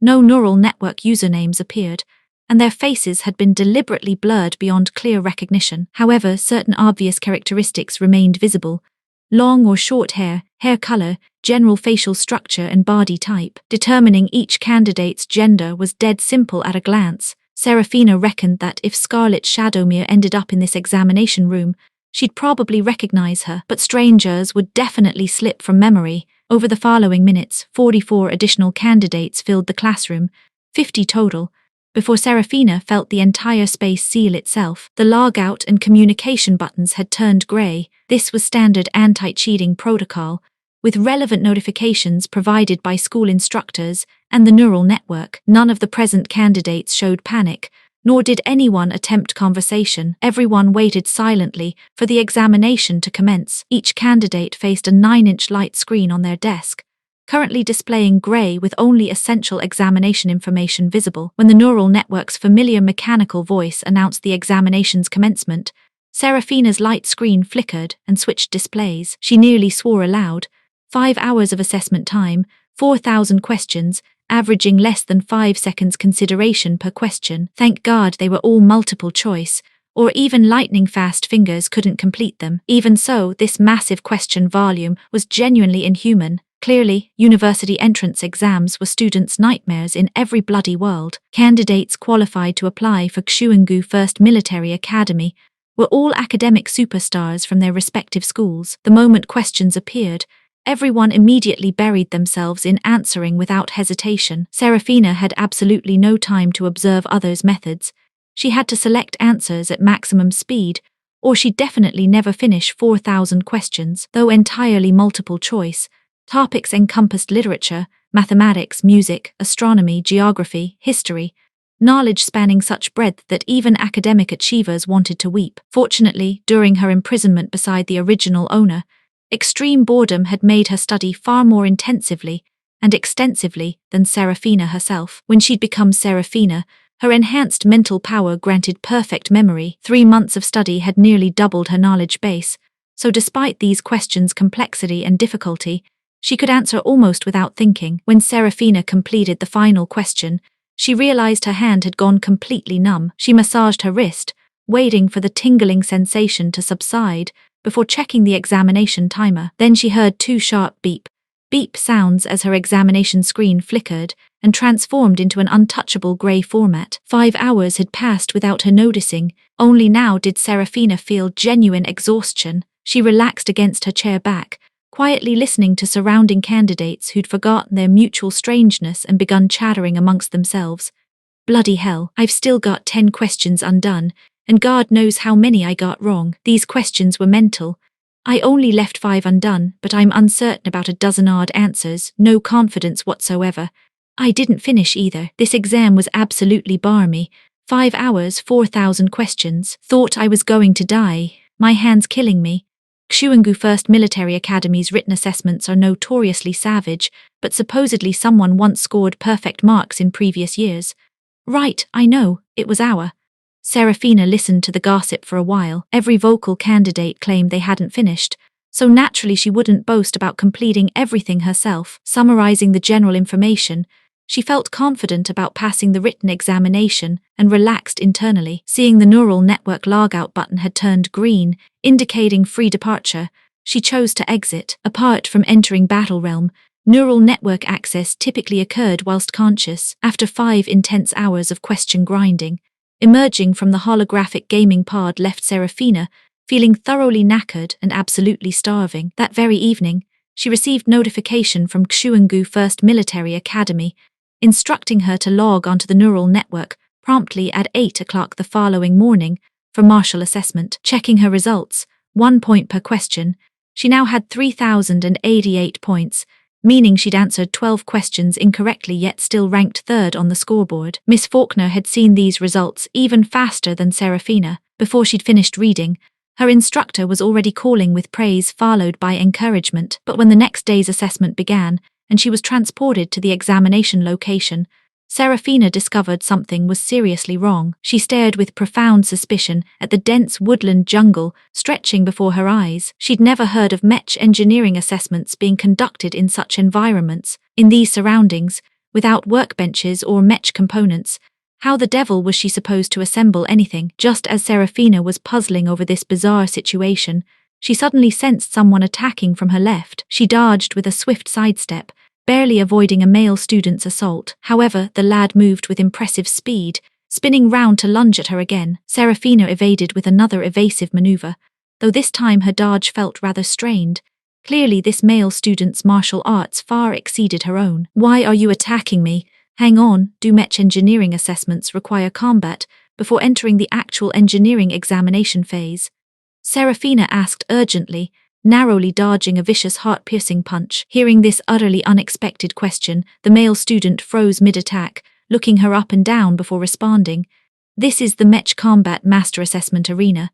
Chapter 30, Thunderstruck, what the bloody hell? I applied for the Mech Engineering Division. I should be sitting the engineering assessment, not this.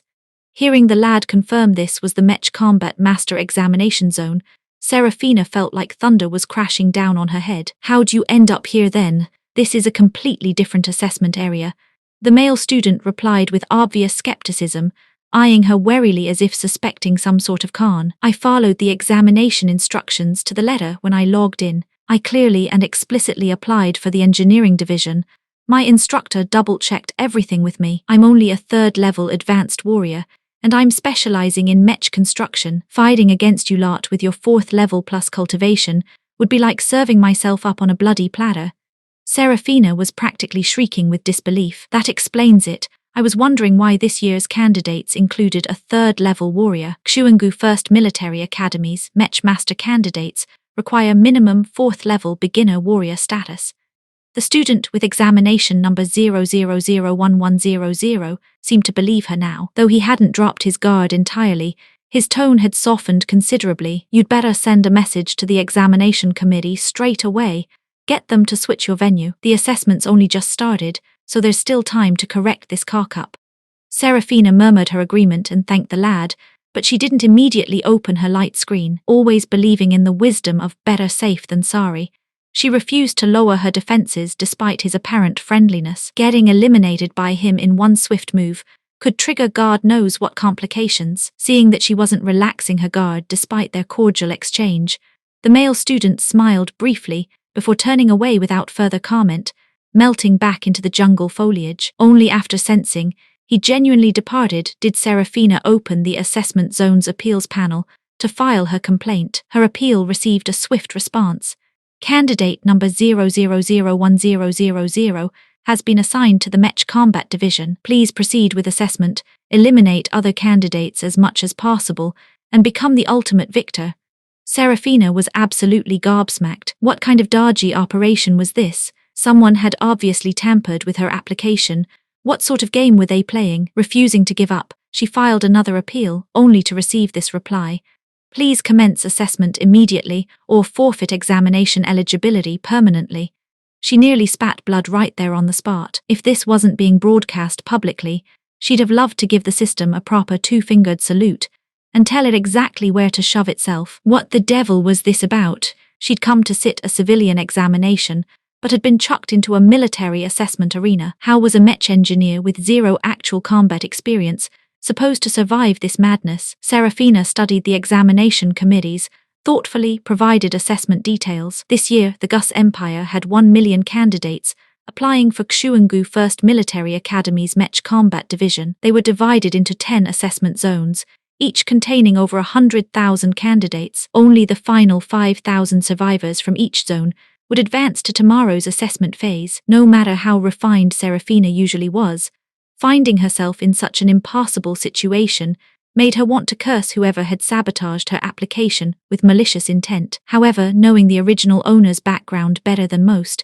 she quickly developed a short list of likely suspects. Since withdrawing would result in permanent disqualification from Xuangu 1st Military Academy, she had no choice but to burn her bridges and fight with everything she had. Fortunately, over 2 months of hacking and slashing in Battle Realm had given her some confidence. She calmed herself and considered her combat advantages. Though her martial arts level was lower than these mech combat candidates, her mental power far exceeded theirs. Serafina felt grateful she'd chosen to keep a low profile to avoid certain people's attention, never having her psychic level officially tested at relevant institutions. Though she'd probably still caught some scheming individuals' notice, those behind-the-scenes manipulators likely remained unclear about her true psychic capabilities, hence why they'd still allowed her to participate in the assessment. Serafina was confident her psychic level was definitely no lower than 4th level advanced, possibly even 5th level beginner. The crucial thing was that assessments conducted on the neural network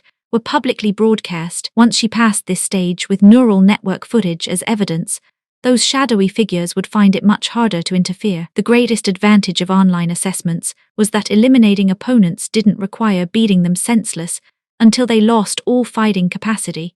You simply had to shatter their chest badges or drain their health bars. The assessment provided no weapons whatsoever, forcing all candidates to improvise with available resources. Without swords, whips, or willow leaf throwing knives, Serafina's gaze settled on a large tree whose leaves most closely resembled blade shapes. Through 2 months of cultivation, she'd not only perfected psychic throwing knife techniques, but had also created her own hybrid method, using internal energy to launch projectiles at high velocity, then adding telekinetic force as thrust for additional acceleration. Psychic knife arts were excellent for long-range ambushes, whilst her hybrid technique not only conserved psychic energy, but also enhanced damage output. In Battle Realm, her pure psychic knife techniques dealt 180 damage points, whilst the hybrid method reached 250 points. Serafina noticed that the lad she'd spoken with earlier had 1,050 health points, whilst she possessed 2,000. She gripped a leaf between 2 fingers and flicked it with force.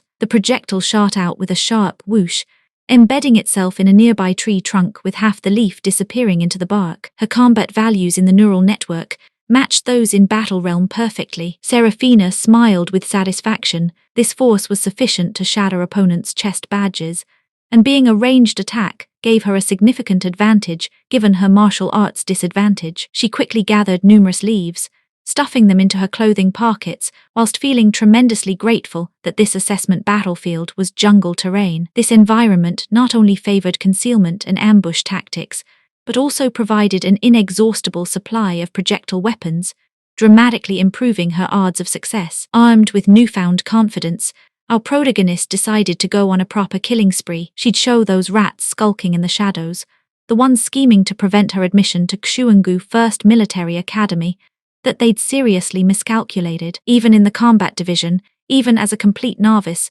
a genius like her could still bloody well get in. Meanwhile, since Minxin Intermediate Academy had 3 candidates applying to Xuangu First Military Academy this year, Miss Faulkner and other graduating class instructors were constantly monitoring neural network updates. The moment assessments began, they logged in to check on their 3 students' progress. Knowing that Serafina had already earned her second-level engineering certification in Battle Realm, Miss Faulkner felt tremendous confidence in her success. Therefore, she wasn't rushing to observe her immediately, instead checking first on the 2 candidates who'd applied for the Mech Combat Division. After just 50 minutes, the male candidate had scored only 9 points, while Scarlet Shadowmere had already accumulated 22. Both candidates were 4th-level martial artists, though the lad was slightly lower at beginner stage, while Scarlet had reached intermediate level. After observing for a while, Miss Faulkner realized the male student's lower scores weren't solely due to his inferior level, but also because he lacked real combat experience and was too soft in his attacks. Fortunately, the candidates around him were also 4th-level beginners, so he hadn't been immediately eliminated. Scarlet, however, was not only a 4th-level intermediate warrior, but also struck with decisive ruthlessness. When fighting, she didn't even blink whilst displaying considerable tactical cunning. Chapter 31, Whose Scheme? When Miss Faulkner observed Scarlet Shadowmere, she caught the girl red-handed using her feminine wiles to seduce and confuse male candidates, flashing them dazzling smiles, whilst simultaneously striking with vicious precision. Miss Faulkner heaved a weary sigh. Truth be told, Scarlet possessed excellent abilities and razor-sharp combat instincts, but unfortunately her moral compass was rather wonky. Not wanting to watch Scarlet's antics any longer, Miss Faulkner exited the Combat Division assessment interface and switched to the Mech Engineering Examination Zone, inputting Serafina's name and student number. Who would have thought the interface would spin halfway round before automatically switching back to the assessment screen, displaying a line of text. Serafina, number 00010000, Mech Combat Division Assessment Zone 5. Seeing this information, Miss Faulkner felt like her world had turned completely upside down. Serafina had applied for the Engineering Division. How the devil had she ended up in the Combat Division Assessment Zone? Serafina had only just advanced to 3rd-level Advanced Warrior Cultivation, and she'd always specialized in mech construction techniques. Her combat skills had only been practiced casually over the past 2 months, throwing her into a group of candidates whose martial arts wouldn't fall below 4th level. All warriors who'd specifically trained in combat techniques was like serving her up as free points for others. What the bloody hell was going on? Had someone deliberately tampered with Serafina's application preferences? And if so, what was their purpose? Miss Faulkner had personally transmitted Serafina's application information to Xuangu First Military Academy. She was certain she'd made no subsequent modifications and had definitely received written confirmation from the academy. Under these circumstances, unless it was the academy's headmaster following proper procedures, no one should have been able to alter a candidate's preferences. But the world still contained those 2 words, special privileges. The thing was, though Serafina's qualifications and mech engineering abilities were outstanding on Topaz Star, her application materials had only listed her as a 1st-level engineer. This credential ranked merely acceptable among Xuangu First Military Academy's Engineering Division candidates, certainly not exceptional enough to block anyone's path. How could an unknown orphan on a 3rd-tier frontier planet have enemies who couldn't tolerate her existence and wanted to prevent her admission to Xuangu First Military Academy? Could she have been unlucky enough to be mistaken for someone else, becoming an unwitting substitute? Whilst pondering these questions, Miss Faulkner hastily filed an inquiry request, only to receive confirmation that Serafina had been assigned to the Mech Combat Division rather than engineering. Watching the Engineering Division Assessment Zone, where candidates busily assembled mechs, Miss Faulkner's heart sank with despair. She couldn't even muster the courage to check on Serafina's condition. The harder this child had worked previously, the more devastating this blow would be. If not for Serafina's Mother Teresa's dying wish, Miss Faulkner and her husband genuinely wouldn't have wanted her to attempt Xuangu First Military Academy. The academy's reputation was enormous, making private competition extraordinarily fierce. Given Serafina's background, the 2nd Military Academy would have been better, There, her abilities would receive tremendous appreciation from the administration. Captain Lin was himself a second military academy graduate with useful connections there, who could provide some protection. If she couldn't get into Xuangu First Military Academy, Serafina could still apply to the Second Military Academy. With this thought, Miss Faulkner's anxiety eased somewhat. She switched the interface to Mech Combat Division Assessment Zone 5 and input Serafina's number. As the interface loaded, Miss Faulkner mentally prepared herself for the strong possibility that Serafina had already been eliminated. What she hadn't expected was to receive the shock of her life. Searching for Serafina's information, she'd assumed the girl would have been knocked out already. Therefore, when she discovered that Serafina was not only still online, but had accumulated over 100 points, Miss Faulkner thought her eyes were playing tricks on her. After triple checking that she hadn't misread anything, she still couldn't believe it. Miss Faulkner stared bewildered at the small interface display above the screen. Scarlett's score was only 50-odd points, whilst that male students had increased somewhat but remained in the 20s. Good God, over 100 points. This meant that in just over 30 minutes, Serafina had eliminated at least dozens of candidates. Without psychic weapons,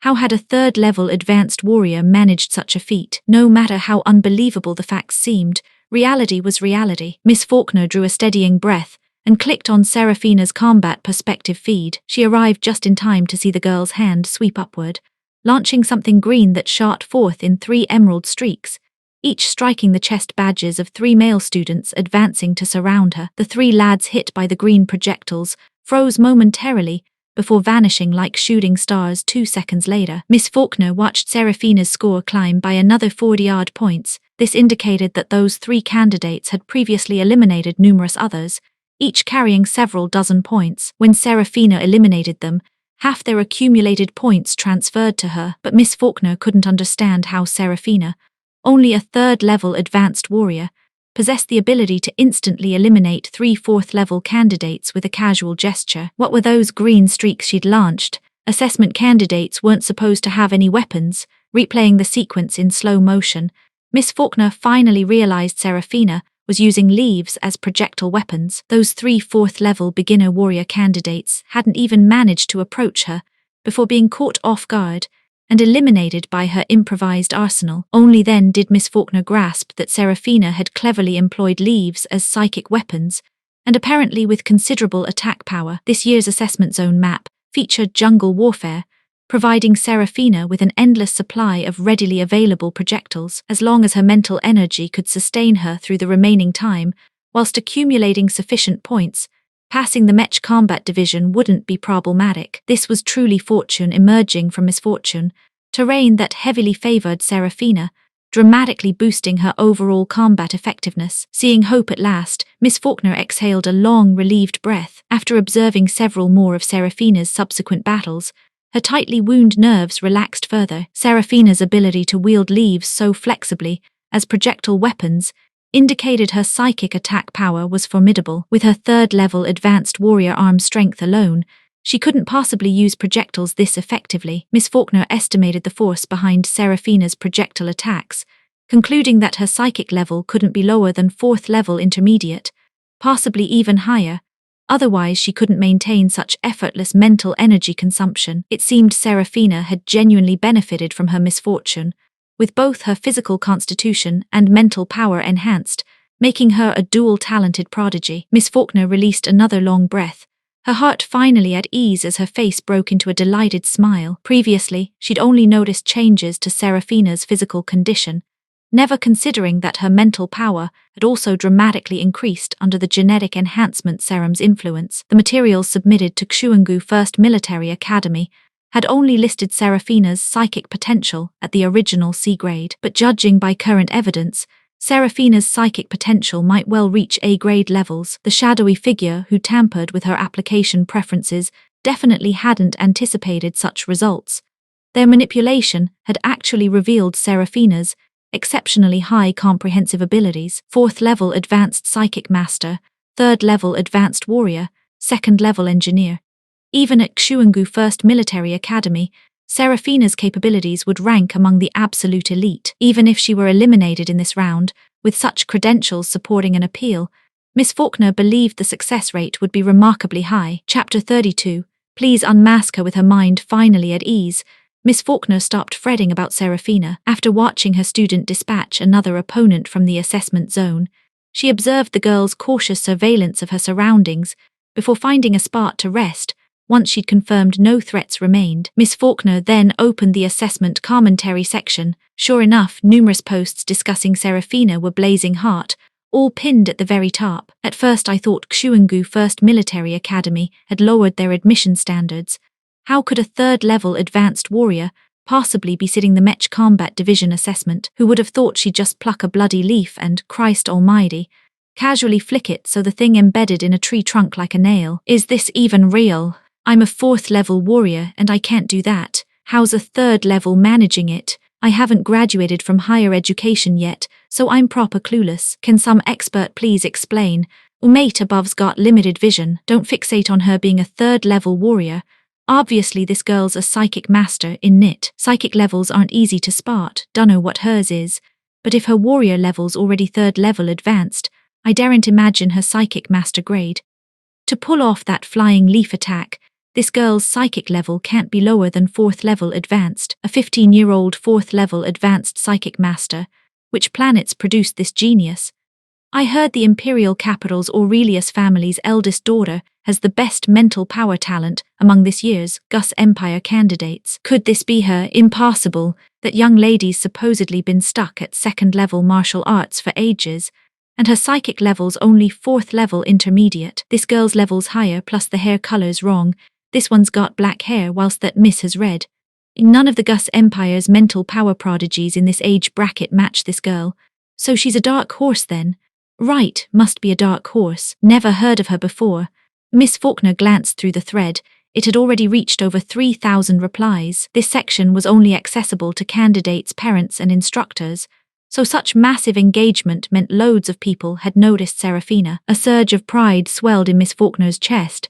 This was her student. So what if they were from a third-tier frontier planet? They still produced unmatched geniuses. However, for Seraphina's safety, she suppressed her burning desire to show off and resisted the urge to join the chatter. But Seraphina didn't share Miss Faulkner's pride. At this combat pace, her mental power would be half depleted within 4 hours, meaning she absolutely couldn't sustain 8 full hours. 1 hour into the assessment, over 60,000 candidates remained in the zone, with 30-odd thousand already eliminated. Naturally, the survivors would only grow stronger and more difficult to handle. In this environment, hiding away to meditate and recover was impossible. Candidates had visual maps covering a 500-meter radius, though Seraphina also possessed the visual map. 500 meters meant bugger all to fourth-level candidates. A quick sprint would bring them charging over in seconds, possibly before she could even react. After all, Seraphina's warrior level was far too low. Being ambushed by fourth-level warriors posed extreme danger, forcing her to maintain constant vigilance against surprise attacks. Every time candidates approached and spotted Seraphina, merely a third-level advanced warrior carrying such massive points, their eyes practically glowed green with greed. In their view, she was a walking point delivery service. However, sharper candidates with higher alertness would immediately notice that Seraphina stood completely alone, which actually heightened their wariness. Intelligent candidates would definitely wonder why a girl with such low cultivation could accumulate so many points. Something fishy was definitely going on. Either this girl possessed the ability to counterkill numerous candidates, or she wasn't actually alone. Candidates capable of such reasoning would 9 times out of 10 retreat rather than advance, turning tail and legging it. Of course, intelligent candidates were rare. Most were probably too young and inexperienced, not particularly bright but overconfident in their martial prowess. The moment they spotted Seraphina, they couldn't resist charging over to claim their prize. Naturally, none of them even managed to touch her. They'd feel a sharp pain in their chest before being ejected from the assessment zone. Only after elimination did these candidates belatedly realize the girl must be a psychic master, finally recognizing all the warning signs they'd missed. Many candidates had actually studied methods for dealing with lower-level psychic masters. Unfortunately, they'd only seen her third-level advanced warrior strength, without considering whether such anomalous circumstances might hide deeper secrets. They could only regret their oversight after elimination. Every candidate defeated by Seraphina's leaves felt both shocked and indignant, desperately trying to discover the identity of the girl who'd eliminated them. After extensive searching turned up absolutely nothing, Serafina's victims couldn't help venting their frustration across the neural network. How could such a prodigious girl with powerful psychic abilities and high martial arts be completely absent from all the Empire's previous posts about teenage geniuses? Were those news bloggers completely useless? Not a single piece of information about this girl existed, otherwise they wouldn't have been so careless. A post titled, "Please Unmask That Black-Haired Genius Girl," shot to the top of the assessment zone forums, later hitting neural network headlines after the assessment ended, complete with video footage of the black-haired girl flicking leaves. Naturally, Serafina remained oblivious to trending on social media or people demanding her identity be revealed. She was single-mindedly focused on eliminating candidates. After over 3 hours of combat without prior fighting experience, her mental power consumption exceeded her estimates. With roughly 4 more hours of assessment time remaining, she was forced to adopt guerrilla tactics, avoiding battles whilst conserving energy. Serafina now possessed 1,561 points, ranking 1,120th in this assessment zone. As long as she avoided being killed and persevered until the end, she definitely wouldn't be eliminated. She'd realized something crucial. Though her martial arts level was lower than all opponents, she'd barely engaged in direct confrontation. Her hybrid psychic flight techniques consumed minimal physical energy, allowing her to unleash her full combat potential. But other warrior candidates were definitely different. After hours of fierce struggle, their stamina was certainly severely depleted. As time wore on with this ebb and flow, while Serafina maintained her physical reserves, her martial techniques might not be sufficient to kill those candidates, but escaping from already exhausted opponents wouldn't be difficult. Indeed, after adopting evasive strategies, her direct confrontations decreased significantly. Plus, after such extended combat, she'd worked out precisely how much psychic force was needed for one-hit kills, whilst minimizing consumption. This dramatically reduced her mental power expenditure. After skulking about for another 30 minutes, Serafina found herself unavoidably facing a 4th-level advanced warrior. The opponent was too strong for her to dodge in time. Chapter 33. Meeting again, the lad charging toward Serafina moved with absolutely blistering speed. She just nicked a moment's rest when she spotted him, already within 800 meters and closing fast. With barely 2 seconds before he'd reach her position, there was bugger all chance of escape. This bloke was carrying over 5,000 points, the highest score Serafina had encountered in the entire assessment. Apart from that first candidate she'd met upon arrival, she hadn't faced another 4th-level advanced warrior in this zone. As the male student hurtled toward her, Serafina's face went white with shock. She hastily employed agility techniques to retreat, but just as he closed in with his wooden staff swinging toward her, 2 leaves shot from her fingers like bullets. The projectiles flew swift as lightning, with the lad less than 5 meters away, the entire crisis unfolding in the blink of an eye. Serafina had previously dealt with several 4th-level intermediate candidates. One had initially dodged at distance but stubbornly pursued her, only to be eliminated by her 2-leaf technique anyway. Up to this point, within 10 meters range, she'd never missed a single shot. She'd expected this lad to be no exception, but in that critical moment, his body suddenly twisted sideways. The 2 emerald streaks passed one after another, grazing his arm, the first reducing his health by 56 points, whilst the second missed entirely. Simultaneously launching her leaves, Serafina retreated even faster than before. By the time the lad had dodged her projectile assault, she'd already withdrawn over 300 meters. Her hands seized more leaves from nearby foliage, gripping 2 between her fingers, whilst maintaining vigilant watch for his next attack. Though she'd retreated quickly enough to avoid a direct hit from his wooden staff, the weapon's tip had still clipped her, reducing her health by 20 points, clear evidence of this lad's formidable attack power. Just as Serafina heightened her guard, anticipating the male student's assault, he suddenly halted his offensive entirely. With obvious surprise, he called out, "So it's you. How are you still here? Didn't you apply to transfer back to the Mech Engineering assessment?" Upon hearing this, Serafina recognized him as the first candidate she'd encountered upon being transported here. Checking his examination number and hair color confirmed her suspicions. Definitely the same lad. This topic made her absolutely livid. Though she didn't lower her defenses, she was more than happy to vent her frustrations. "I bloody well did apply. Some bastard tampered with my preferences, clearly trying to prevent me from getting into Xuangu First Military Academy. But they've seriously underestimated me." The male student seemed equally surprised, must have been changed at your secondary school level. Once applications reach the first military academy, they can't be altered. I haven't got a clue, but I'm not backing down without a fight. I won't be eliminated, Serafina declared firmly. She harbored no doubts about Miss Faulkner's integrity, so she was certain the tampering hadn't occurred at her intermediate academy. You're a psychic master, aren't you? Without any formal combat training, you've managed to survive this long with such impressive points. Your psychic level must be considerable to generate such combat effectiveness, the lad said with genuine admiration. With your current score, as long as your written examination exceeded 3,500 points, even if you're eliminated now, you should still get into Xuangu, but you'd better try to last until the end.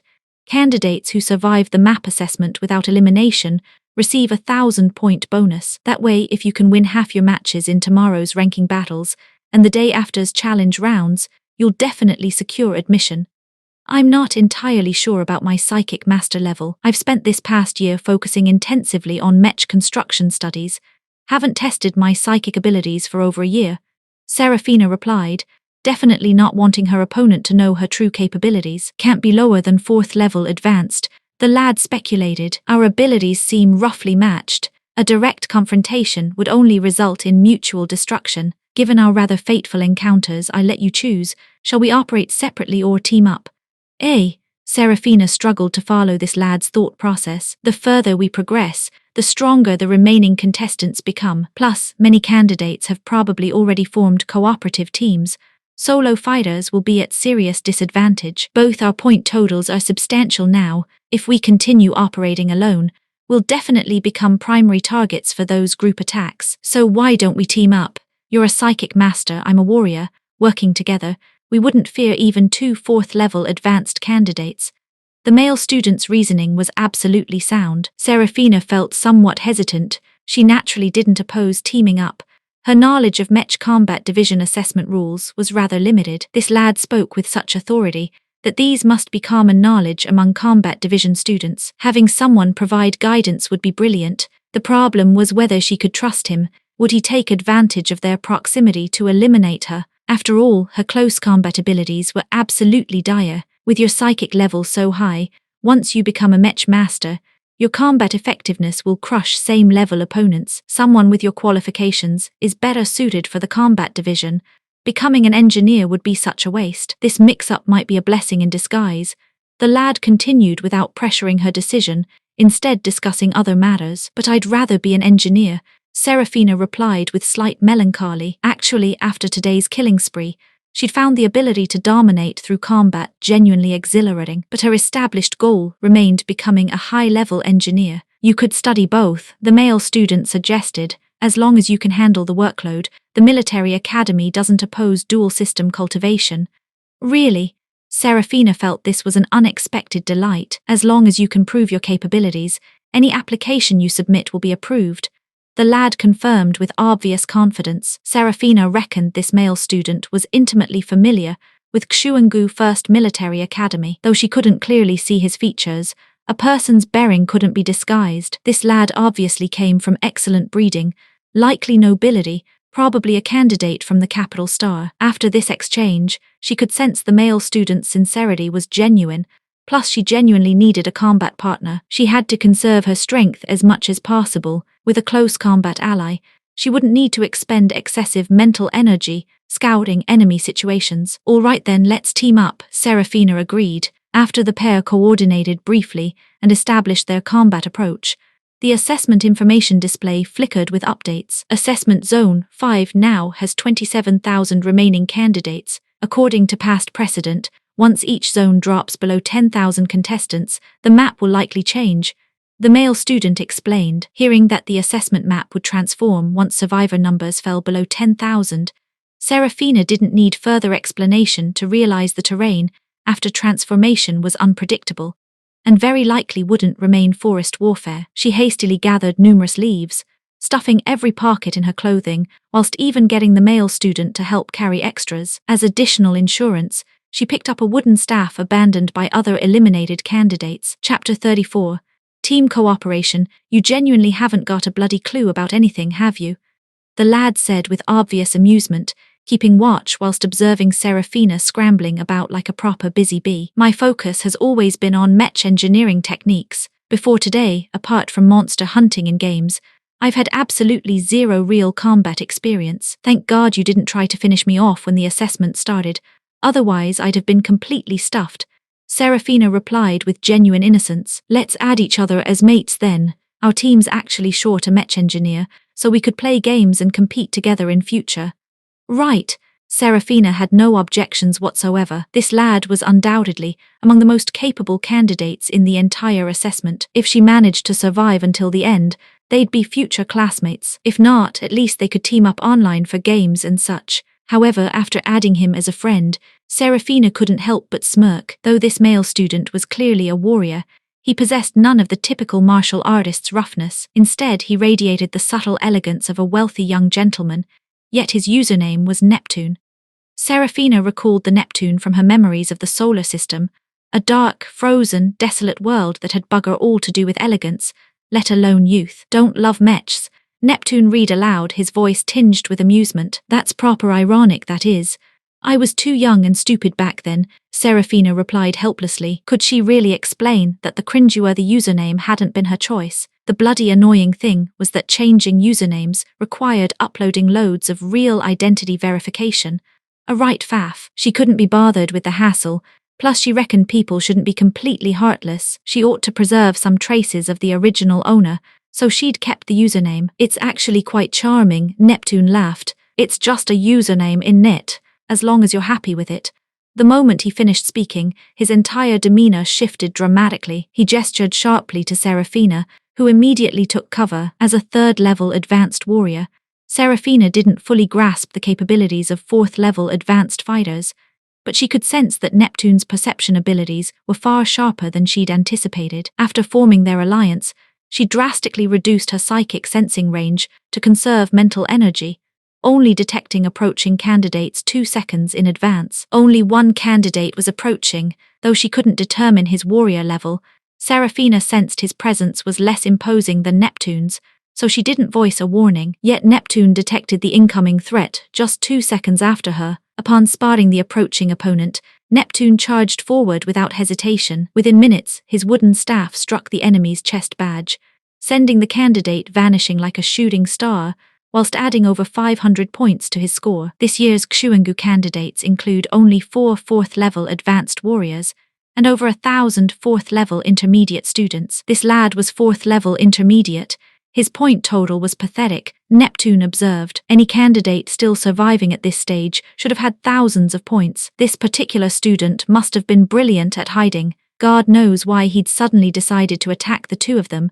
Was he looking for a death wish? After teaming up, since Serafina had admitted her mental power consumption was excessive, and she feared running out of steam, Neptune suggested he take the lead in combat while she provided support, intervening only when danger arose. Serafina recognized that Neptune's proposed combat arrangement favored her, whilst offering him no benefits whatsoever. Not only would this approach drain his energy considerably, but he might engage enemies in prolonged battles only for Serafina to land the killing blow and claim all the points, leaving him with nothing. She had no idea why Neptune was being so generous, but since she wasn't entirely clear about what combat division assessments entailed, conserving strength remained the wisest strategy. She could only accept his kindness gratefully. If they became classmates in future, she'd definitely repay this favor. We're both sorted for points now, just need to survive until the end. We can play it safe for a bit, Neptune suggested. The forest environment naturally favored concealment.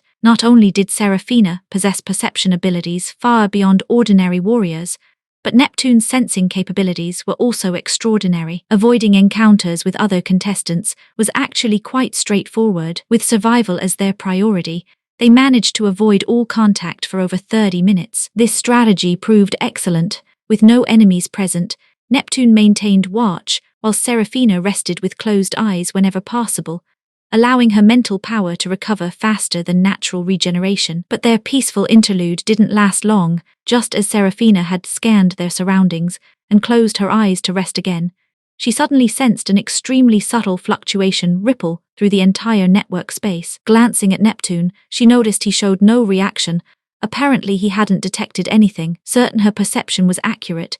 She carefully examined their surroundings before her gaze suddenly sharpened with alarm. "What's wrong?" Neptune asked with immediate alertness. His partner's obvious expression changes were impossible to miss. "Something's not right about that section of forest.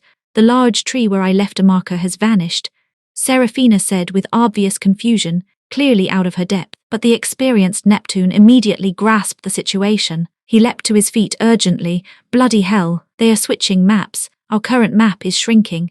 Serafina stared at Neptune with complete bewilderment. Having no understanding of combat division tactics, Neptune explained with obvious exasperation. "Probably because too many candidates have been eliminated, the maps become too vast. The assessment committee's trimming unused areas to reduce the time contestants spend searching for opponents, which means..." Before Neptune could finish explaining the consequences, both of them discovered the results firsthand. Several candidates suddenly materialized around them, equally confused for 2 seconds before reacting. This neural network maneuver completely scuppered Serafina and Neptune's plan to coast through. Whilst conserving strength, they were forced to face wave after wave of opponents. Only then did Serafina truly appreciate Neptune's formidable abilities. He wielded that wooden staff with remarkable fluidity, combined with the fact that every opponent they encountered ranked below his level. Even when facing 3 4th-level intermediate warriors simultaneously, his presence remained utterly commanding. After over 100 exchanges, he'd strike their chest badges and eliminate them. Serafina felt grateful. They hadn't encountered opponents matching Neptune's cultivation level, though they sometimes faced 5 or 6 enemies at once. Neptune's overwhelming presence drew all attention, making Serafina's ambush success rate extraordinarily high. She could no longer afford to conserve strength. With her assistance, Neptune avoided prolonged combat crises, dramatically preserving his physical energy. This completely reversed their situations. Now Serafina's psychic power consumption became excessive. However, after multiple collaborations, she developed basic trust in Neptune. Whenever they confirmed no enemies lurked nearby, Neptune would stand guard while she sat down to rest and recover her mental energy. Chapter 35.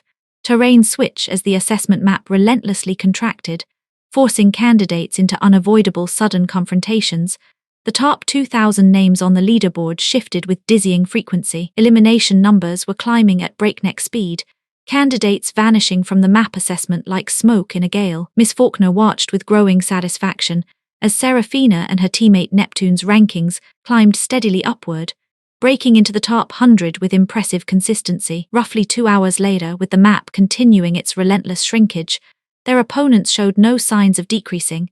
If anything, they were becoming increasingly formidable. By this stage, only the absolute cream of the crop remained standing. Every opponent they faced was either 4th-level intermediate or 4th-level beginner grand perfection warriors. Most 4th-level beginners with lower combat values had already been weeded out mercilessly. The duo's most harrowing encounter came when they stumbled into a 5-person team, all 4th-level intermediate warriors, with 2 having reached grand perfection status. Though Neptune was 4th-level advanced, he hadn't achieved grand perfection yet, making his combat effectiveness somewhat limited. Add Serafina, a mere 3rd-level advanced warrior acting as dead weight, and their situation looked properly grim. Neptune immediately found himself pinned down by 3 4th-level intermediate candidates, whilst the remaining 2 charged straight for Serafina. Without hesitation, she launched her leaf projectiles at the approaching lads. Though caught off guard, they managed partial evasion, avoiding vital points whilst losing only 8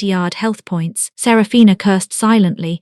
These 2 possessed extensive combat experience. After her initial ambush failed, every subsequent leaf she fired was dodged with practiced ease. Even when they couldn't completely avoid her attacks, they managed to protect vital areas. Though they couldn't prevent health loss entirely, Serafina found herself helpless against them, forced into an undignified retreat. Fortunately, her intensive agility training in Battle Realm, motivated by awareness of her relatively low combat power, now paid dividends. Though her martial arts had only reached 3rd level, her previous battles had primarily consumed mental energy, leaving her physical stamina remarkably intact. Her opponents were different entirely. As their energy waned whilst hers remained strong, her speed proved nearly equal to theirs. Combined with tree cover providing obstacles and her psychic pathfinding abilities, she could weave left and right with abandon. When pursuit grew too close, She'd suddenly used telekinesis to trip their feet, slowing their advance. The first time Seraphina employed this tactic, both lads were caught completely off guard. One nearly tumbled face first into the dirt, whilst the other barely avoided smashing into a tree trunk. Their pursuit speed faltered, allowing distance to open between them once more. Perhaps her psychic techniques made the two lads somewhat wary, causing them to hold back in their chase and giving Seraphina precious breathing room. But this style of combat worked against her. Both physical stamina and mental energy were draining rapidly, causing her health bar to drop steadily. If this grinding battle continued, the outcome remained anyone's guess. Thankfully, Neptune proved absolutely brilliant. After roughly 30 minutes, he'd eliminated his 3 opponents and charged over to support her. However, the 2 lads attacking Seraphina were sharp as tacks. The moment Neptune freed himself, they made a coordinated feint towards Seraphina before splitting up and legging it into the left side forest. Neither Neptune nor Seraphina felt inclined to pursue them. They weren't short on points anymore, and with danger past, the pair settled down for another rest. Both were properly knackered from that scrap, but they'd barely sat down when a mechanical voice suddenly echoed around them. Currently, only 100,000 candidates remain across all 10 assessment zones. Please prepare yourselves. The final decisive battle period begins now. The moment the mechanical warning finished announcing the map switch, Seraphina and Neptune, still resting beneath their tree, felt their bodies shift slightly. The cool grass beneath their backsides instantly transformed into scorching hot yellow sand. Both leapt up urgently, but their excessive force caused their feet to sink over 10 centimeters deep into the sand. Seraphina fared somewhat better than Neptune, who sank even deeper, probably due to his greater body weight. Surveying their surroundings, having once visited desert regions, Seraphina recognized this as a completely realistic environmental simulation. Everything felt absolutely authentic, right down to the blazing hot wind that swept across the dunes with familiar intensity. Bloody hell, the decisive battles in a desert. Walking's going to be a right nightmare without mechs. Neptune groaned with obvious dismay. Desert terrain wasn't particularly favorable for warriors. The geography was flat and expansive, offering no concealment or hiding spots. Only direct close-quarters combat remained viable. None of the candidates possessed mechs or weapons, forcing them to rely entirely on their learned martial techniques. But sand would impede their agility, making bare-handed warriors less nimble and preventing them from unleashing their full potential. However, for a psychic master like Seraphina, this terrain was absolutely ideal. Without ranged attack weapons to worry about, she needn't guard against distant assaults. The broad visibility eliminated the need to expend mental energy scouting opponent movements, whilst enemies would be hampered by terrain restrictions. Perfect conditions for her projectile ambushes. Seraphina felt tremendously grateful for Neptune's earlier advice about preparing abundant weapons. Since the system provided 100% realistic natural environment simulation, after stuffing her pockets with leaves, she'd found flexible vine strips and woven 2 waste pouches during rest periods. These contained numerous hard-shelled seed pods the size of soybeans, serving as improvised projectiles. These hard shells dealt significantly more damage than leaves, whilst leaf attacks against 4th-level intermediate candidates couldn't guarantee instant elimination.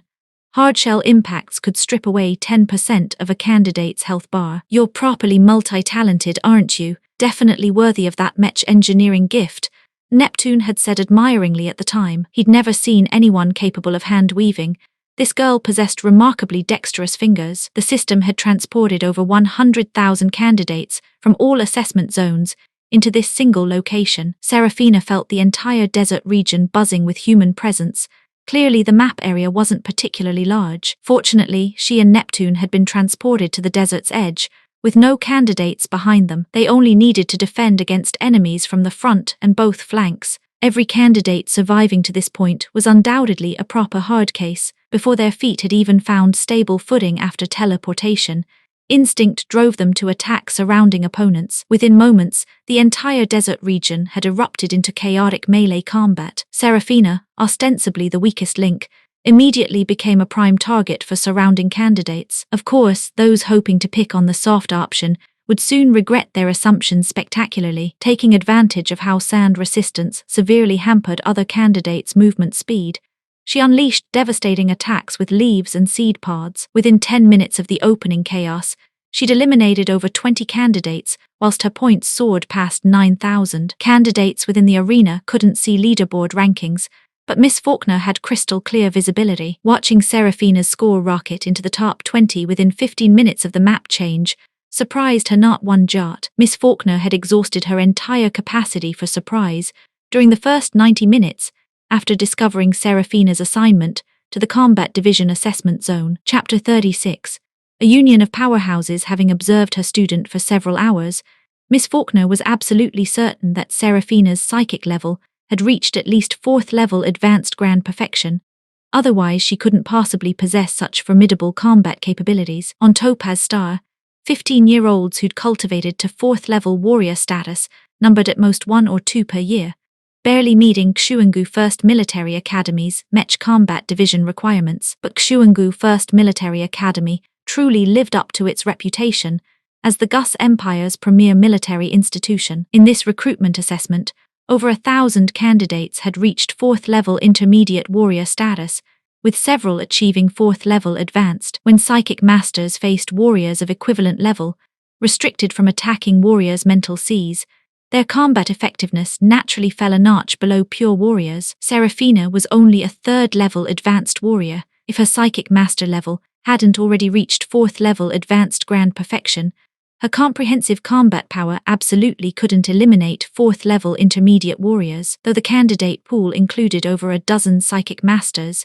after hours of elimination, only 3 4th level intermediate psychics remained, and their martial arts levels were merely 2nd level. Seraphina not only possessed high psychic abilities, but was also a 3rd level warrior, making her capabilities truly exceptional among these 100,000 candidates. Even more fortunately, her companion was a 4th level advanced warrior, the highest warrior level among all 100,000 participants. Their partnership represented a genuine union of powerhouses. Consequently, Miss Faulkner felt tremendous confidence that Seraphina would definitely survive until the end. Then there was Scarlet Shadowmere. Though her warrior level wasn't the highest, her movement techniques were peculiarly evasive. Her killing strikes lacked ferocity, but her dodging abilities were extraordinarily nimble. Therefore, even if Scarlet couldn't win fights, she could definitely escape. Despite her cultivation having only just advanced to 4th level intermediate, she hadn't encountered any particularly formidable opponents,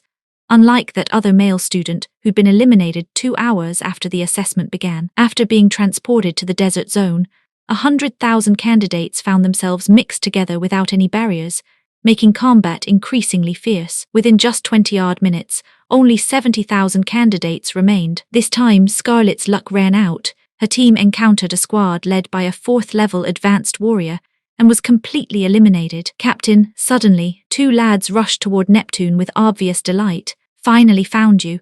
Both were warriors with 4th level intermediate cultivation. Though their combination wasn't particularly strong, their survival to this point indicated abilities far more formidable than they appeared. "This is my companion." Neptune introduced Seraphina to his teammates. Standing behind Neptune, though her features remained somewhat blurred, Seraphina was clearly recognizable as an attractive young woman. "Blimey, Captain's actually teamed up with a bird," one lad exclaimed in genuine surprise. From his tone, he seemed genuinely shocked that their captain would partner with a female candidate. But since everyone remained strangers without mutual understanding, Seraphina had no interest in pursuing the reasons. If they became classmates in future, she could always ask then. Even with unclear facial features, both lads possessed an unmistakable aura that immediately marked them as exceptionally capable and proud individuals. When they assessed her, Seraphina expected them to develop contempt based on her apparent cultivation level. Unexpectedly, though they clearly had suspicions, they refrained from making hasty judgments or saying anything disparaging, obviously showing considerable deference to their captain. This wasn't the time for conversation anyway. Neptune immediately arranged his 2 companions' positions,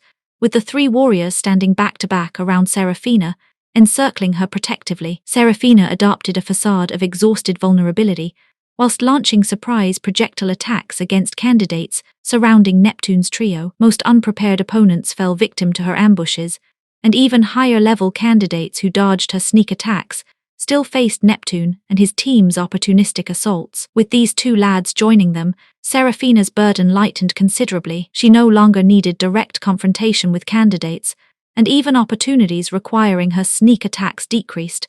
giving her precious breathing space. Otherwise, continuing such intense combat would have resulted in elimination, either by other candidates or through extreme exhaustion draining her health bar completely. With 2 additional team members, Neptune became unstoppable, decimating opposition. Apart from one squad that barely managed to escape, every other team they encountered was eliminated. On one occasion, they encountered a squad led by a black-haired youth whose level matched Neptune's, though his presence felt slightly more imposing. Neptune and the black-haired youth exchanged distant glances before the latter turned away with his team, showing no intention of confrontation. Seraphina noticed a red-haired girl with 2nd-level advanced warrior cultivation in the black-haired youth squad, sparking certain suspicions in her mind. When encountering 4th-level advanced warrior candidates, Neptune and his opponents seemed to share an unspoken understanding.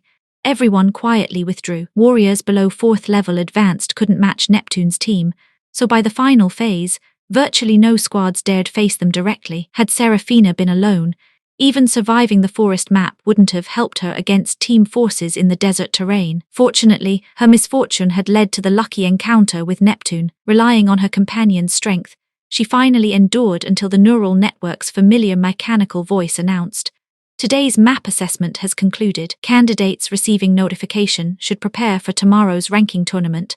The moment those words ended, her surroundings immediately transformed. Seraphina was transported to her designated assessment chamber so quickly she couldn't even bid farewell to Neptune and his team. After pressing the green exit button, she remained in the holographic gaming pod for quite some time before finally mustering the energy to emerge. Though combat had occurred in a virtual world, as a practical combat novice, Seraphina felt utterly exhausted throughout her entire body, with her head throbbing in waves of sharp pain. In this condition, she lacked any energy to consider other matters.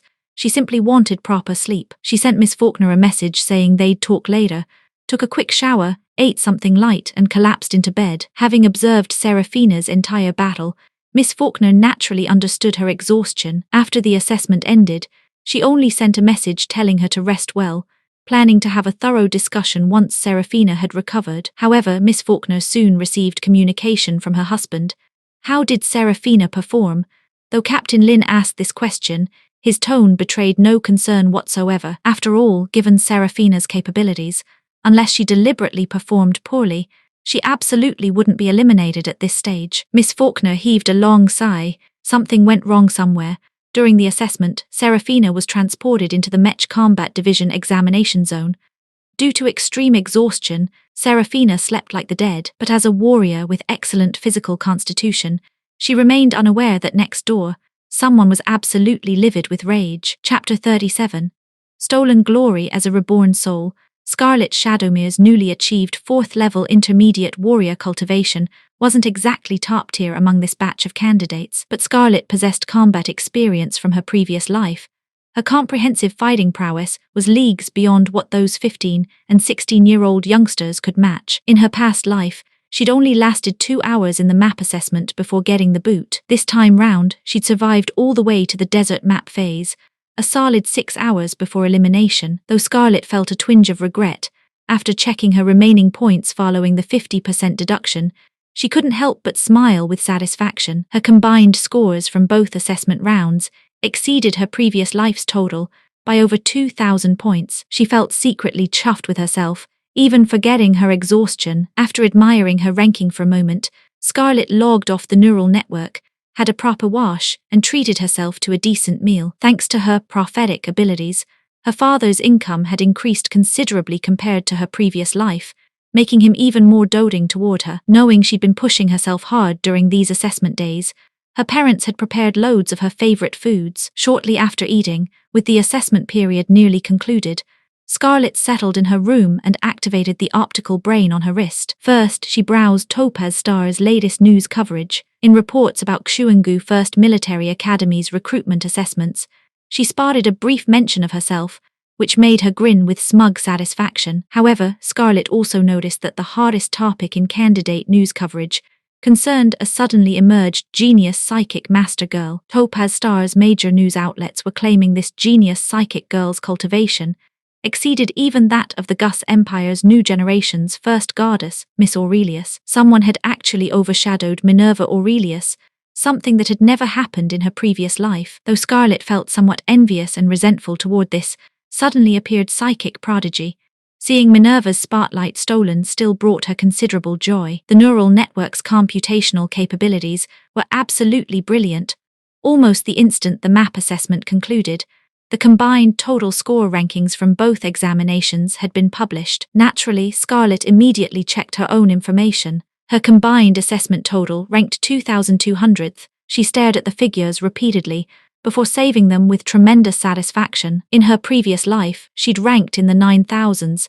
This represented massive improvement. If her academic scores hadn't dragged her down, she should have broken into the top 1,000 this time. At Xuangu First Military Academy, Mech Combat Division freshmen ranking within the top 1,000 were considered honor students. After admiring her placement, Scarlet browsed the first page of the assessment results leaderboard. First place was Valorian Sterling, as expected. Second place belonged to Dean Atchison, same as her previous life. Third was Su 13, fourth was Gao Heidao, and fifth was Shinobi King Ren Wayu. Suddenly, a name that left Scarlet absolutely gobsmacked appeared before her eyes. She hadn't misread it. The sixth-place candidate was actually called Seraphina. Scarlet's entire world went mental. With the neural network's powerful information storage capabilities, this world wouldn't allow people to give newborns duplicate names, let alone identical full names. Therefore, this Seraphina had to be her next-door neighbor, but that stupid cow had always focused on mech engineering studies and applied for the engineering division. How had she ended up on the Mech Combat Division assessment leaderboard, and in the bloody top 10, no less? The Combat Division's top 10 represented the Gus Empire's most exceptional talents. How could that dimwit Seraphina possibly? It was impossible, absolutely impossible. Scarlet's face darkened as she browsed Xuangu First Military Academy's assessment forums. She didn't even need to search.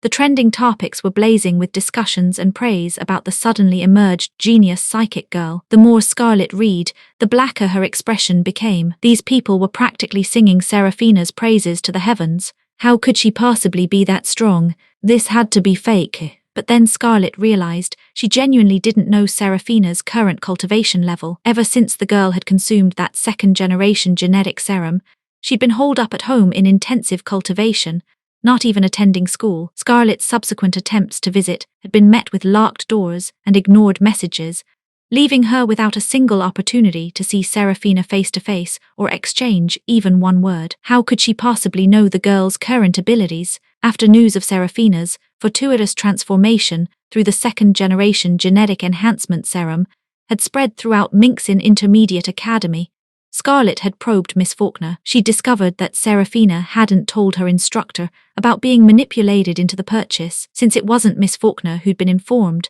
Scarlet couldn't understand how that supposedly dim-witted girl had seen through her scheme to manipulate her into buying the second-generation genetic enhancement serum. The last time Scarlet had seen Seraphina was the morning after she'd used the genetic enhancement serum. At the time, Scarlet had been so shocked that Seraphina was still breathing that she'd begun doubting her own memories, constantly reviewing her previous life's information about second-generation genetic enhancement serums, whilst forgetting to observe Seraphina's expressions. This had led to Seraphina's sudden, sardonic pointing out of her well-intentioned efforts, catching Scarlet completely off guard and missing her chance to properly explain herself to the girl. Originally, Scarlet hadn't been particularly anxious, since Seraphina had only made veiled implications, suggesting she wasn't entirely certain of Scarlet's intentions. Given their previous friendship, and that silly girl's supposedly addled brain, Scarlet had believed that with proper persuasion, Seraphina would ultimately accept that her concerns had been genuine. But Scarlet hadn't anticipated Miss Faulkner valuing Seraphina so highly,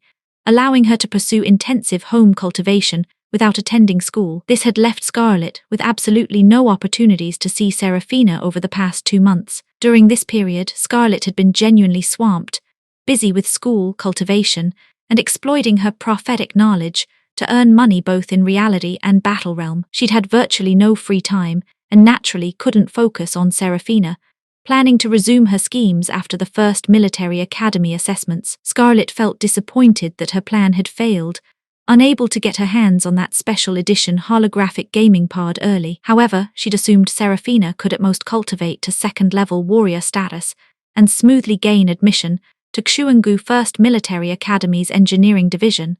still easily manageable. Therefore, she hadn't felt particularly urgent despite her busy schedule, but Scarlett had never imagined that Seraphina would apply for the combat division, achieve such high scores in both assessments, break into the top 10, and become the genius psychic girl that everyone across the neural network had noticed. Scarlett's own ranking of 2,000 odd, due to her academic scores dragging her down, had initially filled her with achievement and quiet pride, confident she could break into the top 1,000 after the next ranking battles. In her previous life, she'd ranked in the 9,000s at this stage, ultimately entering Xuangu First Military Academy dead last in the ranking battles, earning her the mocking nickname Number 1 from classmates. Now that she was no longer her former self, Scarlett firmly believed that once she broke into the top 1,000, she'd become a hot topic for Topaz Star's news media, allowing her to leverage this attention for substantial credit point earnings. But a variable had emerged, and this variable might very well have been created by her own actions. Chapter 38.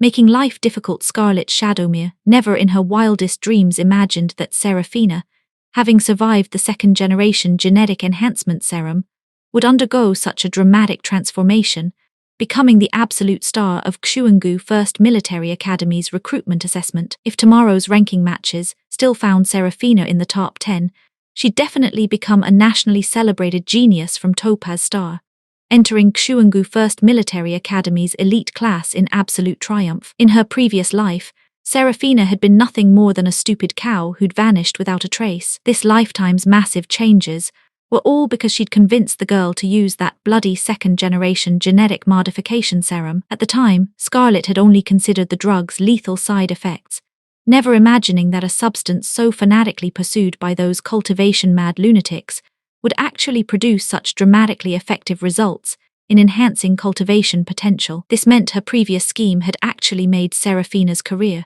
transforming her into the genius young psychic master that everyone on the neural network was now praising and admiring. How could Scarlett possibly accept such an outcome? Wasn't the second-generation genetic modification serum supposed to have severe pain-inducing and hallucinogenic side effects that even fourth-level warriors couldn't survive? A fortnight ago, pharmaceutical companies had been successfully prosecuted in court, with all produced serums sealed away and massive credit point compensations owed to users. Scarlett genuinely couldn't understand how that delicate, pathetic little fool Seraphina had managed to pull through. What the devil had happened? No, absolutely not. She couldn't accept Seraphina becoming what she was now. Seraphina should have remained a miserable little bug who couldn't pass her exams, and even if she'd managed to get in next year, she should have encountered some disaster and disappeared forever like her short-lived mother. Only she, Scarlett Shadowmere, was heaven's chosen daughter, Topaz Star's most outstanding genius girl. No one else could steal her spotlight. Actually, if Seraphina's assessment results had appeared on the Mech Engineering leaderboard rather than the Combat Division rankings, Scarlett might not have reacted so violently or found it so impossible to accept. After all, different fields couldn't be directly compared. Without comparison, there was no harm. But now, side by side, Scarlett wasn't just a point or two behind Seraphina, so how could she possibly stomach it? Before the recruitment assessment began, though Seraphina hadn't predicted that her examination would encounter complications, causing Scarlett to go mental upon seeing her results, she'd never lowered her guard against the girl. She worried that Scarlett might take advantage of the major exams to cause trouble and make her life difficult. Therefore, to prevent Scarlett from stirring up mischief that might interfere with her performance, Seraphina had arranged with Miss Faulkner before the assessment to remain completely secluded until exams finished. Any communication would go through optical brain contact. So when Scarlett saw Seraphina's scores and went absolutely barmy in her own home before rushing over to bang on Seraphina's door, our protagonist, who happened to be having dinner in the dining room at the time, remained perfectly composed, pretending not to hear any knocking and absolutely refusing to open up. Later, when Seraphina went to bed, she had no idea that Scarlett, having worked herself into a proper fury from all that door-banging, had called the police out of sheer spite, hoping to disturb Seraphina's peace. Scarlett had put on a concerned act, claiming her neighbor was an orphaned girl who'd been hiding at home for months without coming out, not even answering the door, and asking them to check on her. Fortunately, Captain Lin had been well prepared, leaving Guardian information with the police station and giving them advance notice. The moment they heard about B-Ring XXX District, Unit XXXX, The police immediately contacted Captain Lin for clarification. With his assurances, Serafina was spared the shock of a police welfare check. Completely unaware that her home had nearly become the scene of such drama, Serafina slept soundly for 3 hours and felt completely restored upon waking. Thanks to today's utterly unprepared challenge that had pushed her limits to the extreme, her psychic energy reserves had actually increased slightly, equivalent to a month's worth of cultivation progress. The first thing Serafina did after getting up was contact Miss Faulkner. Her instructor had definitely witnessed today's assessment debacle, where she'd unexpectedly become a Mech Combat Division candidate without any preparation. If this had been the original owner, she probably would have been completely bewildered, never suspecting anything dodgy about the situation. But the current Serafina could make some educated guesses about the possibilities. During her imprisonment in the Jade Pendant, though her consciousness had flickered between clarity and confusion, she'd heard things even when she couldn't see them. Of course, these were merely speculations without any evidence, and she had no intention of sharing this melodramatic backstory with Miss Faulkner. She believed that even if someone was plotting against her, their goal was probably just preventing her from reaching the Imperial Capital Star. They likely wouldn't threaten her life, but involving Captain Lin and his wife would bring them no benefits. The opposition might show restraint with her, but others were a different story entirely. So unless absolutely necessary, she didn't want to expose Serafina's true background. She was thoroughly satisfied with her current circumstances. Though nominally an orphan, she lived comfortably without financial worries. Plus she had genuinely caring guardians who could protect her. She was living freely and happily. Why go looking for trouble? Still, she needed to maintain appearances. Any normal person encountering such circumstances would naturally ask their school why their application preferences had been changed. If she asked nothing, it would only make scheming individuals suspect she knew something, potentially provoking them to use more extreme measures against her. Then she really might not get into Xuangu First Military Academy. Miss Faulkner was equally concerned about Serafina's altered application. With this much time elapsed between the school and Captain Lin's networks, she'd managed to gather all available information. The moment the terrain assessment ended, I inquired with Xuangu First Military Academy about this unexpected incident. Their response was that the neural network detected you possessed psychic potential superior to ordinary psychic masters, determining you were better suited as a Mech Combat Master. Therefore, they forcibly transferred you to the Combat Division Assessment Zone. It wasn't anyone tampering with your application preferences. Miss Faulkner continued, your Uncle Lin also used his channels to investigate. According to his information, the Empire has been ordering priority cultivation of stellar Mech Combat Masters since 2 years ago. Starting last year, any new students with cultivation potential capable of reaching 5th level stellar Mech Combat Master status are unconditionally assigned to the Mech Combat Division. Our Topaz Star schools were simply too poorly informed, leaving you completely unprepared. Thank goodness you're such a clever, capable child. After a brief pause, she continued, I believe this explanation is correct. After all, you've grown up on Topaz Star. Your mother had no connections on the Imperial Capital Star, and you're just a child with no enemies. It's impossible that someone would go to such elaborate lengths to alter your preferences without reason. Anyone capable of modifying Xuangu First Military Academy's candidate assessment system would definitely possess extraordinary status. But Serafina was just a little girl who'd become an orphan. Even if her mother had previously offended someone, they wouldn't bother with such complicated schemes to target her when simpler methods existed. Chapter 39.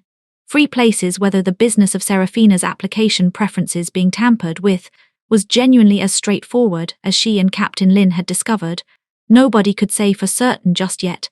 This sort of thing needed proper investigating. For Miss Faulkner, immediate concerns took priority. Serafina was still young, and she needed to help her student maintain a healthy, optimistic outlook, studying and sitting exams like any normal student. She couldn't let the girl get bogged down in negative emotions like hatred, fear, or worry. That would only destroy Serafina's future. Serafina's eyes flickered with understanding. She'd more or less sussed out Miss Faulkner's thinking. After appearing to consider the matter for quite some time, she finally replied, Must be the case, really. After all, I've never left this planet since birth.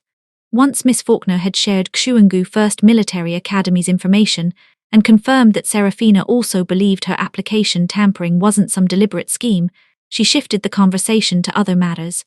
Serafina, I've got to tell you, Your results are absolutely brilliant. After 2 assessments, your point ranking is 6th place. Scarlet Shadowmere's dropped to over 2000th. She used to be quite the celebrated genius on our Topaz star, which just shows how exceptional your combat talents truly are. Whilst you were sleeping, Xuangu First Military Academy posted a network-wide announcement because the Empire needs more high-level mech masters and engineers. Starting from this year's intake, the top 10 candidates in both mech and engineering divisions will receive free admission to Xuangu First Military Academy. I checked previous records. In the past, only the top 5 new students could get free places. With your current ranking, Seraphina, securing a combat division free place shouldn't be difficult. Miss Faulkner delivered this good news with obvious mixed feelings. For gifted candidates, this was absolutely brilliant news. Xuangu First Military Academy's tuition fees were as legendary as its reputation, ranking first among all Imperial military academies. Even the cheapest support division cost 50,000 credit points annually, whilst mech engineering reached a staggering 120,000 credits per year. Even mech combat division required 100,000 credit points annually, and that didn't include living expenses. Such sums were completely beyond ordinary families' means. Of course, heaven never completely blocks all paths, especially for capable individuals. Every candidate who gained admission to Xuangu First Military Academy was undoubtedly a young prodigy. After graduation, they became targets for every military force's recruitment efforts. Therefore, students who'd gained admission but couldn't afford the astronomical fees, yet refused to withdraw, either signed indenture contracts with military forces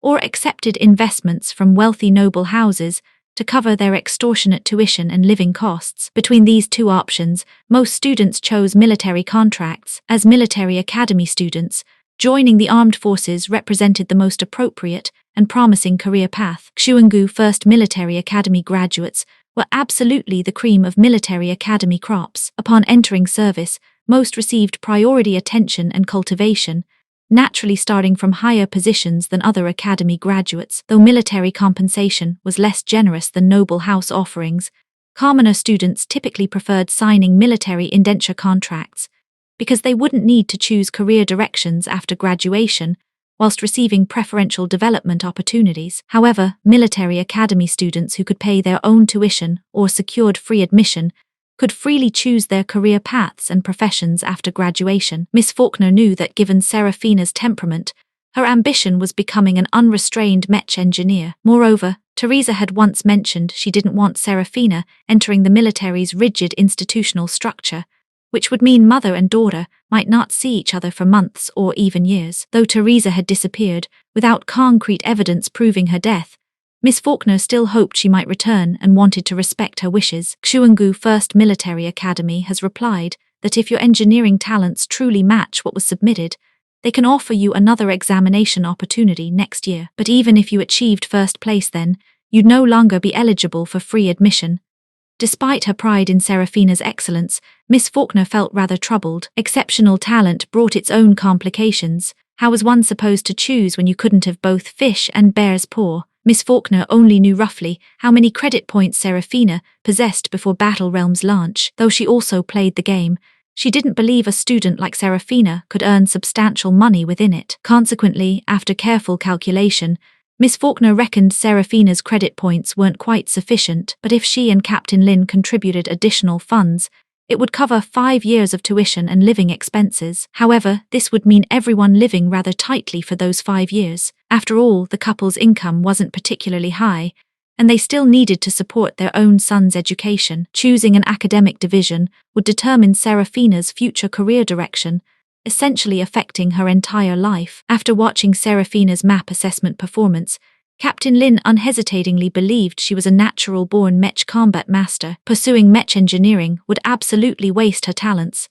Miss Faulkner didn't want to influence Seraphina's choice, so she decided not to share Captain Lin's evaluation just yet. The more momentous the decision, the more careful consideration it required. Rather than interfering with Seraphina's choice, she simply provided relevant information analysis before suggesting the girl shouldn't rush.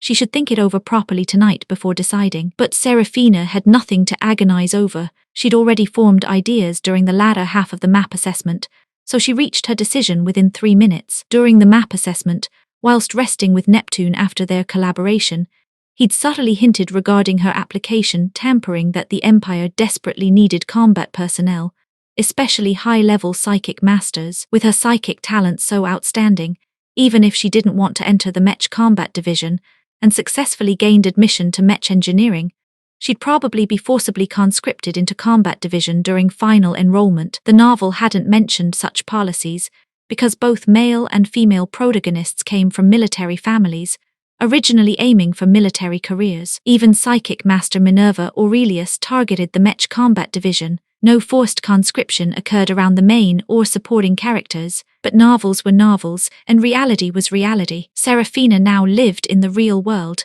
Just because the novel didn't mention something didn't mean such policies didn't exist in reality. She felt this represented the normal way reality should unfold. After all, with major enemies approaching, not only the Gus Empire but the entire Gumara Star domain most desperately needed stellar warriors capable of space combat. Given the Gus Empire's operational methods, starting this year, probably not only combat-gifted candidates would be forcibly enrolled in combat divisions. Likely all current Military Academy Combat Division graduates wouldn't enjoy previous career freedom, but would be conscripted directly into military service. When war approached, even talented Mech engineers would probably face mandatory military service. Though Gus Empire citizens typically considered human rights paramount, anyone or any faction touching this principle would face mass neural network attacks from the populace. During national crises, state will would definitely prioritize national interests above all else. No matter how much public opinion objected, it couldn't change such policies. After all, even fools understood that if the Gus Empire couldn't be preserved, imperial citizens would cease to exist. So regardless of how much opposition forced conscription generated, unless people wanted national destruction and personal annihilation, citizens wouldn't rebel against the government over such measures. Chapter 40. Pre-battle preparations. Serafina had already foreseen what sort of interstellar catastrophe the Gumara Star domain would face in a few years' time. Now, learning that she'd definitely be conscripted into the military after graduation, what bloody choice did she have? Obviously, she'd pick whatever option served her best interests. Her brilliant performance in the Mech Combat Division assessment had given her considerable confidence. You had to remember, this was without any specialized combat training whatsoever, thrown into the map assessment zone completely unprepared, and she'd still managed decent results. Just imagine, if she'd received proper professional training, how formidable would her comprehensive combat capabilities become? Military Academy's systematic training effects and fumbling about with self-taught cultivation weren't even on the same playing field. The Academy offered countless sparring partners and all sorts of real combat opportunities, things you simply couldn't get hiding at home practicing solo. Take yesterday's map assessment, for instance. No matter how smoothly she could grind monsters in Battle Realm's neural network, facing 4th-level warriors revealed her combat prowess wasn't just slightly lacking, it was miles behind. Actually, with her 5th-level beginner psychic master abilities, if she'd had opportunities for real combat experience with others, she wouldn't have fought so desperately from the start. Today's map assessment had been lucky to begin with forest terrain, allowing Serafina to exploit her psychic master advantages, whilst rapidly adapting and strengthening her real-world comprehensive combat effectiveness. This quick growth enabled her to survive until the end once they'd entered the desert map. If it had started as desert terrain from the get-go, she wasn't even certain she could have lasted a few hours in the map assessment. "Miss, you said yourself I've got dual C-grade potential.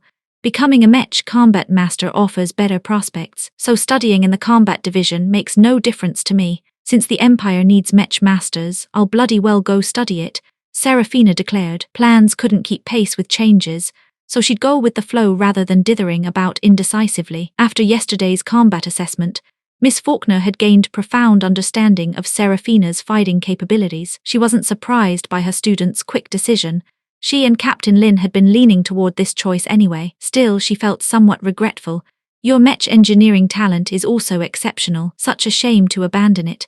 For a girl with Serafina's gentle temperament, an engineer's role would suit her better. Yesterday, my teammate in the map assessment told me that though Xuangu First Military Academy has no official regulations, students with sufficient ability can apply for dual cultivation. This situation isn't uncommon among military academy students, Serafina informed Miss Faulkner, simultaneously indicating she wouldn't abandon mech engineering studies. Miss Faulkner didn't respond immediately after hearing this, considering for quite some time before speaking. Mech Combat Division study and cultivation schedules are extremely demanding. Finding additional time for mech engineering studies would create tremendous pressure, but since you're determined, we won't oppose it. We'll see how things develop. Focus entirely on the current assessment first, based on your present results. Work hard to see if you can earn free admission to the Combat Division.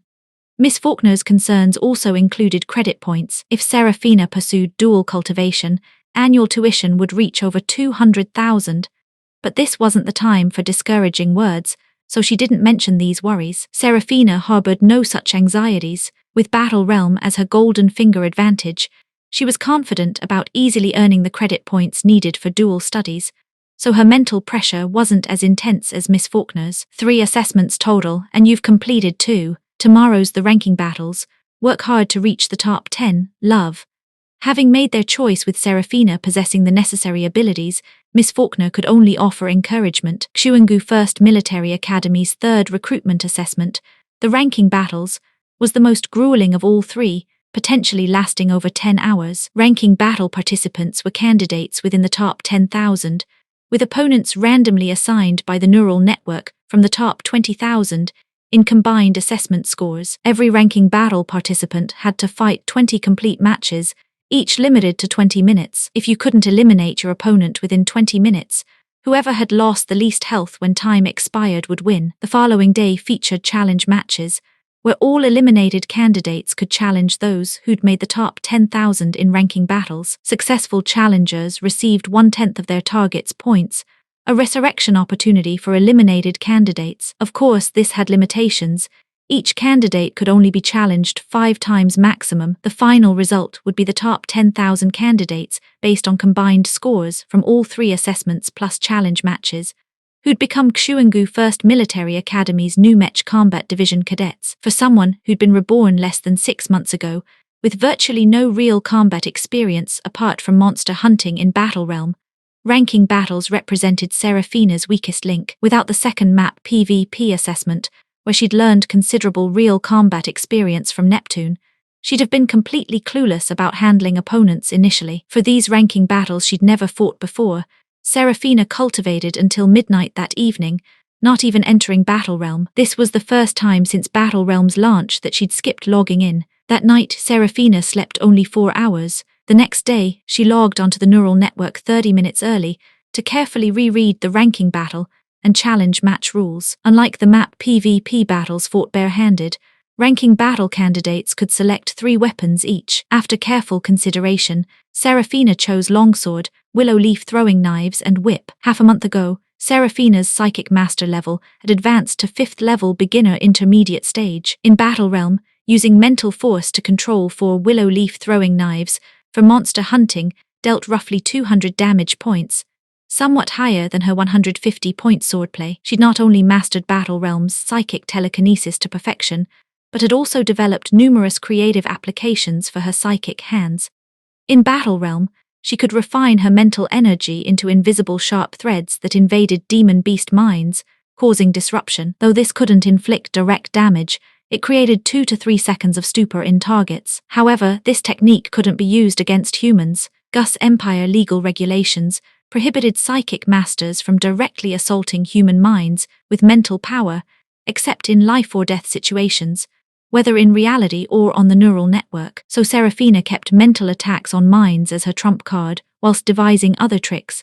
Like yesterday's map assessment, when she'd used psychic threads to trip pursuing opponents' feet, creating obstacles to delay their advance. But tricks were just tricks, offering minimal assistance at best. Her psychic abilities couldn't yet cause direct damage, so she'd selected willow leaf throwing knives, most suitable weapons for beginner to intermediate psychic masters. Chapter 41, Ranking Battles Part 1. The ranking battle arena was set up right in the candidates' own rooms. Since Serafina's previous assessment scores had landed her in the top 10, she'd earned herself the home venue privilege. This meant she wouldn't have to budge from her spot all day. All 20 ranking battles would take place in her own room. Though this room was still arena-signed, it was her home turf regardless, which gave her a proper confidence boost. But most importantly, Serafina could read between the lines of this arrangement. If the top 10 candidates all got home venues, that meant she wouldn't have to face any of the other top 10 contenders. It wasn't that she was being a coward. With her current overall combat capabilities, without the twisting, turning advantages of forest terrain, going up against someone like Neptune with his 4th-level advanced warrior skills would be certain defeat. The only question was which move would finish her off. As for the others, since she'd never actually fought them, she couldn't be entirely sure of her chances, but at least she had some confidence. When Serafina logged onto the neural network and entered Xuangu First Military Academy's assessment zone, she discovered her candidate room had been completely transformed from yesterday. The space no longer resembled a rest area. It had become a proper arena. A circular fighting platform roughly 50 square meters in size dominated the room's center, whilst approximately 110 spectator seats surrounded it. Serafina's luck held reasonably well. Her first opponent was a 4th-level beginner warrior candidate, and a female one at that. Given her current warrior level, she was most afraid of encountering power-type fighters, and the proportion of strength-focused warriors among women was remarkably low. Over the past month, Serafina had focused intensively on training herself to multitask in reality, defending against opponents' attacks with her longsword, whilst simultaneously controlling finger-sized willow leaf throwing knives with telekinesis for sneak attacks. With her current abilities, she could control a maximum of 4 throwing knives simultaneously in reality. Though her training had made her movements incredibly fluid, and she frequently employed this technique whilst monster hunting in Battle Realm, she'd never actually fought against human opponents. Therefore, she had no idea how much damage willow leaf knives could inflict on humans, so she prioritized playing it safe. Moreover, Serafina didn't want strangers knowing she'd already reached 5th-level beginner psychic master status. With so many battles ahead, she needed to keep some capabilities in reserve. Consequently, she planned to use only 2 willow leaf knives in this match. Controlling 2 blades for sneak attacks gave her absolute confidence in victory. "So you're that legendary psychic girl everyone's talking about?" her opponent asked, after clearly observing that Serafina's apparent cultivation was 3rd-level advanced warrior. The female fighter didn't relax. Instead, she adopted the stance of someone facing a formidable enemy. Serafina felt rather embarrassed. "If I'm not being narcissistic, that's probably me, yeah." Yesterday, Serafina had taken time to browse the neural network, checking hot news about Xuangu First Military Academy's recruitment assessments and commentary on outstanding candidates. Naturally, she'd seen various posts about herself from the online spectators. Headlines like, "Dark Horse emerges from nowhere, Empire discovers unknown genius psychic girl," analyzing the unknown genius psychic girl's combat capabilities. "The genius psychic girl's leaves unprecedented hidden weapons. Is this girl an ancient martial arts expert or psychic prodigy?" Analyzing what kind of monster this unknown genius girl is, desperately seeking to unmask unknown girl, and dozens more trending topics. Reading these trending posts, Serafina realized she'd become an internet celebrity. She felt grateful her identity remained thoroughly concealed.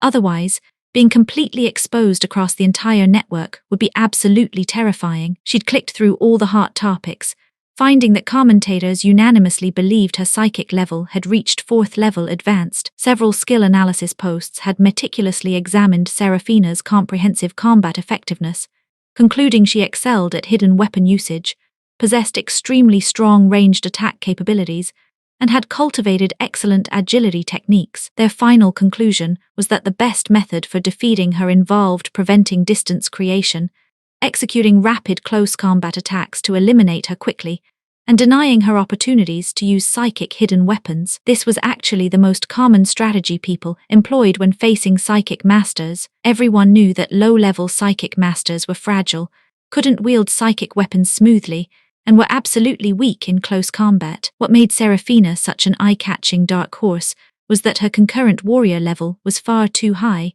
1 or 2 major grades above all other 4th-level psychic candidates, making it impossible for commentators to accurately assess her comprehensive combat value. However, a 3rd-level advanced warrior could be defeated by a 4th-level beginner within 100-odd moves. Therefore, all commentators agreed that with sufficient speed to prevent Serafina from using psychic weapons, victory was guaranteed. Serafina felt grateful that today's ranking battles weren't completely open to the entire neural network, like yesterday's map PK matches. Though the assessment zone's main hall could be accessed, only Xuangu First Military Academy instructors, candidates Intermediate Academy instructors, and participating ranking battle candidates could observe the individual competition rooms. Moreover, seating was limited.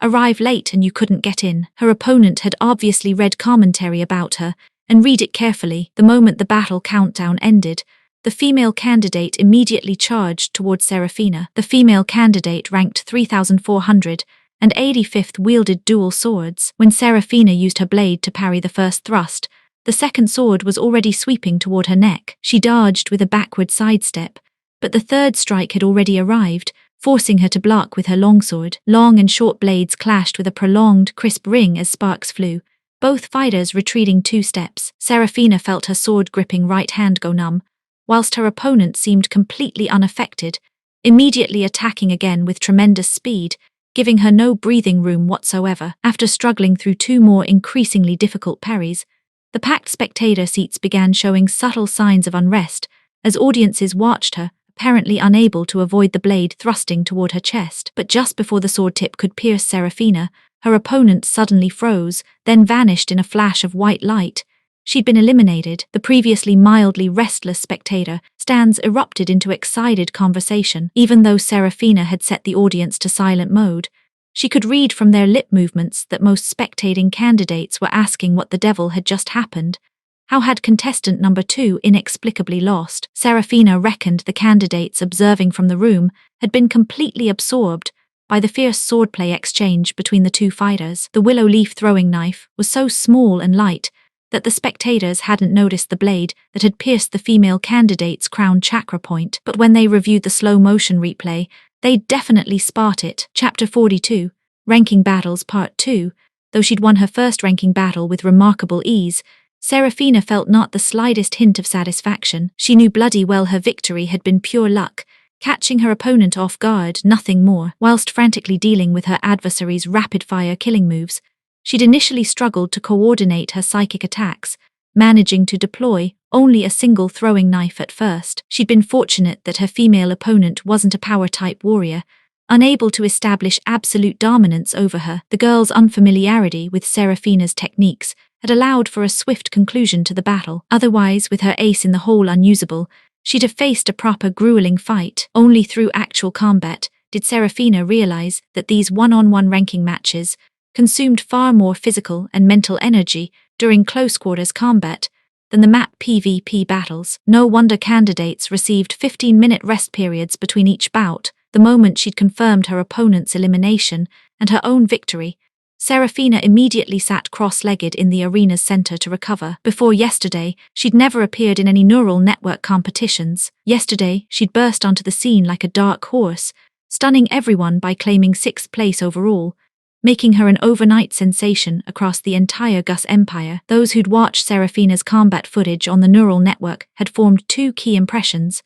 First, she could weaponize leaves and fruits as projectiles with devastating effect.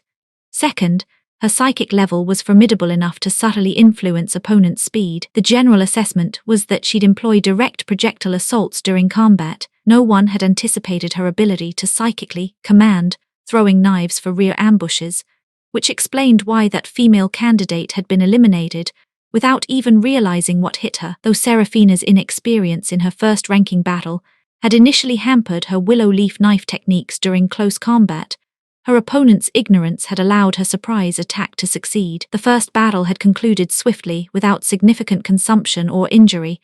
She remained in excellent condition. Rather than growing complacent after her quick first victory, Serafina seized every moment to recover, determined to restore herself to peak performance. Her next opponent might well have witnessed her match from the sidelines, or at minimum could have gleaned information about her willow leaf knife techniques from spectator chatter. Once opponents developed countermeasures, her surprise knife attacks would lose considerable effectiveness. With inferior martial arts, she'd inevitably find herself trapped in grueling close-quarters combat, ultimately facing certain defeat. Serafina's second-ranking opponent was also a 4th-level beginner warrior, ranked 1500th, supposedly already considered expert level. This male student wielded a massive blade, radiating far more intimidating presence than the previous girl. From the opening moment, His great sword swept toward her with tremendous force. Serafina barely managed to deflect it, using soft overcoming hard techniques, but his backhand strike hammered the blade's spine against her longsword. Her hand went numb,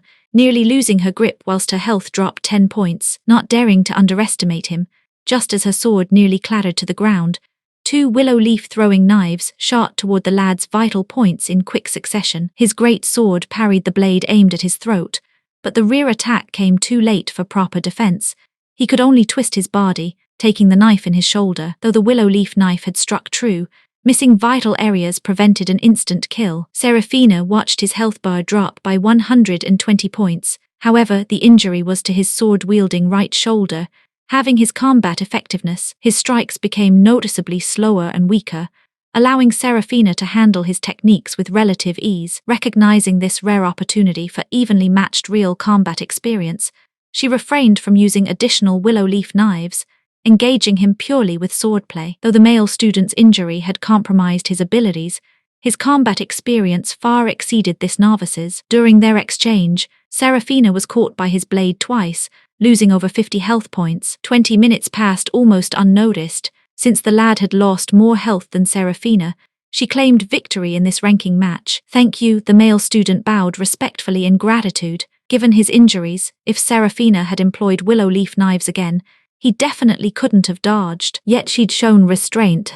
According to ranking battle rules, candidates who fought until time expired only forfeited 1% of total points if defeated, whilst those eliminated before the match concluded lost 10%, a massive difference. Serafina had sacrificed her own interests for his benefit. "You're a skilled fighter worthy of respect," she replied solemnly, moving the lad beyond words. Actually, Serafina was just putting on airs. Internally, she was weeping with regret, desperately wishing she could turn back time. Caught up in combat excitement, she'd completely forgotten that losing candidates transferred points to winners, focusing only on this rare opportunity to hone her fighting skills. Worse still, as the third match prepared to begin, Serafina discovered she'd lost 60 health points, leaving her with only 940. She mentally gnawed her handkerchief in frustration, cursing her absent-mindedness. Her third opponent ranked 17,342nd, another 4th-level beginner wielding a great sword. But upon engaging, she immediately understood why this lad ranked in the 10,000s, whilst her previous opponent had been in the thousands. Despite identical levels and weapons, this student's offensive was only marginally stronger than her previous injured opponent's weakened attacks, something she could actually handle. Learning from her earlier lesson and fearing careless mistakes might cost her more health, after just a few minutes of combat, Serafina used willow leaf knives to eliminate him. Her subsequent 4th, 5th and 6th matches featured opponents ranked beyond 8,000. These 3 battles proved effortless. She suffered no health damage whatsoever. Though those contestants knew about her willow leaf knife techniques, most could dodge one blade but not the second. In her 7th match, discovering her opponent ranked 18th overall, Serafina's expression immediately turned grave. This was the highest cultivation adversary she'd faced across all 7 ranking battles, a 4th-level intermediate warrior specializing in speed and power. The male student's frame was nearly twice her size, and more terrifyingly, he wielded a spear. Without question, this would be a brutal fight, one she'd very likely lose. Not daring to take any chances, Serafina switched from her longsword to the whip. Seeing her change weapons mid-preparation, the spectator stands erupted in surprised chatter as onlookers began whispering amongst themselves. Chapter 43, Ranking Matches, Part 2. Throughout her previous 6 matches, Serafina had wielded her longsword whilst using willow leaf throwing knives for sneak attacks. Nobody had the foggiest that she could handle a whip as well, leaving the spectators rather uncertain whether her weapon choice was sound. When it came to raw killing power, longswords definitely packed more punch than whips, but in terms of weapon matchups, whips were spot-on against spears. It all came down to the fighters' respective skills. However, from the audience's perspective, candidate number 1, with her measly 3rd-level advanced warrior cultivation, appeared woefully weak in martial techniques regardless. Facing her strongest opponent yet, she'd actually swapped her high-damage longsword for a whip, with considerably lighter striking power. Since they knew bugger all about her capabilities, the assembled crowd couldn't begin to assess this match's outcome. What's this child playing at? Why is she suddenly switching weapons? Seeing Serafina face her formidable opponent with a whip instead of her usual blade, Miss Faulkner grew rather anxious, cursing the fact that she couldn't communicate with her student during the match. Don't get your knickers in a twist. Serafina's not the impulsive type, otherwise she'd never have made it this far. Captain Lin, attending as her guardian since he happened to be free today, remained utterly unruffled. This opponent has advantages in both build and weaponry. Using a whip to overcome strength with flexibility gives her a fighting chance. As a military man with extensive combat experience, who knew exactly how Serafina had been unceremoniously shoved into the Mech Combat Division assessment, Captain Lin had observed her performance in yesterday's tactical examination. After watching several of today's matches, he'd roughly sussed out the main reason she'd made it this far. This girl possessed sufficient composure. Even lacking experience, she wouldn't succumb to cowardice or other negative emotions. Instead, she'd analyze situations coolly, seek opponents' weaknesses, and fight tooth and nail for victory. Such mentality alone guaranteed half her success. Moreover, the whip techniques Serafina had learned came from Captain Lin's personal connections. He understood that Manuel's extraordinary qualities far better than Miss Faulkner. The only unknown was how many levels of the technique Serafina had mastered. Captain Lin's assessment proved spot on. The moment the match began, Serafina gripped her 2-meter whip and completely abandoned the passive defensive stance she'd maintained throughout her previous 6 encounters. She struck first, lashing out with aggressive intent. Though her opponent blocked with his staff, whips were flexible weapons. Stopping one section proved useless when the tail still swept across his body. His health bar immediately dropped 25 points. The crowd instantly erupted, like they'd been injected with pure adrenaline. Clearly, candidate number 1 had been holding back her true capabilities, and now she delivered a proper surprise. According to standard procedures, assessment weapons were basic white-grade equipment without enhancements. A 3rd-level advanced warrior's attacks against a 4th-level intermediate opponent should inflict minimal damage. A light whip graze would typically cause 1 or 2 points of damage at most. Such substantial damage could only mean candidate number 1 was employing psychic power. But whips were warriors' exclusive weapons. How had this genius psychic master managed such a feat? However, the male candidate number 8's warrior cultivation exceeded Serafina's by 2 minor levels. No matter how swift her movements, she couldn't match his speed. Though she consistently avoided vital strikes, her health bar steadily dropped by dozens of points. The audience watched Serafina transform from initially clumsy, passive attacks, with her health plummeting by dozens of points, to later preventing the male candidate from closing distance, turning the tables until his health dropped by dozens of points instead. This had become an evenly matched, blood-pumping battle that set hearts racing. Serafina hadn't noticed, but Miss Faulkner could feel the crowd's electric enthusiasm surrounding her. For Miss Faulkner, however, this was an absolutely nerve-wracking match. Her heart felt like it was being held aloft by an invisible hand that kept giving it periodic squeezes. After all, the male candidate's overall combat value far exceeded this rookie's capabilities. When the 20-minute regulation time expired, he'd lost 60 fewer health points than Serafina. Naturally, he claimed victory. This was Serafina's first-ranking match defeat, but she had no time for regret or reflection. The moment the match ended, after cordially bidding her opponent farewell, she immediately sat down on the spot. Though she'd lost this battle, Serafina had fought with absolute satisfaction. The cost, however, was enormous consumption. With 13 matches remaining, she naturally wanted to recover as much as possible. Despite losing one match, Serafina felt more confident than ever. In subsequent battles, she maintained a clear pattern. Against 4th-level beginner opponents, she used longsword and willow leaf knives. Against 4th-level intermediate opponents, she employed the whip. Didn't Serafina only start learning whip techniques after our last dinner together? How's she wielding it so bloody brilliantly? Miss Faulkner marveled. Haven't you noticed how clever our girl is? She's innovated her own technique, wrapping the whip with psychic power to increase its force and lethality. Even 4th-level intermediate warriors can't withstand her whip's damage.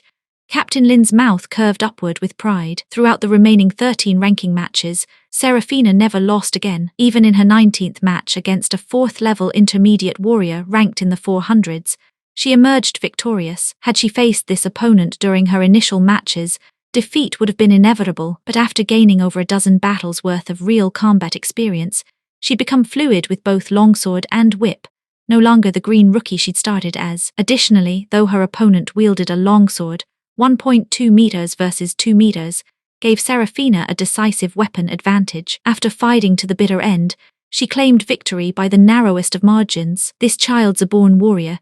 Captain Lin observed, watching her grow at an astonishing pace through actual combat. Having her study mech engineering is a bloody waste of talent. Sometimes wrong turns lead to right destinations. Miss Faulkner sighed with relief. Seraphina's choice hadn't been mistaken after all. After completing her 19th match, though Seraphina had won, she'd paid a heavy price. Her health bar showed barely 20-odd points remaining, with physical stamina and mental energy largely depleted. If she encountered another capable opponent, she probably couldn't last until the end. Fortunately, Lady Luck smiled upon Seraphina once more. Her final ranking opponent was a female candidate, ranked 17,300. Seraphina eliminated her without breaking a sweat. Since ranking matches weren't conducted simultaneously, Seraphina was among the first batch of competitors, with other groups still fighting after her matches concluded. Final assessment results weren't yet available. Seraphina couldn't be arsed waiting for final results anyway. After over 8 hours of non-stop competition without food or drink, she wasn't dead from exhaustion, but was bloody well starving. After logging off the neural network for a proper meal, she went straight to bed for a kip, completely unaware that another heated debate was raging online. Shortly after all assessment matches concluded, a particular forum post caught everyone's attention. Chapter 44. Another possibility to avoid any distractions during her matches, Seraphina had muted the spectator stands in the arena. No matter how loudly the gawping punters were chattering away up there, she couldn't hear a bloody word of it. After the competition ended, she was absolutely knackered and starving. Naturally, she had no desire to hang about on the neural network any longer, let alone dive into the assessment zone forums right now. But Miss Faulkner, seeing that Seraphina's ranking had held steady within the top 10, was in brilliant spirits as she browsed the forums, eager to see what people were saying about her student. What she discovered was that today's forum discussions had shifted considerably from yesterday's tone. More and more people were growing suspicious that this genius girl's background held hidden secrets. Most comments focused on how this talented young warrior possessed impressive martial arts levels and formidable psychic abilities. Yet her actual combat skills had initially fallen short of even 4th-level beginner warriors. However, her progress was absolutely phenomenal. After just a few matches, she could hold her own against 4th-level intermediate warriors. Such an obvious contrast made it clear to anyone with eyes that this girl hadn't undergone any real combat training before entering Xuangu First Military Academy's assessment competition. And what did this represent? It meant this genius girl hadn't received the training she deserved, which was very likely the main reason she'd remained unknown until now. You had to understand that the Gus Empire had regulations guaranteeing every imperial citizen the right to free education, especially for youngsters with exceptional cultivation potential. They even received subsidies and cultivation assistance programs. In the Gus Empire, suppressing or preventing children and adolescents from receiving education was illegal behavior. Where exactly had this prodigious genius come from, and how had she been raised? Why hadn't her parents or guardians allowed her to cultivate properly? Miss Faulkner read through the neural network's buzzing forums, pursing her lips as she initially got swept up in the speculation, feeling she'd genuinely failed in her duties. Just like the online discussions suggested, if this child had received systematic training earlier, God only knew how far she might have developed. At the very least, she wouldn't have lost today's ranking match. If we'd arranged some actual combat opportunities for Seraphina earlier, she definitely wouldn't have lost a single ranking match. Miss Faulkner said with some regret. Have you forgotten why Seraphina's cultivation potential suddenly increased so dramatically, and what her original aspirations were? Captain Lin looked at his wife, who'd been led astray by the forum discussions, and smiled helplessly. Right. After her husband's reminder, Miss Faulkner came to her senses. Before the assessment competition, they hadn't arranged combat training for Seraphina because her original goal had been the mech engineering division. All her preparation had been geared towards engineering assessments. The martial techniques Seraphina currently possessed, swordplay and throwing knife arts, had all been learned in Battle Realm, whilst she taught herself whip techniques from manuals. Thank God she'd honed her combat skills through monster hunting and leveling up in Battle Realm. Otherwise, being so abruptly thrown into the Mech Combat Division assessment, she probably wouldn't have even known how to start a proper fight. Miss Faulkner said gratefully for the timely arrival of the Battle Realm game. Captain Lin glanced at his wife and decided not to tell her that Seraphina's special treatment by Xuangu First Military Academy might have another explanation beyond being targeted due to Teresa's personal grudges. someone not wanting Teresa's daughter returning to the imperial capital star. Captain Lin felt this alternative possibility was more likely. When Serafina entered the assessment zone, the military academy's neural network had suddenly detected her exceptionally high psychic potential and level. Without time for consultation, they'd immediately transferred her to the Mech Combat Division. If this was the reason, then this recruitment combat assessment was merely a training exercise for Serafina. Regardless of her performance, she'd be specially recruited into Xuangu First Military Academy based on her exceptional cultivation potential. The more Captain Lin observed, the more Serafina's situation resembled this second possibility. Captain Lin's judgment was far sharper than Miss Faulkner's. Whilst Miss Faulkner only suspected Serafina's psychic master level had probably reached 4th level advanced, Captain Lin's experienced eye definitively assessed her as a 5th level beginner psychic master. As an adopted daughter taken in out of gratitude who turned out so exceptional, Captain Lin felt genuinely proud of her achievements. A 15-year-old 5th level beginner psychic master was absolutely worth Xuangu First Military Academy making exceptions for Serafina. Even if his guess proved wrong, such a genius who'd already made her mark in Xuangu First Military Academy's assessment competition, Captain Lin was confident he could prevent her elimination. Of course, he wouldn't share these behind-the-scenes calculations with his wife or Serafina. They didn't need to know such details, but strength is strength. Even completely unprepared, Serafina was still absolutely brilliant. Even losing one ranking match, she's still 7th on the overall leaderboard, Miss Faulkner said with pride. Captain Lin also felt proud of Serafina, though being naturally more composed than his wife, he reminded her, though the assessment competition has ended, this year they've added a challenge round. The challenge opponents are all failed candidates, 4th level beginner cultivation students. With Serafina's comprehensive abilities, there's nothing to fear, Miss Faulkner said, feeling genuinely relaxed about tomorrow's challenge round. Since Serafina's results were unlikely to change barring any surprises, Captain Lin and his wife set aside most of their worries and logged off the neural network. They had no idea that after their departure, the situation would take a dramatic turn that very evening. After sleeping her fill, Serafina dutifully video-called Miss Faulkner as usual, before opening her optical brain to check neural network information about the assessment competition. The top 10 overall rankings showed little change. Only the 7th place candidate had been unlucky enough to encounter a dark horse, suffering a crushing defeat within 10 minutes and dropping to 15th place. This allowed the 11th place candidate to benefit by rising to 10th, whilst the other 7 candidates had won all 20 matches. Only Serafina had suffered one small defeat, causing her to swap positions with the original 8th place. The former 8th became 6th, whilst she ranked 7th. Serafina wasn't particularly bothered by this one-place difference. With today's combat experience, she no longer feared actual battle. Today's 20 ranking matches had given her 20 instances of real combat experience. Not only could she wield willow leaf throwing knives with smooth proficiency, but her swordplay had also made tremendous progress, whilst her whip's lethality had more than doubled from the beginning. Tomorrow's challenge opponents would be candidates ranked beyond 10,000. Unlike ranking matches, where she might face top 100 experts, Serafina was confident she wouldn't lose. She browsed Xuangu First Military Academy's post-ranking competition forums and discovered she'd once again become the hot headline topic. Quite a few spectators had followed Serafina's matches from beginning to end. Without exception, these posts highlighted her combat experience, how raw she'd been initially, then her rapid improvement match by match, until her later performances showed stunning adaptability. Consequently, after the ranking competition ended, topics like Genius Girl turns out to be a real prodigy. Genius Girl's actually a combat virgin. Who exactly is this Genius Girl and why hasn't she received proper education? Who delayed this Genius Girl's development? Seeking inside info on Genius Girl's guardians. Why aren't imperial laws more rigorous? Had all topped the neural network's trending discussions. Serafina's brow furrowed deeply. The situation was looking rather dodgy. If this wasn't handled properly, this bloody fire might actually spread to her guardians, and her sudden rise to prominence was genuinely difficult to explain to outsiders. Chapter 45.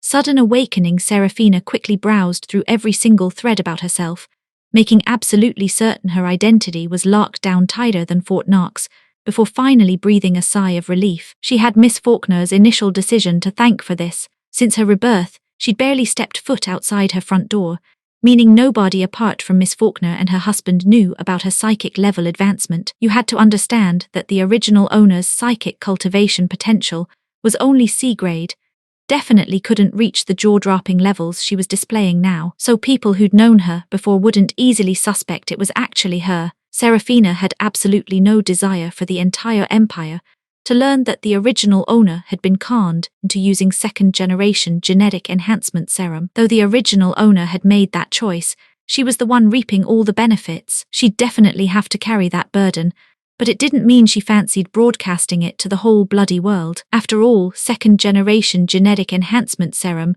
was now banned from sale. God only knew what sort of trouble might emerge if word got out. She'd previously told people familiar with the original owner about this, because her post-rebirth changes were so dramatic. She'd needed a plausible explanation for such massive transformation. Honestly, even she couldn't work out whether these changes stemmed from the serum or from rebirth itself. She reckoned both factors probably played a part, but after mulling it over, Serafina set aside her worries. Tomorrow would mark the end of Xuangu First Military Academy's recruitment, and the Gus Empire's citizens would definitely shift their attention elsewhere. As long as she safely navigated tomorrow's challenge rounds, she could completely fade into the background. Without further news about herself emerging, public attention would gradually drift away. Once the heat died down, naturally nobody would bother trying to unmask her identity. After finishing threads about herself, she browsed posts concerning other candidates. Truth be told, only the top 10 ranked candidates seemed to capture widespread attention. If Serafina was the hardest topic, then Valorian Sterling claimed second place, whilst Minerva Aurelius held third. There was also an extremely popular thread about a young nobleman from the imperial capital's Atchison family. Looking at the lad's photograph, his hair color, bearing and cultivation level made her suspect this youth was actually Neptune. The third-ranked 4th-level advanced warrior called Gao Heidao also generated considerable buzz, not only because he was a top-tier genius, but also because his background remained as mysterious as the genius girls. He'd never appeared on the neural network's youth rankings before. Some claimed he hailed from the Central Star Domain, others insisted he was from Frontier Planets. Nobody possessed concrete evidence either way. Serafina's interest in this gossip stemmed from the fact that these people would all become her future classmates. Understanding them better couldn't hurt. After satisfying her curiosity, she hurried back to cultivation. What she didn't know was that shortly after logging off, a post suddenly appeared exposing the genius girl as a citizen from a third-tier planet, an orphan whose parents had both died, along with other secretive information. The post's ending suggested even bigger revelations were coming. Some quick-fingered netizens who'd managed to click through were absolutely buzzing with excitement. Just as they prepared to comment urging the poster to spill more tea, the entire thread vanished, lasting less than 20 seconds total. Not many people had seen the post, and nobody had time to save or share it. Those left hanging desperately tried posting related information, only to have their content immediately deleted. They even received warnings about leaking state secrets, threatening severe punishment for further attempts. Instantly, everyone trying to unmask the genius girl fell silent as church mice, but their hearts suddenly understood. No wonder there'd been absolutely no information about this genius girl before. Now it all made sense. Lost in cultivation bliss, Serafina remained completely unaware of this minor neural network disturbance. Having focused entirely on whether her identity had been exposed, she'd completely forgotten to check on Scarlett Shadowmere's situation, unaware that Scarlett was about to blow her top again. Initially, seeing her ranking exceed expectations and successfully breaking into the top 1,000 at 734th place, Scarlett had smiled with smug satisfaction. But when she scrolled up and spotted Serafina's name still firmly planted in the top 10, her expression immediately darkened like storm clouds. Yesterday, Scarlett had worked herself into a proper rage, discovering her schemes had backfired, actually strengthening Serafina instead. Later, still unable to get through Serafina's front door, she'd impulsively filed a police report out of sheer frustration. Rather than causing Serafina any grief, she'd received a communication from Captain Lin, ostensibly gratitude but actually subtle interrogation, forcing her to respond with heart-pounding nervousness whilst reining in her scheming thoughts. Originally, Scarlett had hoped that Serafina's lack of real combat training and low comprehensive combat effectiveness would see her knocked out of the top 10 after today's ranking matches, but she hadn't anticipated Serafina proving far stronger than estimated. The ranking battles had only seen her lose a single match, dropping merely one position. What bloody difference was there between 6th and 7th place anyway? This represented something terrifying.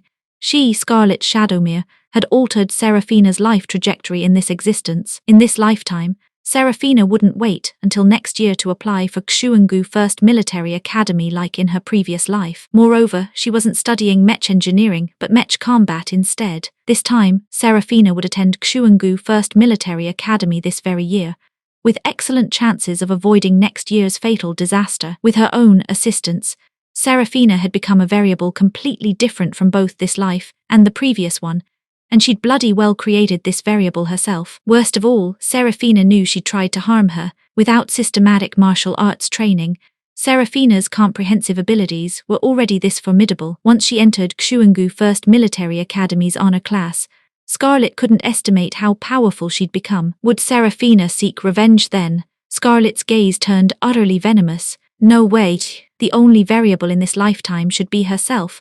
She was Heaven's chosen daughter. This Serafina variable absolutely couldn't be allowed to exist. She had to get her hands on that special Battle Realm holographic gaming pod. Now even Captain Lin seemed suspicious. If she didn't act soon, she'd lose any chance of acquiring Serafina's special gaming pod. Having made her decision, Scarlet accessed a secret network site, leaving seemingly meaningless text. 20 minutes later, the message vanished, whilst simultaneously draining 4/5 of her secret account's credit points. Topaz Star's sun gradually dimmed into a pale moon each evening. By deep night, most lights would extinguish, leaving empty streets eerily silent beneath the faint luminous canopy. Due to the recruitment assessments, both Serafina's body and spirit were utterly exhausted. To recover as quickly as possible, she'd avoided Battle Realm missions for 2 days, instead sleeping properly in her bed. Though deeply asleep, Serafina wasn't completely unconscious. Despite her profound slumber, she suddenly sensed something disturbing her bedroom window in her dreams,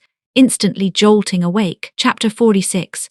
Midnight terror. In the dead of night, while Serafina lay fast asleep, something suddenly disturbed her bedroom window, jolting her instantly awake. She immediately extended her psychic senses to peer outside through the glass, but all she could see was the dim night sky, a half-open window frame, and the completely intact security mesh with its air filtration and anti-theft properties gleaming dully in the darkness. Everything outside appeared perfectly normal, not a bloody thing out of place. Yet Serafina couldn't shake the feeling that something was terribly wrong. She was absolutely convinced there was something lurking just beyond her window, but when she swept her psychic awareness up, down, left, and right in a thorough reconnaissance, she still came up empty-handed. She couldn't help wondering if this was all in her head. The residential complex where she lived was one of Topaz Star's most upmarket developments, with security that was absolutely top-notch. 30-odd floors up in this tower block, if someone wanted to silently breach the external security mesh and slip into her bedroom,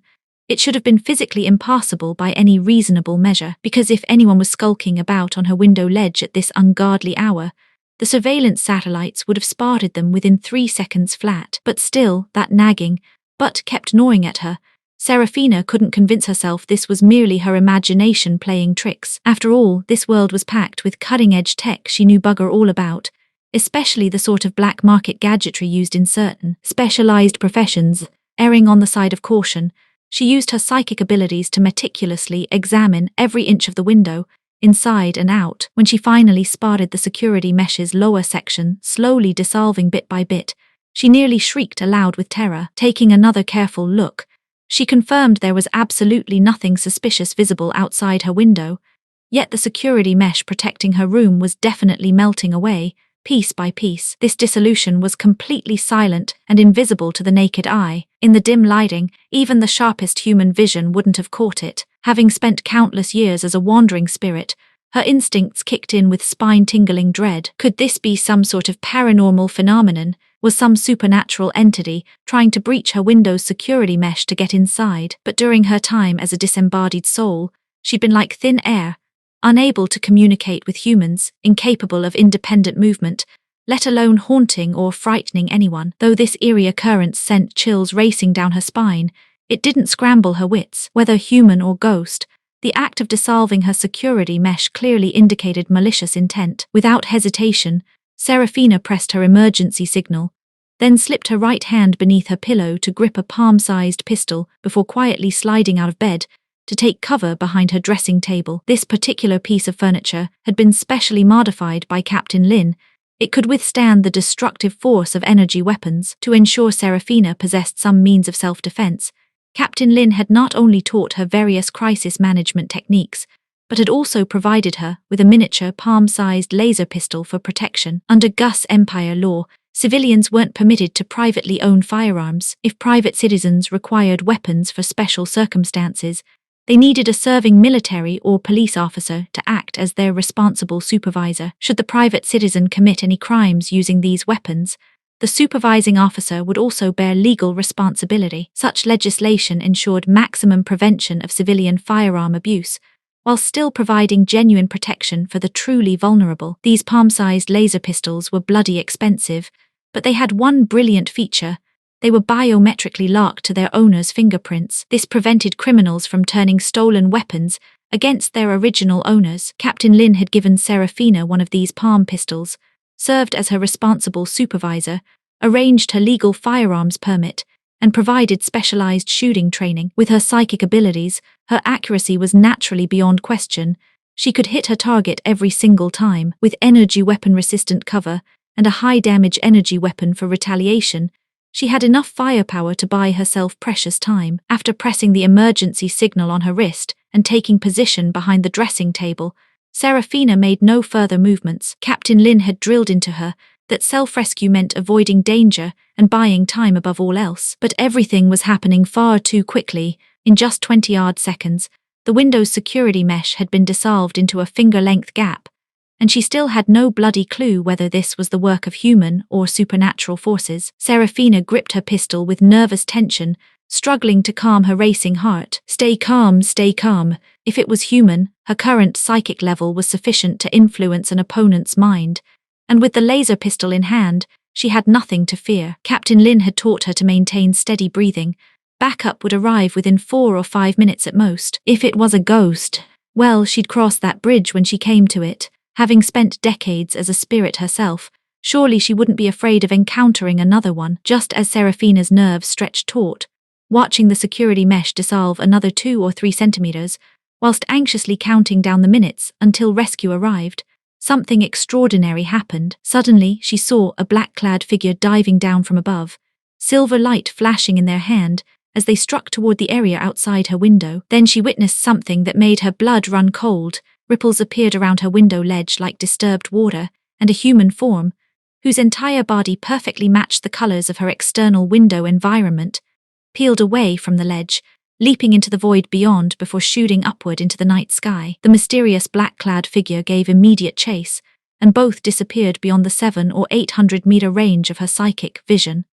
Having been wound so tightly with tension, Serafina's body went rather wobbly as the stress began to ebb. The outside world had fallen silent once more, though that wasn't quite the right description, since there'd never been any sound to begin with. Even when the black-clad figure had attacked the color-changing intruder at her window, everything had proceeded in complete silence. Watching the camouflaged figure peel away from her window ledge, Serafina finally understood that tonight's events weren't supernatural at all. Someone had been wearing some sort of invisibility suit, lurking at her window, whilst disguised as part of the ledge itself. This stealth technology must have been capable of fooling both electronic surveillance and psychic detection, which explained why her mental probes had come up empty. She carefully observed the area once more before daring to conclude that the security mesh had stopped dissolving, confirming that the black-clad figure's intervention had successfully driven off the malicious intruder. This suggested the mysterious rescuer was actually trying to help her, but who could they be,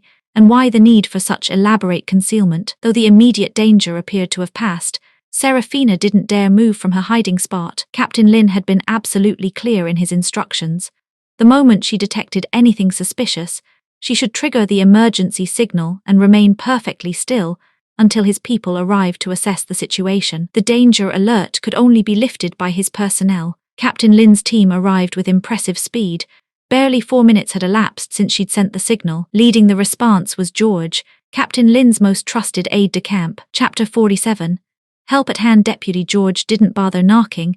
He strode straight through the door with his team in tow, clearly having the security codes for Serafina's home. Serafina felt no irritation whatsoever. She knew without thinking that Captain Lin had authorized this. After all, with the situation inside unknown, if villains had already broken into her room and she was locked in confrontation with enemies, would Deputy George really knock and wait for her to answer? Since there was a better way in, the deputy definitely wouldn't choose the dramatic option of smashing down doors and alerting the entire neighborhood. Besides, homeowners could change their security codes anytime. Once this business was sorted, Serafina could reset her access passwords. With reinforcements arrived, Serafina followed Captain Lin's instructions, remaining hidden behind her dressing table without moving about carelessly. Deputy George burst into the bedroom with 2 subordinates, immediately spreading out to secure all 4 corners, whilst conducting a thorough sweep. When he spotted Serafina safe and sound behind her dressing table, his relief was palpable. As Deputy George's gaze found her,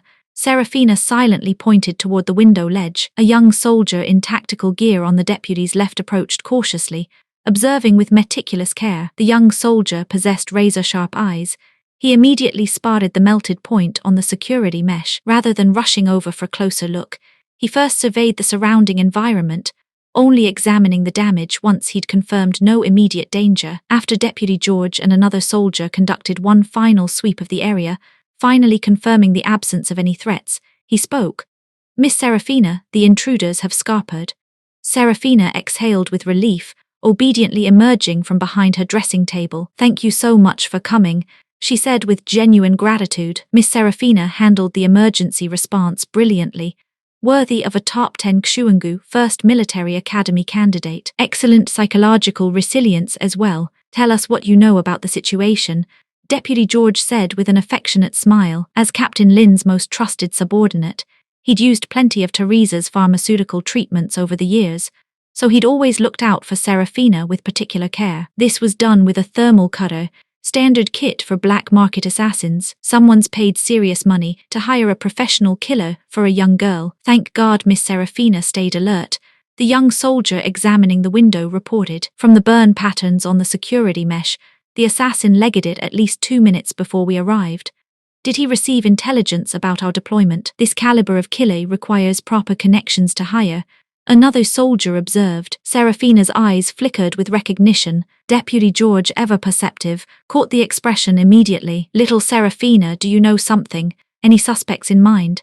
In hushed tones, Serafina told Deputy George about using her psychic abilities to witness the black-clad figure, frightening away the invisible intruder. She then revealed how Scarlet Shadowmere had manipulated her into purchasing the 2nd-generation genetic enhancement serum. Originally, Serafina had reckoned that vicious supporting character would soon leave Topaz Star, and once gone, Scarlet definitely wouldn't want to return. Not wanting to burden Captain Lin unnecessarily, she'd kept quiet about these details, but now that someone had hired assassins to kill her, she absolutely had to provide information that Captain Lin didn't possess, preventing Deputy George's team from being misled and failing to uncover useful intelligence. After listening, Deputy George stepped out of the bedroom while sending messages. When he returned, he told Serafina, "We've confirmed the immediate area is secure. Your Uncle Lin says you've got assessments tomorrow. He wants you to rest. Uncle George will stand guard tonight, and tomorrow we'll do our utmost to catch the villains. Don't be frightened."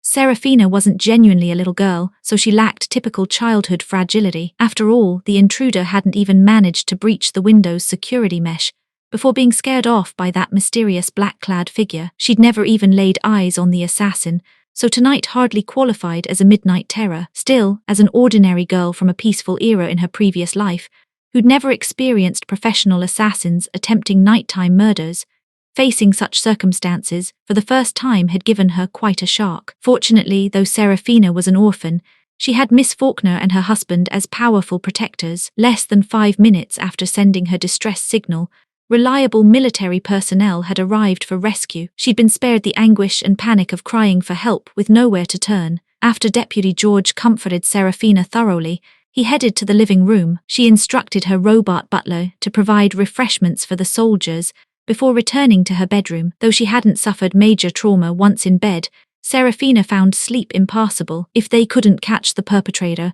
and extract the identity of whoever had hired them, This business might not end here. Until she reached Xuangu First Military Academy, she'd need to watch her back constantly. Serafina resolved that no matter how exhausted she became in future, she'd sleep inside her holographic gaming pod. This special Battle Realm gaming pod boasted the finest security features available. Without the user's permission, the pod couldn't be forcibly opened.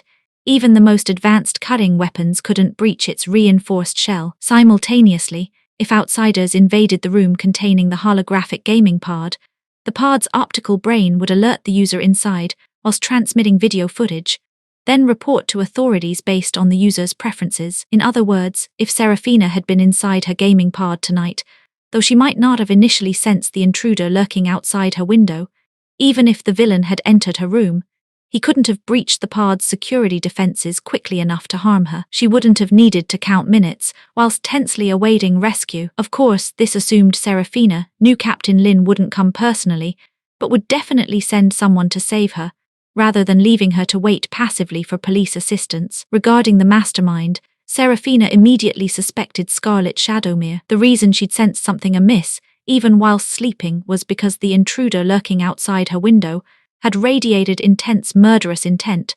This villain had come to assassinate her. Scarlet wasn't some innocent 15-year-old girl, but a ruthless, battle-hardened, reborn soul. She'd always wanted Serafina dead, so she could steal her special holographic gaming pod. From the moment she'd been accidentally thrust into the terrain assessment, Serafina had harbored suspicions. Given Scarlet's temperament, when she discovered that Serafina had unexpectedly applied for the Mech Combat Division and ranked within the top 10 in assessments, she definitely couldn't accept it. Since Scarlet had already attempted to harm Serafina once, when she realized her previous murderous scheme had actually become a helping hand gesture, she certainly couldn't stomach it. Another attempt at causing harm wouldn't be surprising. As for the other suspects Serafina considered, if her neural network research was accurate, the woman who might harm her was no longer among the living, unless it was that woman's family members. But since they weren't the actual parties involved, those relatives should at most act opportunistically rather than investing such enormous effort. Chapter 48. Even less able to lose. As for that other woman, her attempts to stop Serafina from reaching the imperial capital weren't particularly surprising. But Serafina was dead certain the woman wouldn't actually harm her, so the assassin definitely hadn't been sent by her. What had caught Serafina completely off guard tonight was the black-clad figure who'd appeared later. She reckoned this person's cultivation was absolutely formidable. That villain wouldn't have stood a chance of escaping. The reason that scoundrel outside her window had managed to scarp her was because the black-clad figure had prioritized checking Serafina's window first, confirming no one had entered her room before giving the assassin an opening to leg it. Though her psychic level was rather low, and her hastily projected mental vision hadn't been crystal clear, from the black-clad figure's behavior, Serafina could tell this person harbored no ill will toward her. Quite the opposite, they seemed genuinely concerned for her safety. When Serafina asked Deputy George if he knew who the black-clad figure might be, he said they hadn't secretly assigned anyone to protect her. This mysterious person very likely wasn't one of Captain Lin's people, so who the bloody hell was this black-clad figure? Could it possibly be that man? She carefully recalled the information she'd overheard before the jade pendant had been placed around the original owner's neck. Based on what she knew, that man should believe Serafina had long since departed this world. After all, the jade pendant had been his burial gift for her. However, if that man discovered Serafina was still alive, going to the trouble of arranging secret protection wouldn't be particularly strange. But whether it was that woman or that man, both should share a common goal. Whilst they wouldn't harm Serafina, neither would they want her travelling to the imperial capital. After all, once certain embarrassing matters were dragged into the light, nobody's face would look particularly good. Though Serafina couldn't determine the origins of this black-clad figure who'd never appeared in the novel, since she lacked the ability to investigate and was certain they meant her no harm, she decided to set the matter aside for now. After this analysis, Serafina became increasingly convinced that tonight's assassin was almost certainly Scarlet Shadowmere's handiwork. But Serafina felt absolutely livid, so what if she'd sussed it out? She currently lacked the strength to eliminate Scarlet without leaving traces, so until she possessed the capability to crush Scarlet completely, she'd have to bloody well endure it. However, Serafina's eyes narrowed dangerously. She wouldn't take beatings forever. After all, people grew stronger, and both she and Scarlet would be attending the same military academy in future. With determination, opportunities could always be created. That night, unable to sleep a wink, Seraphina had worked up a proper bellyful of rage. Consequently, when dawn broke and a challenger dared to test her mettle, Seraphina let herself off the leash completely. This candidate, ranked around 10,000 in points, was also a 4th-level beginner warrior, but his actual combat abilities fell short of even Seraphina's standards. The result was naturally a proper massacre. Not only did willow leaf-throwing knives pierce his vital points, but her longsword simultaneously slashed his throat. The neural network's combat simulation boasted 90% realism. The pain was genuinely excruciating, though death wasn't actually real. Seraphina killed without the slightest pressure, finding that such violent release had dramatically eased the restless fury in her heart. Perhaps because of the 90% simulation accuracy, the agony of death remained unbearable for young people. Or maybe because the previously gentle Seraphina had suddenly turned lethal, she'd properly spooked those other candidates, combined with her genuinely impressive ranking. While some had previously suspected luck, yesterday's ranking matches had established her formidable abilities as indisputable fact. No other candidates dared challenge her afterwards. After venting her frustrations, Seraphina idly refreshed the leaderboards periodically, gradually calming down. The assassination plot had failed. The one who should be feeling anxious and unsettled was Scarlet Shadowmere. She wasn't some helpless little waif without protection. Once she gained sufficient capability, she'd strike back. No point tormenting herself in the meantime. With her mood restored, Seraphina casually browsed the forums, discovering that the top 100 candidates' names remained virtually unchanged. The greatest fluctuations occurred among those ranked beyond 8,000. Each refresh brought considerable movement. Clearly, people picked on soft targets. Imperial Capital Star Early Morning found His Highness dressed in military uniform, having taken his customary breakfast before leisurely sipping tea with elegant, unhurried composure. None of the typical military efficiency. Your Highness, Subject 01 was attacked around midnight. The Grand Prince's guard captain entered to report quietly. From his subordinate's relatively calm tone, the Grand Prince could discern that 01 hadn't been injured. He unhurriedly finished his tea, placed the cup on the table, then asked, "Have you determined who was responsible?"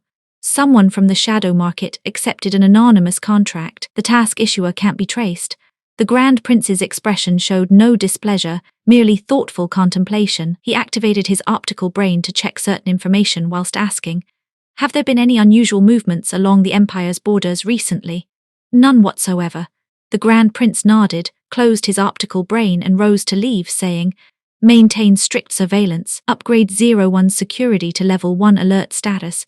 "Yes, Your Highness," the guard captain acknowledged. The Grand Prince suddenly seemed to remember something else, adding another instruction.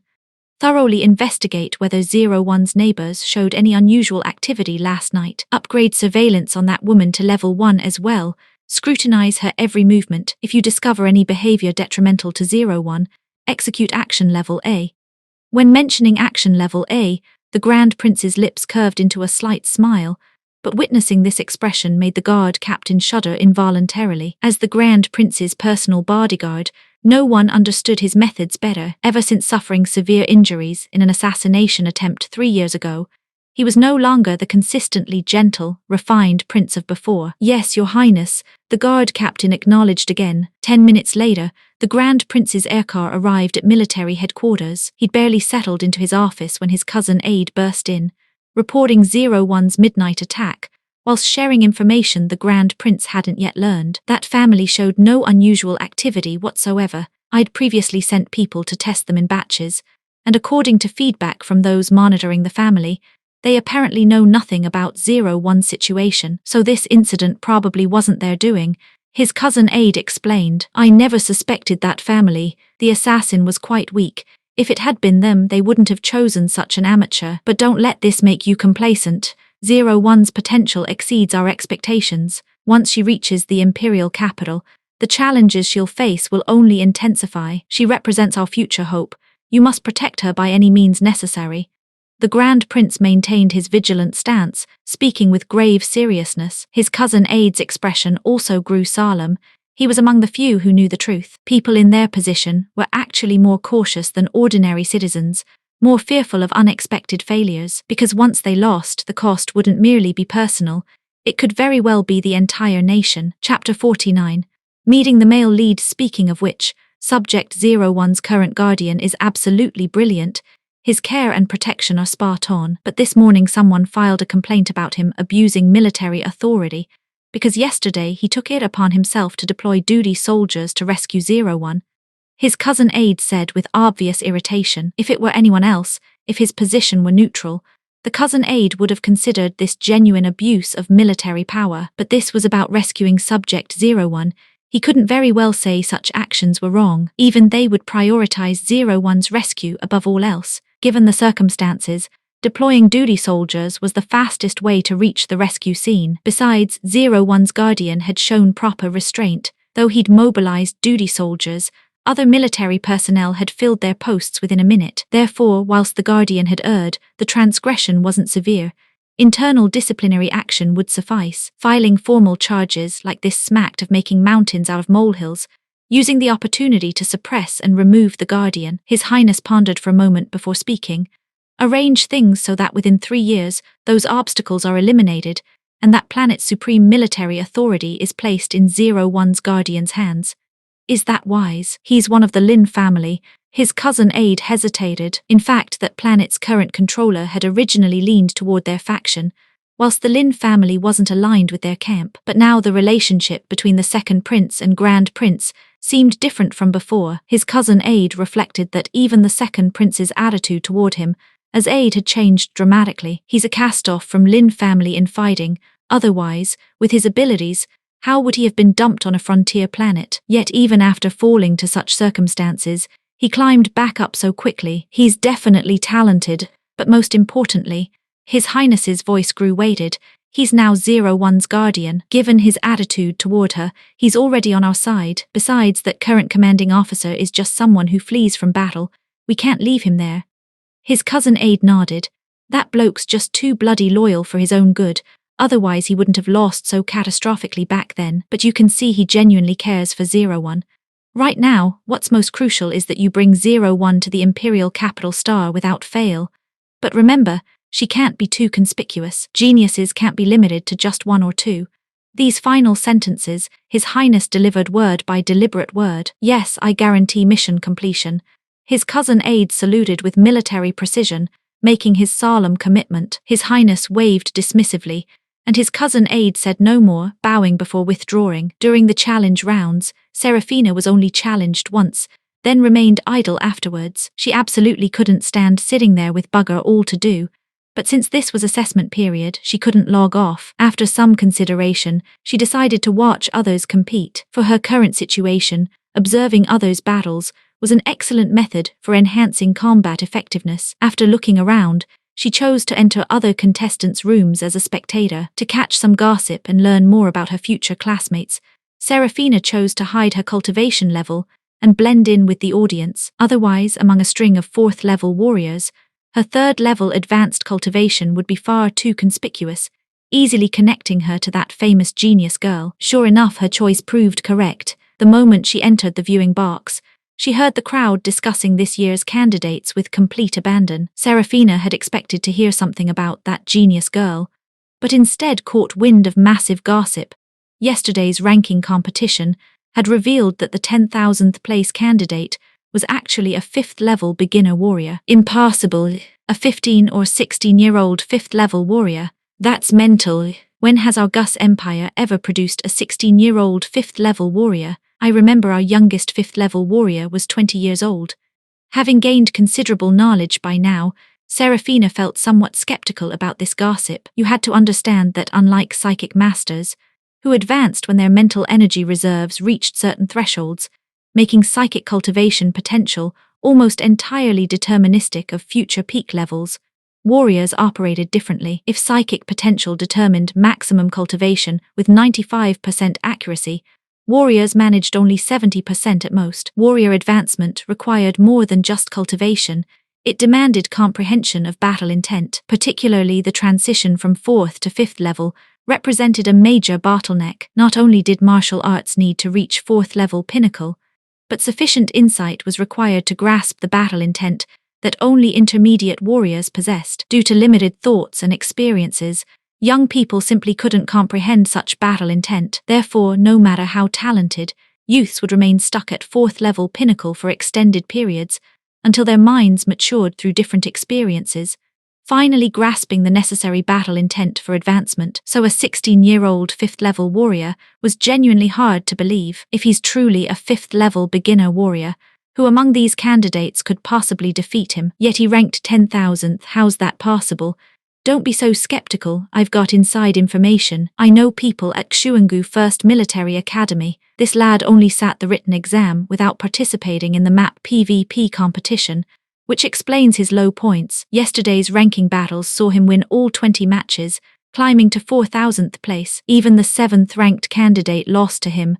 That's just good luck, surely. Xuangu First Military Academy's assessments are notoriously strict, and this time His Highness the Grand Prince is personally supervising. He's always been utterly impartial. How could he possibly allow candidates who skipped the second map PvP assessment to enter the 3rd round?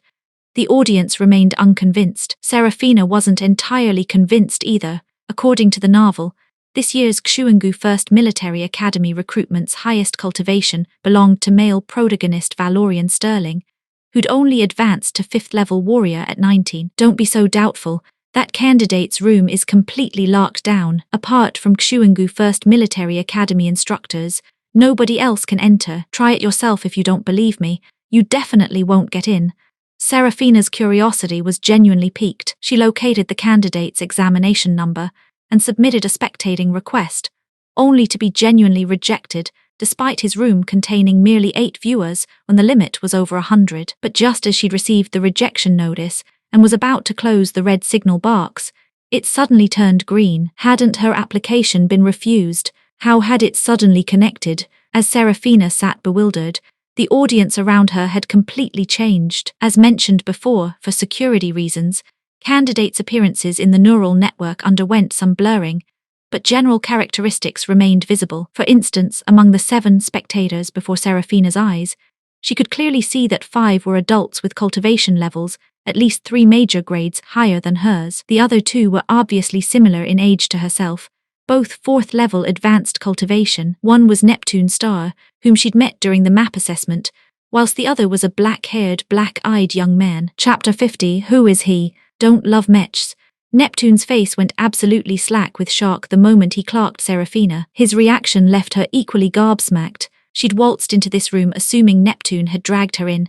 After all, who else in here would know her from Adam? Turns out it wasn't Neptune at all. So who the bloody hell had pulled her into this place? She's the legendary dark horse then. The lad seated to Neptune's right gave Serafina a proper once-over, seemingly raising an eyebrow as he addressed Neptune. The bloke's tone wasn't exactly hostile, but it wasn't what you'd call welcoming either. Somewhere in that complicated middle ground that left you wondering where you stood. Serafina could sense this male student's cultivation exceeded Neptune's by a fair margin. Black hair, black eyes. She reckoned this was very likely the male protagonist Valorian Sterling himself. The novel had described Valorian as having precisely those features. Moreover, during the map assessment, whilst trailing behind Neptune, she'd caught a distant glimpse of this lad with a dark red-haired female psychic master in tow, presumably the female lead Minerva Aurelius. If this was indeed Valorian, his appraising and somewhat critical gaze made perfect sense. Truth be told, regardless of what was churning through his mind, the fact that he wasn't openly displaying hostility toward her suggested excellent breeding and self-control. You had to understand that Valorian's fiancée Minerva Aurelius was also a psychic master, and had always been renowned throughout the Gus Empire as a prodigious psychic talent. But during the most crucial Xuangu First Military Academy recruitment assessment, Serafina had burst onto the scene like a proper dark horse, capturing everyone's attention and becoming this year's most spectacular psychic prodigy. With 4th level advanced psychic abilities and 2nd level advanced warrior cultivation, Minerva Aurelius had not only been completely overshadowed, losing all the glory described in the novel, but had also become ammunition for forces hostile to the Aurelius family, who used her as a stick to beat them with. Serafina had seen those vicious posts online. Some of the comments were genuinely nasty, keyboard warriors who lived to slag people off, especially when they were being paid to do character assassinations. They knew exactly how to twist the knife where it hurt most, If Minerva had a fragile ego, she'd be absolutely devastated, even if the Aurelius family recognized this as their opponents seizing an opportunity to suppress them. They'd likely harbor some resentment toward Serafina for inadvertently triggering this whole mess. After all, intentional or not, Serafina had essentially climbed to prominence by stepping on Minerva Aurelius. If Serafina had been born into a noble house, such resentment would probably remain buried, surfacing only when circumstances permitted. But once they discovered she was merely an orphan from a frontier planet, that resentment could easily transform into active persecution. Though Serafina planned to steer clear of the male and female protagonists, she didn't fancy earning their hatred and creating two powerful enemies. But these weren't problems she could control. Faced with such unexpected circumstances, she could only adapt. When soldiers came, she'd deploy generals. When floods rose, she'd build dikes. If her safety was genuinely threatened, she wouldn't hesitate to escalate matters. She wasn't actually some helpless little orphan, after all. Valorian's thunder hadn't been stolen, mind you. Just like in the novel, he remained this year's acknowledged top candidate, the object of universal admiration and respect. But variables definitely extended beyond just herself. After observing the two contestants in the arena, Serafina harbored serious doubts about Valorian's reputation as the premier freshman talent. The golden-haired youth, who dominated the challenge arena, with just a few moves, radiated an aura during combat that far exceeded Valorian's 4th-level peak warrior cultivation. This blonde lad was definitely a 5th-level warrior. Serafina was absolutely stunned. The gossip she'd casually overheard in that other room apparently contained genuine substance, regardless of whether this golden-haired youth was that mysterious 10,000th candidate.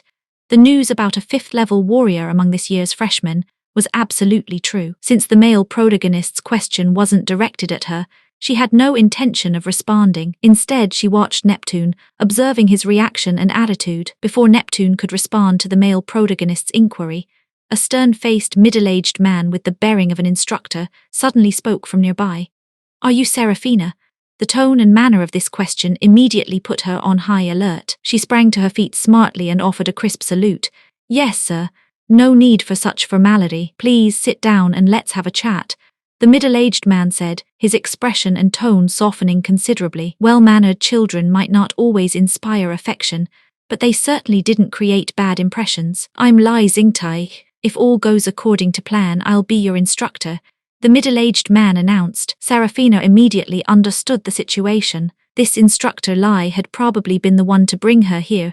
He'd wanted to have a look at her. Getting the chance to meet a Xuangu First Military Academy instructor in advance was absolutely brilliant. She wasted no time in requesting his contact details, eager to establish this crucial connection. For a Xuangu First Military Academy instructor to know her name without introduction and reveal his true identity carried obvious implications. It meant her admission to Xuangu First Military Academy was essentially confirmed. Being the sharp cookie she was, she recognized this golden opportunity to curry favor with her future instructor and seized it immediately. After successfully adding her future instructor's contact information, Serafina settled back into her seat with obvious satisfaction. "Congratulations, then," Neptune said aloud, though his expression showed no surprise.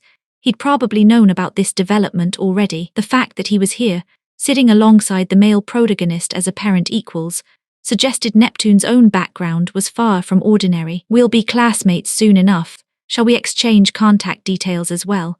Neptune suggested with a smile, completely ignoring the male protagonist's coolness toward Serafina. This was encouraging news for her, since Instructor Lai had already revealed her real name. She readily exchanged contact information with Neptune. Neptune's real name was Dean Atchison. Talk about a small world indeed.